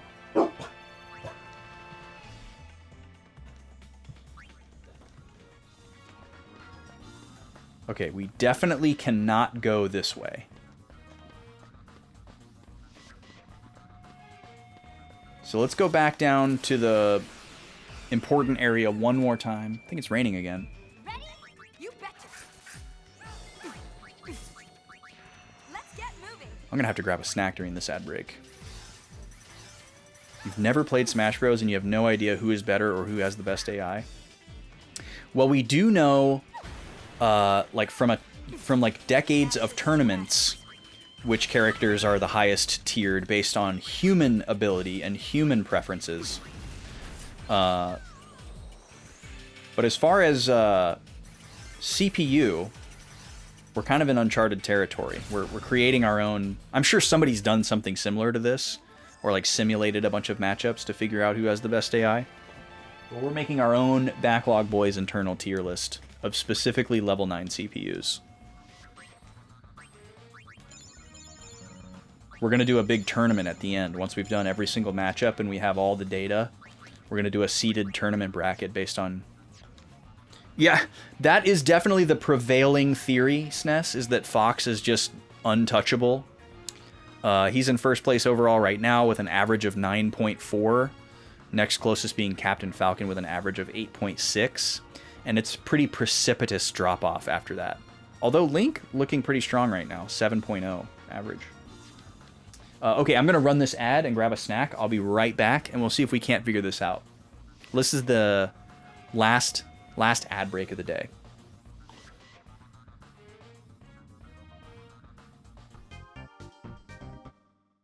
Free for all! 3, 2, 1, go!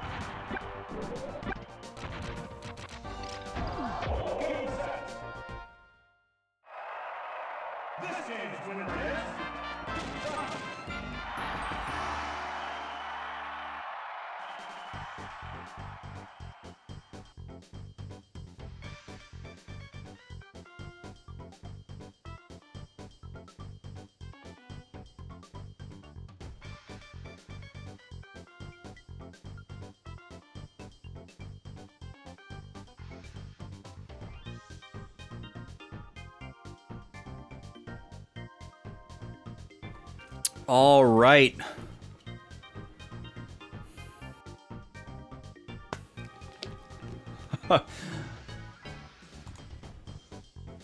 All right. Oh yeah, I have swears filtered in the chat. It's not personal, Shane. I just have I don't swear on stream, but it's not because I'm like anti-swearing or anything. I just have a lot of friends, like mostly IRL friends that watch me that have young kids that could be in earshot of my stream. So just for my friends' sakes, so they don't have to worry about it, I don't swear on stream, and it's very unlikely that those young kids would ever see or read chat. But I just like to have a look at any swears that are in the chat before they come through, just in case somebody's being nefarious. But it's not personal, and I'm not like, you know, like squeaky clean anti-swearing or anything like that. So don't worry about it.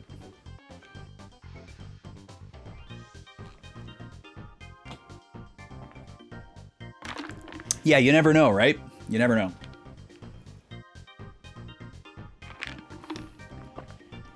My stream is not intended for children, but I strive to make it at least somewhat safe for children.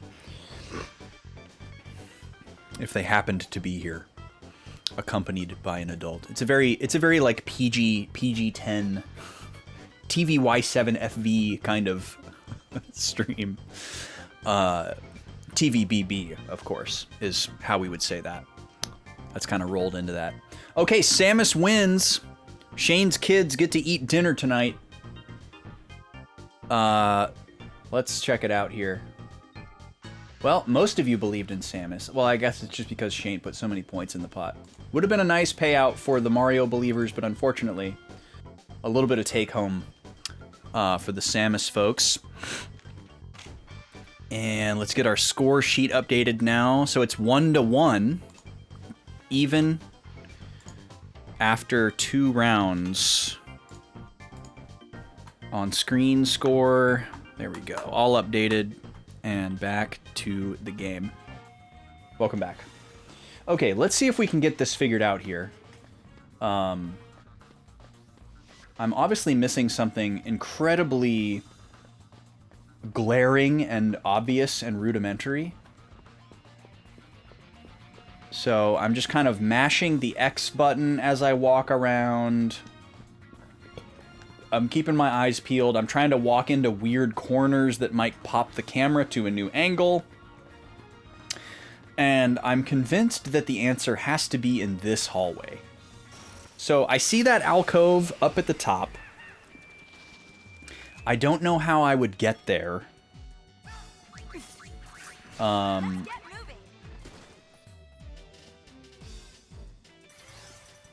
I have one really harebrained idea that I don't think is the solution.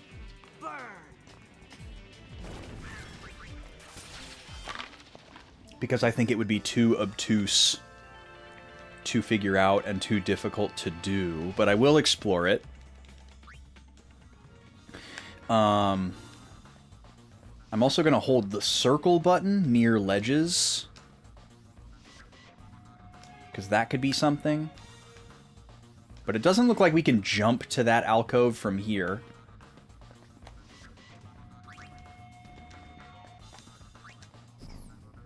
So the order does not matter. There's just one switch that we haven't found.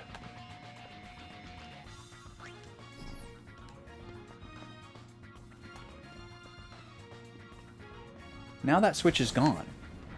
Okay, let me try something here. So we're gonna fall down here.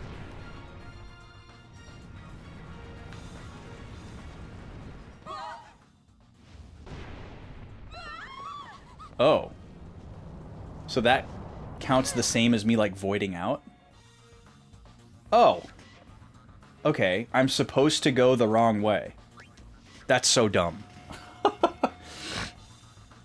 So here's override number 1. And that's what was up there. That's all we had to do. That's very silly. That was the only way to get down there, which somehow brought us back up. Okay. But that's so this game. I'm on a roll. For the solution to just not make sense.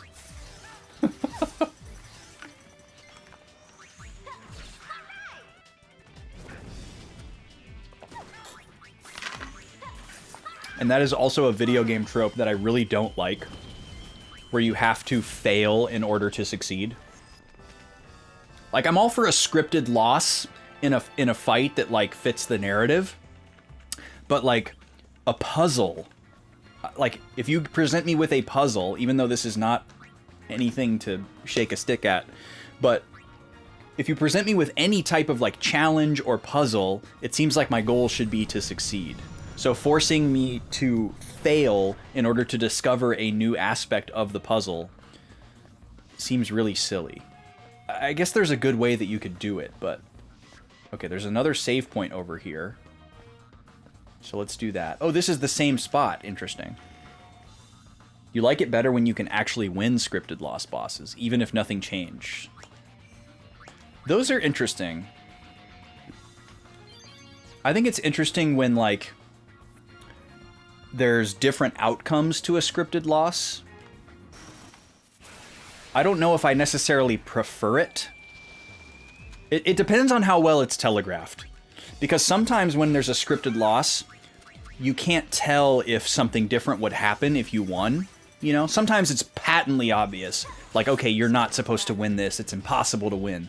But if it seems like you might be able to survive, or there's some type of gimmick that can lead to your survival, and you try it a whole bunch, only to find out that you can't win, you know, that's kind of annoying. But if it kind of gives you a hint like, hey, you might be able to do something here, and that there might be a branching outcome, that's exciting. But yeah, sometimes, you know, if it's done just a certain way, you might get misled into putting in a bunch of effort for nothing. And that's not cool.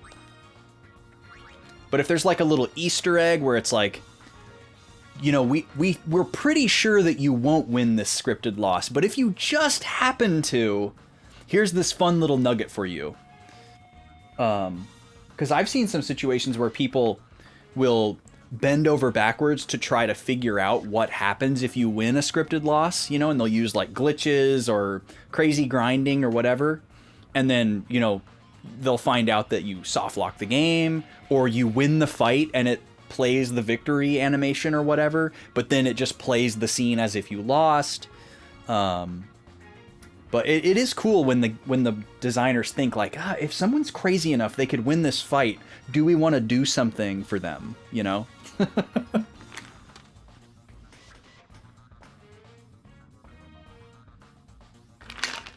And then how far do you want to take that?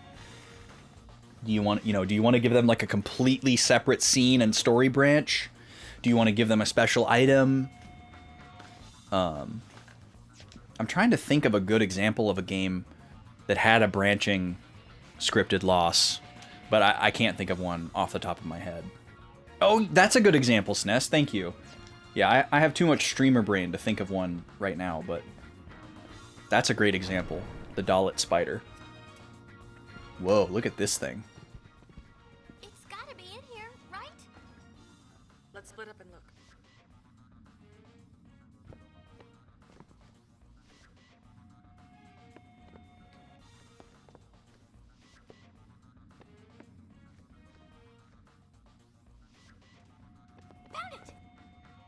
Let's split up and search this 10 by 10 room. We'll cover more ground if we split up. We can, like, see everything immediately. Of course, they already had the other half. Very good, loves. I went through a lot of trouble gathering those pieces, all for Noogie Woogie. Noogie Woogie is crazy. Let's get 'em, boys. Oh no, it's the same two guys that we've already walloped 19,000 times. All right.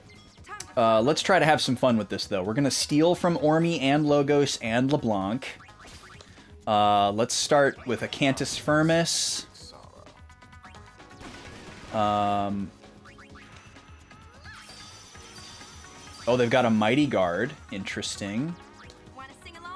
I don't know if that's going to help with magic as well.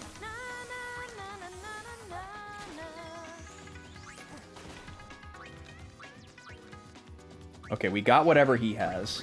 We'll go with the evasion now. Let's steal from Logos. I'm going to start walloping Ormy. He's the high damage dealer. We have already stolen what he's got.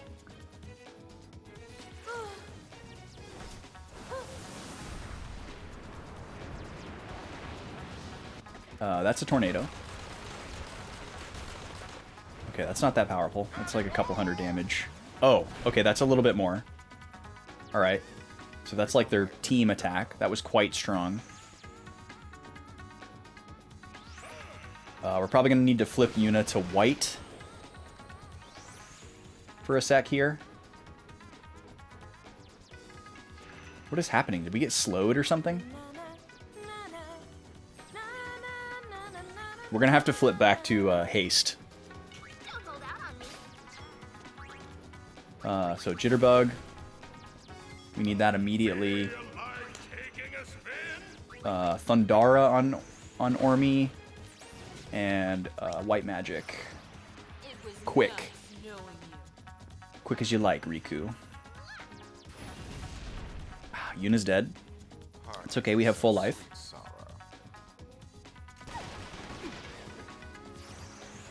Come on.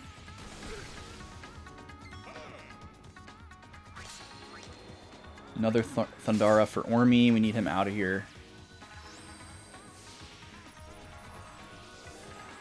Team LeBlanc is blasting off again. Yeah, totally. Team Rocket vibes on them. Get your act together. Okay, Yuna, get up.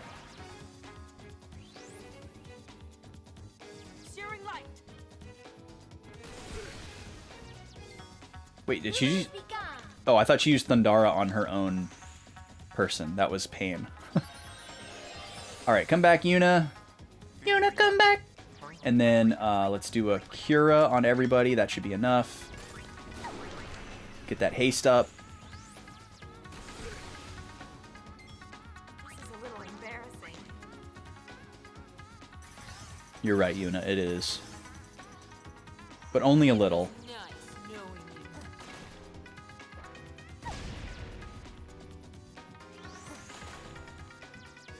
Come on, Riku. Thank you.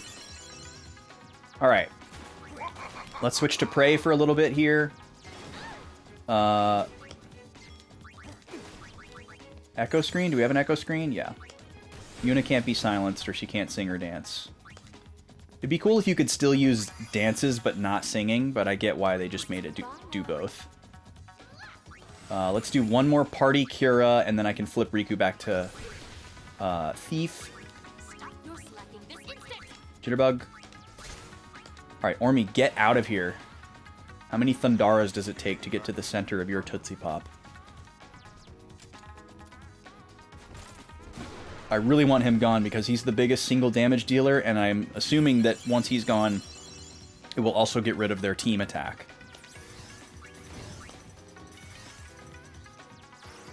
Alright, we're going to start working towards... Wait.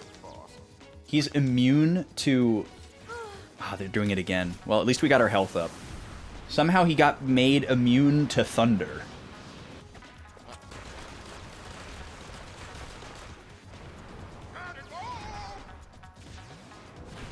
The most depraved fanfiction.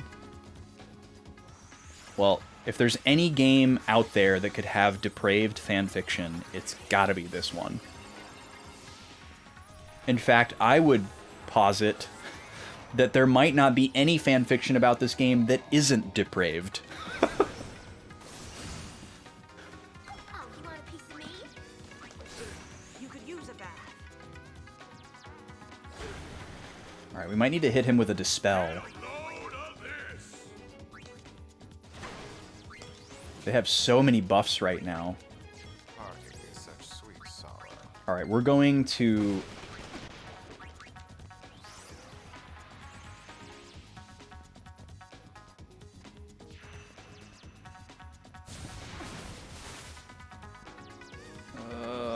This fight is actually decently challenging.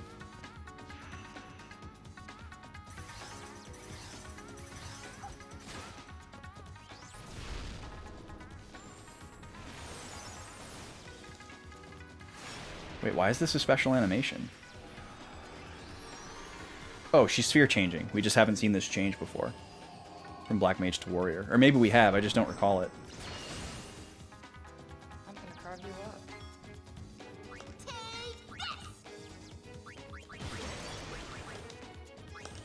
Okay, armor break. Parting is such sweet sorrow. Kiraga all. Hey, Gold Saucer, how are you? Crap. Yuna died before I could get the cure off. Nice dodge, Riku. Oh, and now Pain is dead as well. Alright. Stop your slacking this instant. We gotta go full white.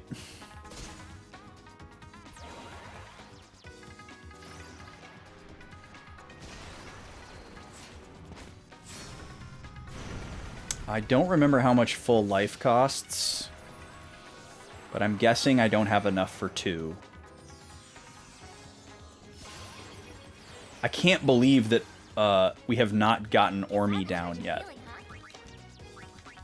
Yeah, it cost me 60. So we're going regular life here. Lucky hunk. It's better than a Phoenix down, so... Nice dodge, nice dodge. Oh, and you silenced me! You bastard. I think Russian Roulette has a random status effect chance. Oh my god, I just used the echo screen on Yuna. I didn't think it would allow me to use it on the wrong dead character. Oh, but it just defaulted it back to her. Okay, cool. Look at him spin. Oh, that's a lot of damage. Ready, boys? Okay, we're gonna need to use some items here for time's sake, I think. Oh, we're dead. Wow, first game over. That's impressive. We've done a lot of boss fights before this in the game, and they were all really easy. So it's nice to see, like, an actual challenging fight. Okay, so what we're going to do differently is we're going to focus on dispelling their buffs. That seems like the main thing here, is because they throw out those buffs turn 1.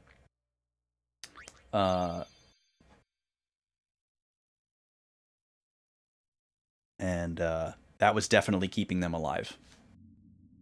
Yo, is it Zan? Let me know what you go by. Yeah, I have very mixed feelings about mechanics like that too. Some people think that it's like real gamer hours to like make sure that you choose the right party member, you know, and like allow you to accidentally use items on characters that are dead or can't take advantage of them. But it can be really annoying when time is a factor. Okay. I gotta remember... I can't remember if it is Songstress or Gun Mage.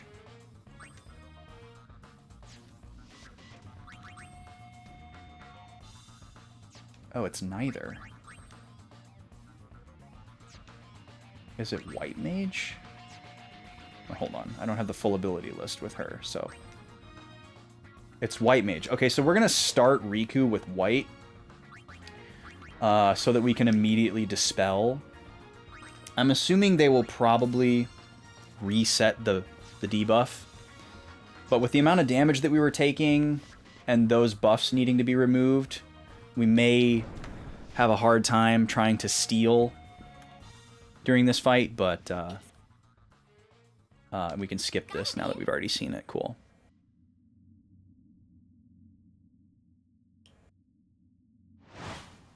I went through a lot of trouble gathering those pieces, all for no G. Uh-oh, you said the trigger word turn-based, Zan. Yes, boss. I know what you mean, but this game is also turn-based. But I get what you're saying, the difference being that you have infinite time in FF10. We could switch this to wait mode, but I don't want to, because it's fun. Okay, Dispel. They don't have all of them on there yet, but I'll go ahead and dispel the one that is there. Oh, she just put it on. Perfect. And I'm going to start using level 2 spells right away also. Still going to focus on Ormi. Let me get this Cantus Firmus on before I switch back to Haste.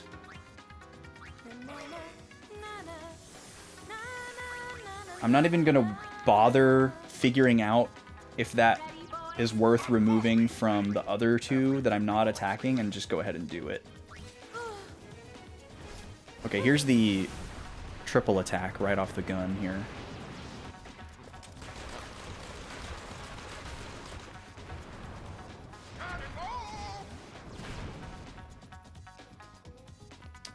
Okay, that's not too bad. I gotta wait for this Dispel to go off and another ATB gauge, though, before Riku can heal, so this is a little spooky. Come on. Let me go. My gauge has been full for a while. There we go. You know what? Just to get a little bit, like, fast, I'm gonna just do a Pray. Yeah.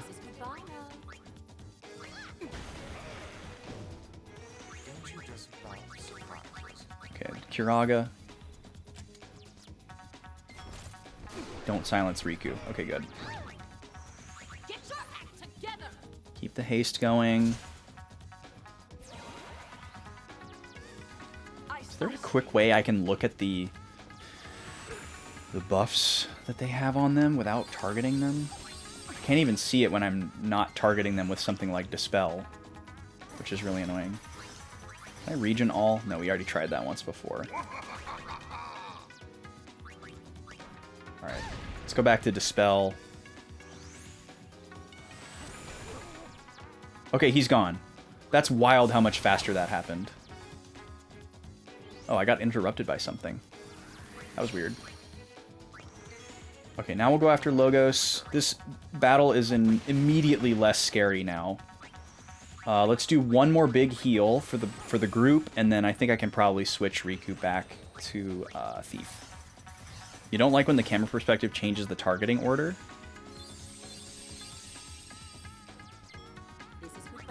Camera perspective changes the targeting order.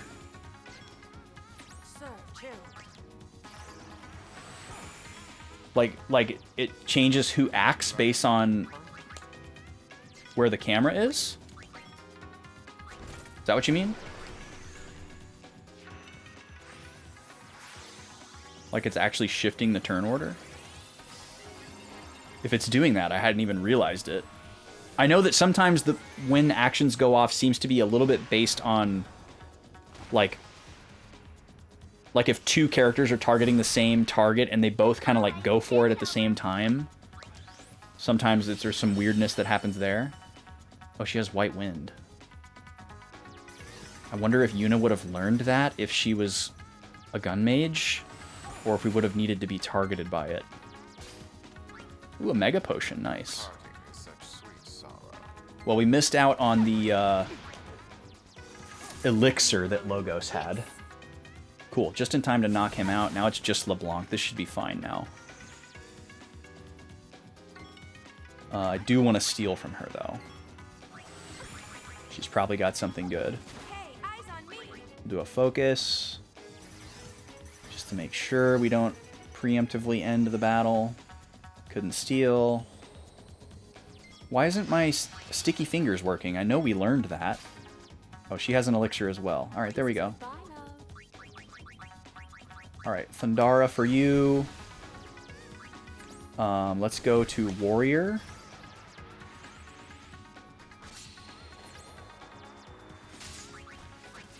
And we'll switch over to Gun Mage. We're just going to start walloping now.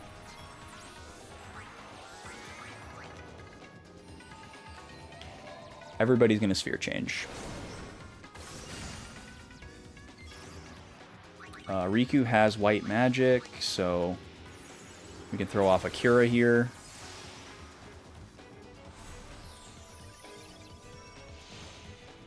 Wildberry Pop-Tart mode, let's go!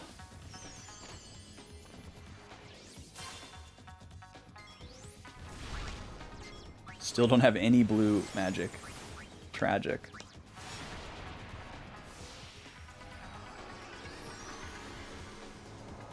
Sometimes the directional buttons you need to use to select a character depends on where the character is on the field. Oh, yes. I also really don't like that. Yes. Yes, I know exactly what you're talking about. I hate that. Armor break. Attack. Power break. Yeah, goodbye.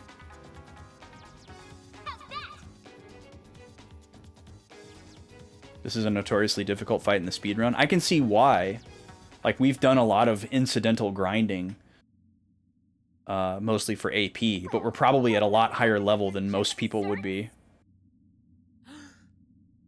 No one's gonna hear you. And I'm sure in the speedrun you're running from most fights, so you're probably at a really low level. I'll let you see what's in the sphere. So I bet it's pretty tough to get through that one. Let us. Because you wouldn't have a lot of AP either, which means not a lot of abilities to heal or to do damage. God, their little repeat symbol hats are so funny. Why did they do that? Another garment grid. I want a new dress sphere. That's what I want. I want like a dragoon dress sphere. Or something. Don't tell me what dress spheres there are, by the way. In case there's any like new people that don't know how I roll. I don't want to know anything that I don't know.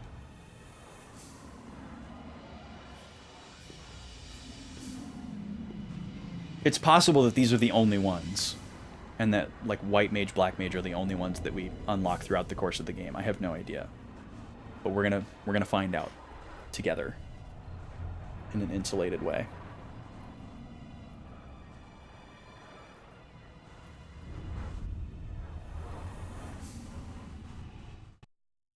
Yes, I can't wait for that, Shane. I can't wait to finish the game and have everybody tell me why I'm stupid and the worst and how I missed everything and how I'm so wrong for not thinking this is the best video game ever made. Oh, that's Vegnagun. Our analysis of the sphere. It appears to have been recorded underneath Bavel. I see Bavel hasn't lost its old fondness for secrets. Exactly. Those Yevon scum have been concealing. Exactly. If anyone uses them, Why did she have to do that? it's done for. But it's Amanda. All we have to do is... Now I have to rewrite my speech. Yeah. Just call it intuition, Shane. In mind, and of course, whatever he's planning is what I'm planning. Man, she really is that head over heels for him, huh? That's pretty wild. The summoner who defeated Sin ought to stand up and defend Spira again. Didn't we join the new... Didn't we say that we were joining the youth league? Can't we just tell them that, like, hey, we're in the youth league? Why are you just assuming that we are opposing Nuge? I mean, it sounds like we are, regardless, but... I've always wanted to take a spin on that thing. Put some clothes on! Jesus Christ. She's so almost naked, it's nuts. Sin is gone. The calm is here. I thought our peaceful days would never end. The eternal calm. I really believed it would last forever. Until now. Until now. Until I saw a spooky skull man on a VHS tape. People keep talking about Vegnagun, but I don't recall anyone saying what Vegnagun is capable of or why it's a threat. But maybe I just have been glossing over. So could we perhaps be developing some type of threat or antagonist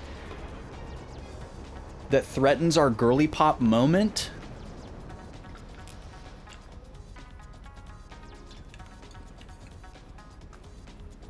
Could be. So they're back on our ship. How did this happen?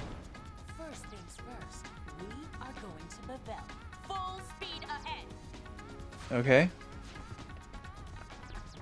The way they just... God, this game is so silly. What next?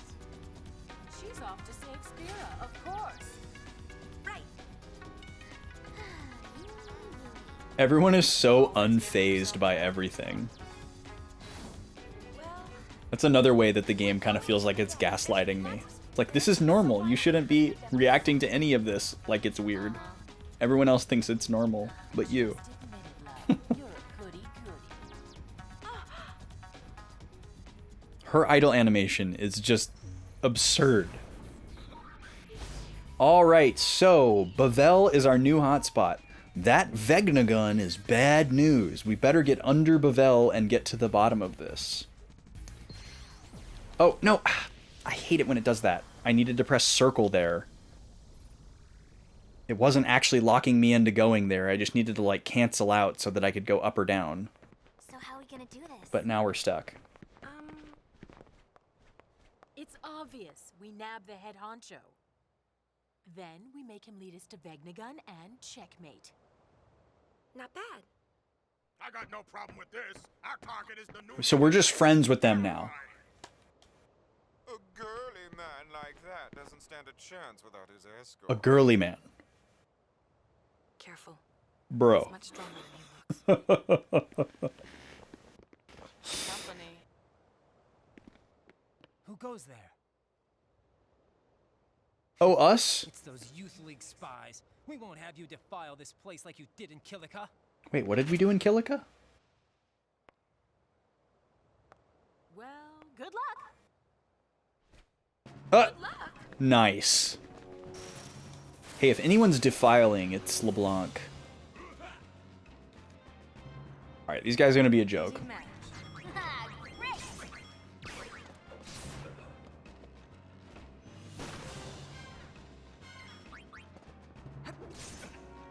Goodbye.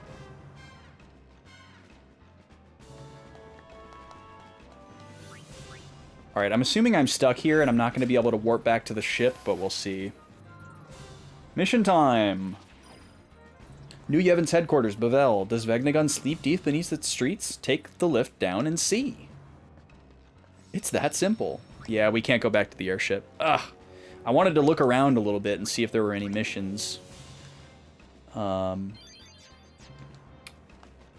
not trying to do everything in this game, but, you know, I just want to play the game earnestly and engage with what's available. I don't care if I miss stuff, necessarily. Unless it's a dress sphere.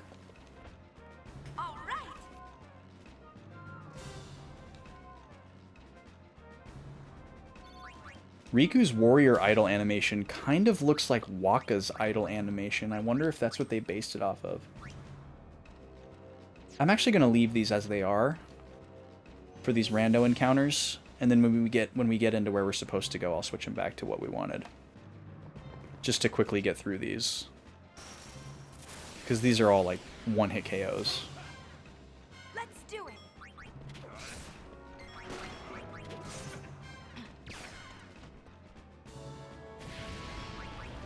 Oh, he has a flamethrower. How nice. Oh, he just latently died. That was so weird. Blum, blow. Hello, child. What are you doing? Hello. Yikes, it's the Gull Wings. Oh, you're gonna summon guards? Wow. Okay. And they have a machine. Great. We'll get rid of the humans first.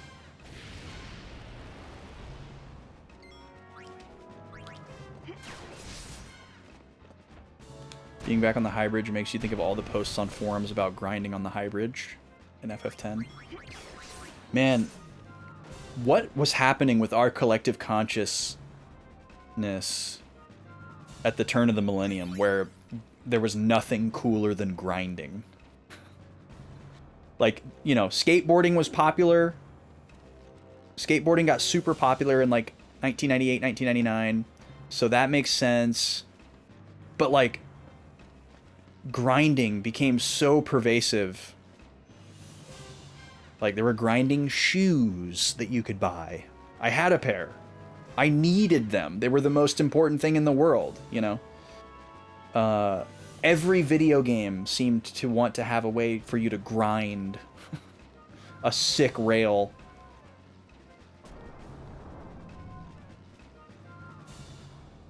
No, not that kind of grinding, Shane.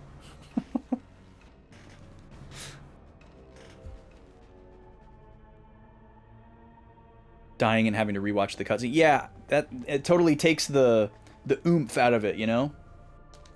It makes you resent the cutscene rather than enjoy it. Because if you only see that cutscene the one time, for the first time, it's a pretty cool scene, you know? It's over the top, it's action movie popcorn moment.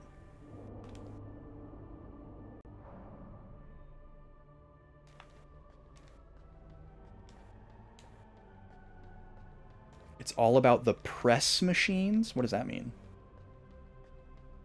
FF10 loved to put its longest unskippable cutscenes before the hardest bosses in the game. Ugh.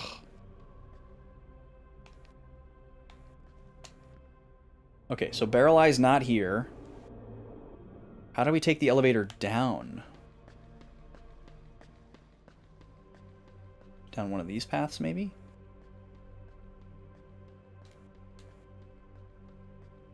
Also, I love that the guards stopped us from approaching here, but once we're in here, everyone's like, oh, hey, what's going on? Ooh, what is that? This looks like a false wall. There's like stuff back there, parallax scrolling. That's weird.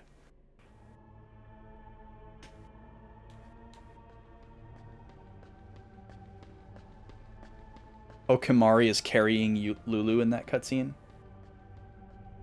That's pretty rad.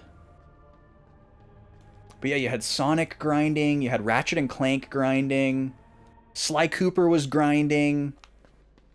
So they had to put grinding in Final Fantasy X too, you know? 10 as well, is what I mean.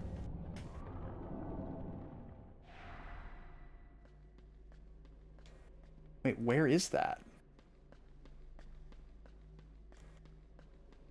Is that the other hallway? Okay. Busy work, got it.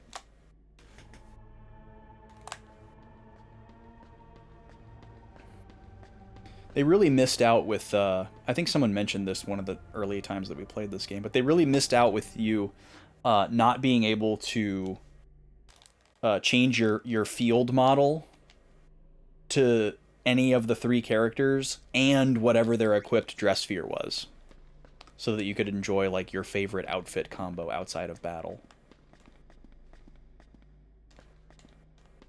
What are these? Oh, we're changing where the elevator goes. Well, this is an efficient system. Yeah, you just go over to the right hallway and stand on the little glyph altar, and then that'll trigger the little hidden wall in the left hallway, and then you just quickly walk over there. You climb up the ledge. Hopefully, your upper body strength's pretty good. And then there's 2 little pedestals in there. One for the up elevator and one for the down elevator. So, you know, you just go to the one you want and switch it over, and then, you know, climb back over that, come back out to the center. Bob's your uncle. You know, super easy to change the elevator direction. Jeez, things really are a mess, huh? Yeah. Wait, why did she say things are really a mess? There's just a bunch of people walking around. I guess just because Barrel Eye isn't here. Yeah, the 7th time, not so much. Exactly. Oh, look at this place. Oh, what is the place in 10 that looks like this? Maybe it's this area. It's probably this area. That was kind of a silly question, but I remember it. These walkways are very, you're about to beat the game kind of vibes. Xenogears, Skies of Arcadia, Wild Arms 2. That is a big flan. It's dead. A skink. This thing is strong. And it can poison? Great.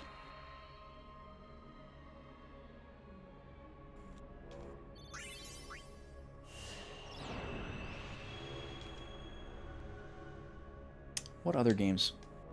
What other like PS1 RPGs specifically have walkways like this? I'm glad I can use my white magic even though it's not my equipped job.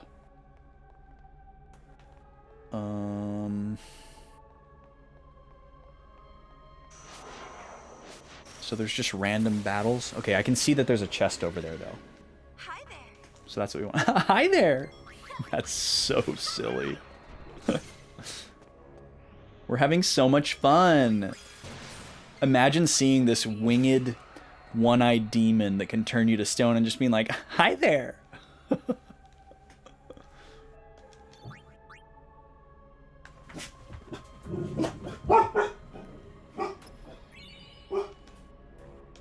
Sounds like the ladies' home. All right, there's another chest over there.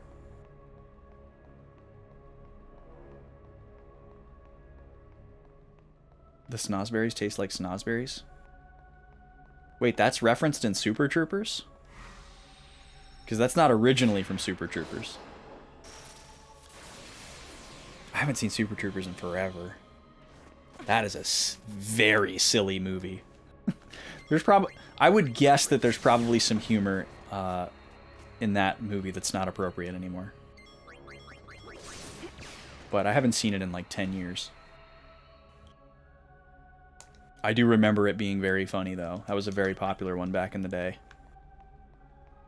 In the mid to late aughts. I didn't see it right when it came out. I was kind of late to the party on that one.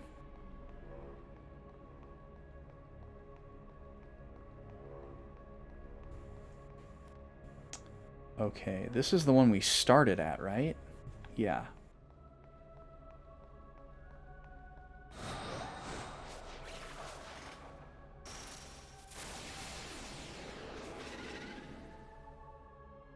Oh, okay. That's such an obscure reference.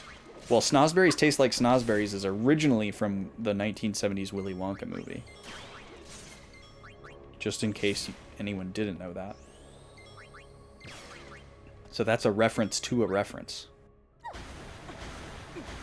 Not as bad as Resident Evil architecture. How do I reach the bathroom? Well, walk down to the locker room, insert the 3 slabs, and do a pedestal in the right order. That'll get you a crank. Yeah, exactly. Same energy. Yeah, the Gene Wilder one. Yep, the OG. Exactly.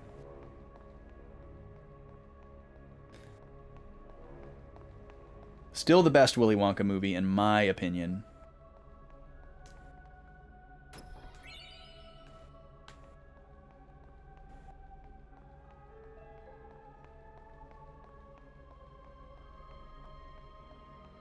I think the newer one is certainly better as a musical, like overall. And the original one is certainly better as a movie. But I still love the music in the original. But it definitely, like, it's a musical movie. It's not a Broadway musical like the new one is. And the new one is very much a Broadway musical, and it has all the trappings. So if you're more into musicals, that one's definitely gonna be more of interest. But as a movie, the original is definitely the best, and it has amazing music. And even some of the original music is in, I guess, mostly just the one song.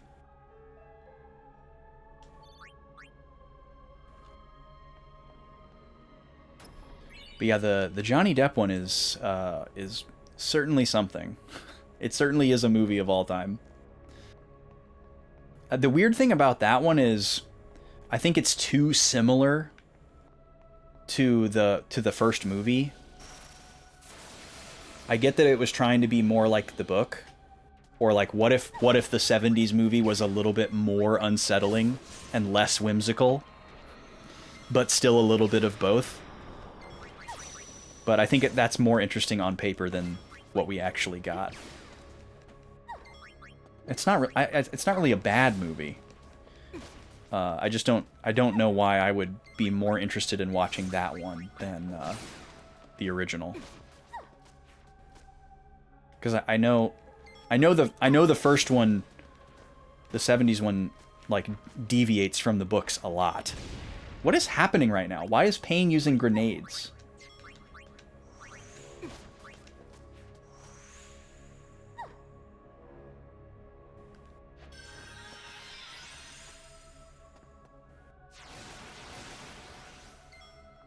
I guess this thing can inflict a bunch of statuses. It got Yuna with something that changed her ATB speed. So probably slow or something. Her ATB gauge turned yellow. And then Riku got poisoned. And Pain got confused.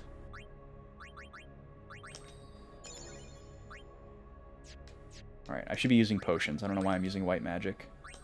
I meant to use white magic to heal the poison.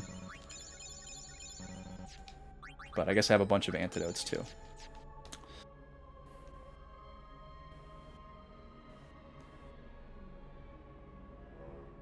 When it stuck to the original ending more.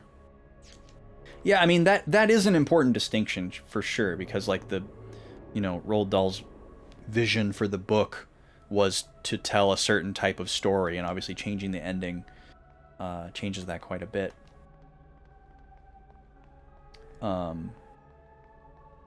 So I could certainly see why people might fight for that. Yeah, that does kind of suck, doesn't it, Zan? They couldn't do that in the 70s, so they hired a whole bunch of them. Oh, you're just a shop. Okay. Do we want any of these things? No. Have we ever bought or sold anything in this game? I don't know that we have.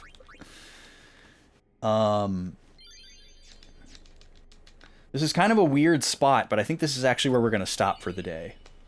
Because we might be heading into a boss fight in the next room, and this is a save point. And I need to end in, like, less than 10 minutes, so... Or I'd like to end in less than 10 minutes. So I think we'll just call this our stopping point for today. That's right, I wanted to look at my key items. These are just our spheres. It's weird how can I sort the key items? I hate how there's all these, like, gaps in here. That's so annoying. Wait, our uniforms are small, medium, and large? Who's what size? All these ladies are the same, like, they're such similar proportions. That's so silly. So where are these chocobo feathers? Here they are. Casts haste on a character. Okay, so the ones that we picked up on the ground during that minigame, we didn't get to keep. Only the ones from the chests, but we did get chocobo wings as well. That's nice.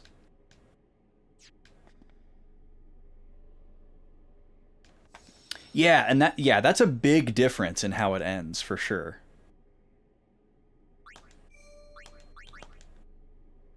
The folks making the 70s one were probably just like, yeah, let's make it more fun and happy. And not so contemplative. But yeah, it sends a very different message when you're presented with that kind of a choice at the end. Okay. A little bit of housekeeping before we go. I forgot to bring this up a second time. So we need to talk about the tactical RPG bracket again before we go. Let's go over here and turn on some peppy music instead of this ambient joint. We are running a tactical RPG bracket. What does that mean? Well, it means that we have a list of tactical RPGs. Oh, I have to be on the other screen. Okay, just kidding. We're going back over here. We have a list of tactical RPGs that we need to narrow down from 12 to 1. So we're doing it with a tournament bracket. How this works is every week we have one matchup between two games. And all of you in the chat and in the Discord get to try to sway my opinion on which one should move on. There's a vote of interest in the Discord, so if you are in the Discord server, you can go into the polls channel. You can vote for which one of these you would more like to see move on. That can be an informed opinion based on watching trailers or having played the games, or it can be a completely arbitrary and uninformed decision just based on the title or the cover art, or nothing at all. So just vote for one if you're in the Discord. Make it interesting. If the vote is a huge landslide in favor of one of the games, that'll be the one that moves on to round 2. If the vote is close or a tie, it'll still ultimately be up to me to decide which one moves on, but y'all are allowed to influence me in any way that you would like. Obviously, if one of them is leading the poll by a little bit and I can't decide, I might choose that one as the tiebreaker, but not necessarily. And so on and so forth. So if you have anything that you want to say about Unicorn Overlord or Jean d'Arc, go for it anytime between now and the end of the week. Tomorrow will be the last stream of the week while we talk about this, unless we unlock a Sunday bonus stream. But I won't close the decision until Sunday. And then Monday I will announce the new contestants for next week, and announce which one of these two is moving on to round 2. If you want to see the whole bracket, here's a look at it on the screen, and I will put a link in the chat for you right here. You can see all 12 of the games there and our progress so far. Whoever wins this matchup is going to have to go up against Ark the Lad in round 2. I don't know who is calling me right now. I'll look into that later. It's probably someone I don't want to talk to. Anyways. What else to say about these? Oh, the theme with these two games is essentially one of kind of medieval fantasy with a twist. Unicorn Overlord is a Vanillaware game, so it's going to have a little bit of anime energy. There's going to be a little bit of mysticism and maybe a little bit of sci-fi mixed in. I don't want to know too much about the game, so I could be misspeaking, but just based on what I've seen. And then Jean d'Arc has a very grounded kind of fantasy aesthetic, medieval fantasy aesthetic, but it is actually based on some historical figures, mostly Joan of Arc. It takes the character and then kind of writes a new story, very much historical fiction, not based on a lot of real things, but makes kind of this exciting new story about how things kind of went, is my understanding. And it seems really cool. I'm excited about both of these games. I'm excited about all of the games that are in this bracket. So whoever wins, I'll be happy either way. But yeah, let me know what y'all want most like to see. That's what I'm trying to say. There's links to gameplay footage in the Discord poll if you want to look and see kind of what these games look and feel and sound like, to inform your decision. But again, you don't have to be informed in order to participate in the vote. You can just arbitrarily vote. I don't care. I want people to participate more than I'm going to try to gatekeep. Oh, well, don't vote unless you have actually played the games. I don't care about that. Monetary donations. That is an interesting idea, Max. No, we have Throne and Ko-fi if you want to actually use human dollars, and hopefully you can get something for it, whether it's a stream game or whatever. Yeah, I'm not going to look up stuff about Joan of Arc's history, because I want to know as little about these games as possible going in, because that's part of the fun of a first playthrough, is just experiencing everything. I don't want to know everything. But yeah, excited for both of these games. Want to play both of them at some point. So whoever wins this week's matchup, I'm going to be perfectly fine. They'll be up against Ark the Lad in round 2, whoever gets to move on. And then next week, we're going to, just as a little preview, we're going to have a matchup of Final Fantasy Tactics Advance 2, Grimoire of the Rift for the DS, up against Tactics Ogre Reborn, the PS4 remaster of the original Tactics Ogre Let Us Cling Together, which was I think that was the PS1 game, not the Super Nintendo game, but I'd have to double check. I know it was remastered for the PSP. I have that as well. but we would play the PS4 version because I think it would be more stream friendly. And yeah, that's all I got for you for today. We need to find someone to raid. Thank you to everybody that hung out today.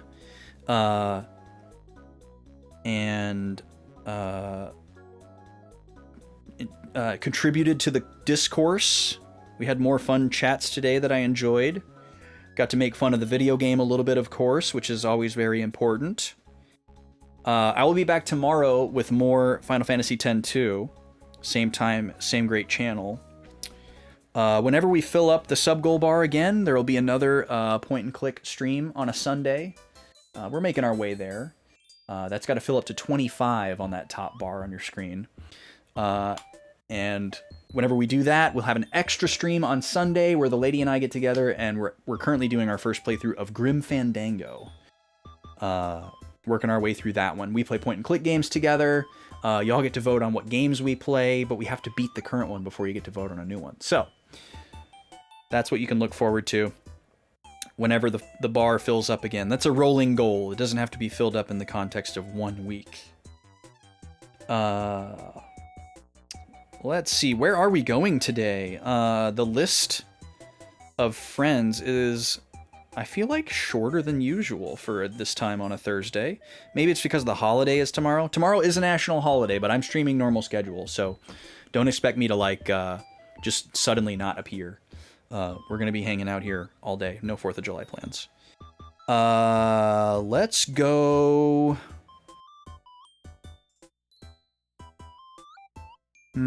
I kind of want to go there.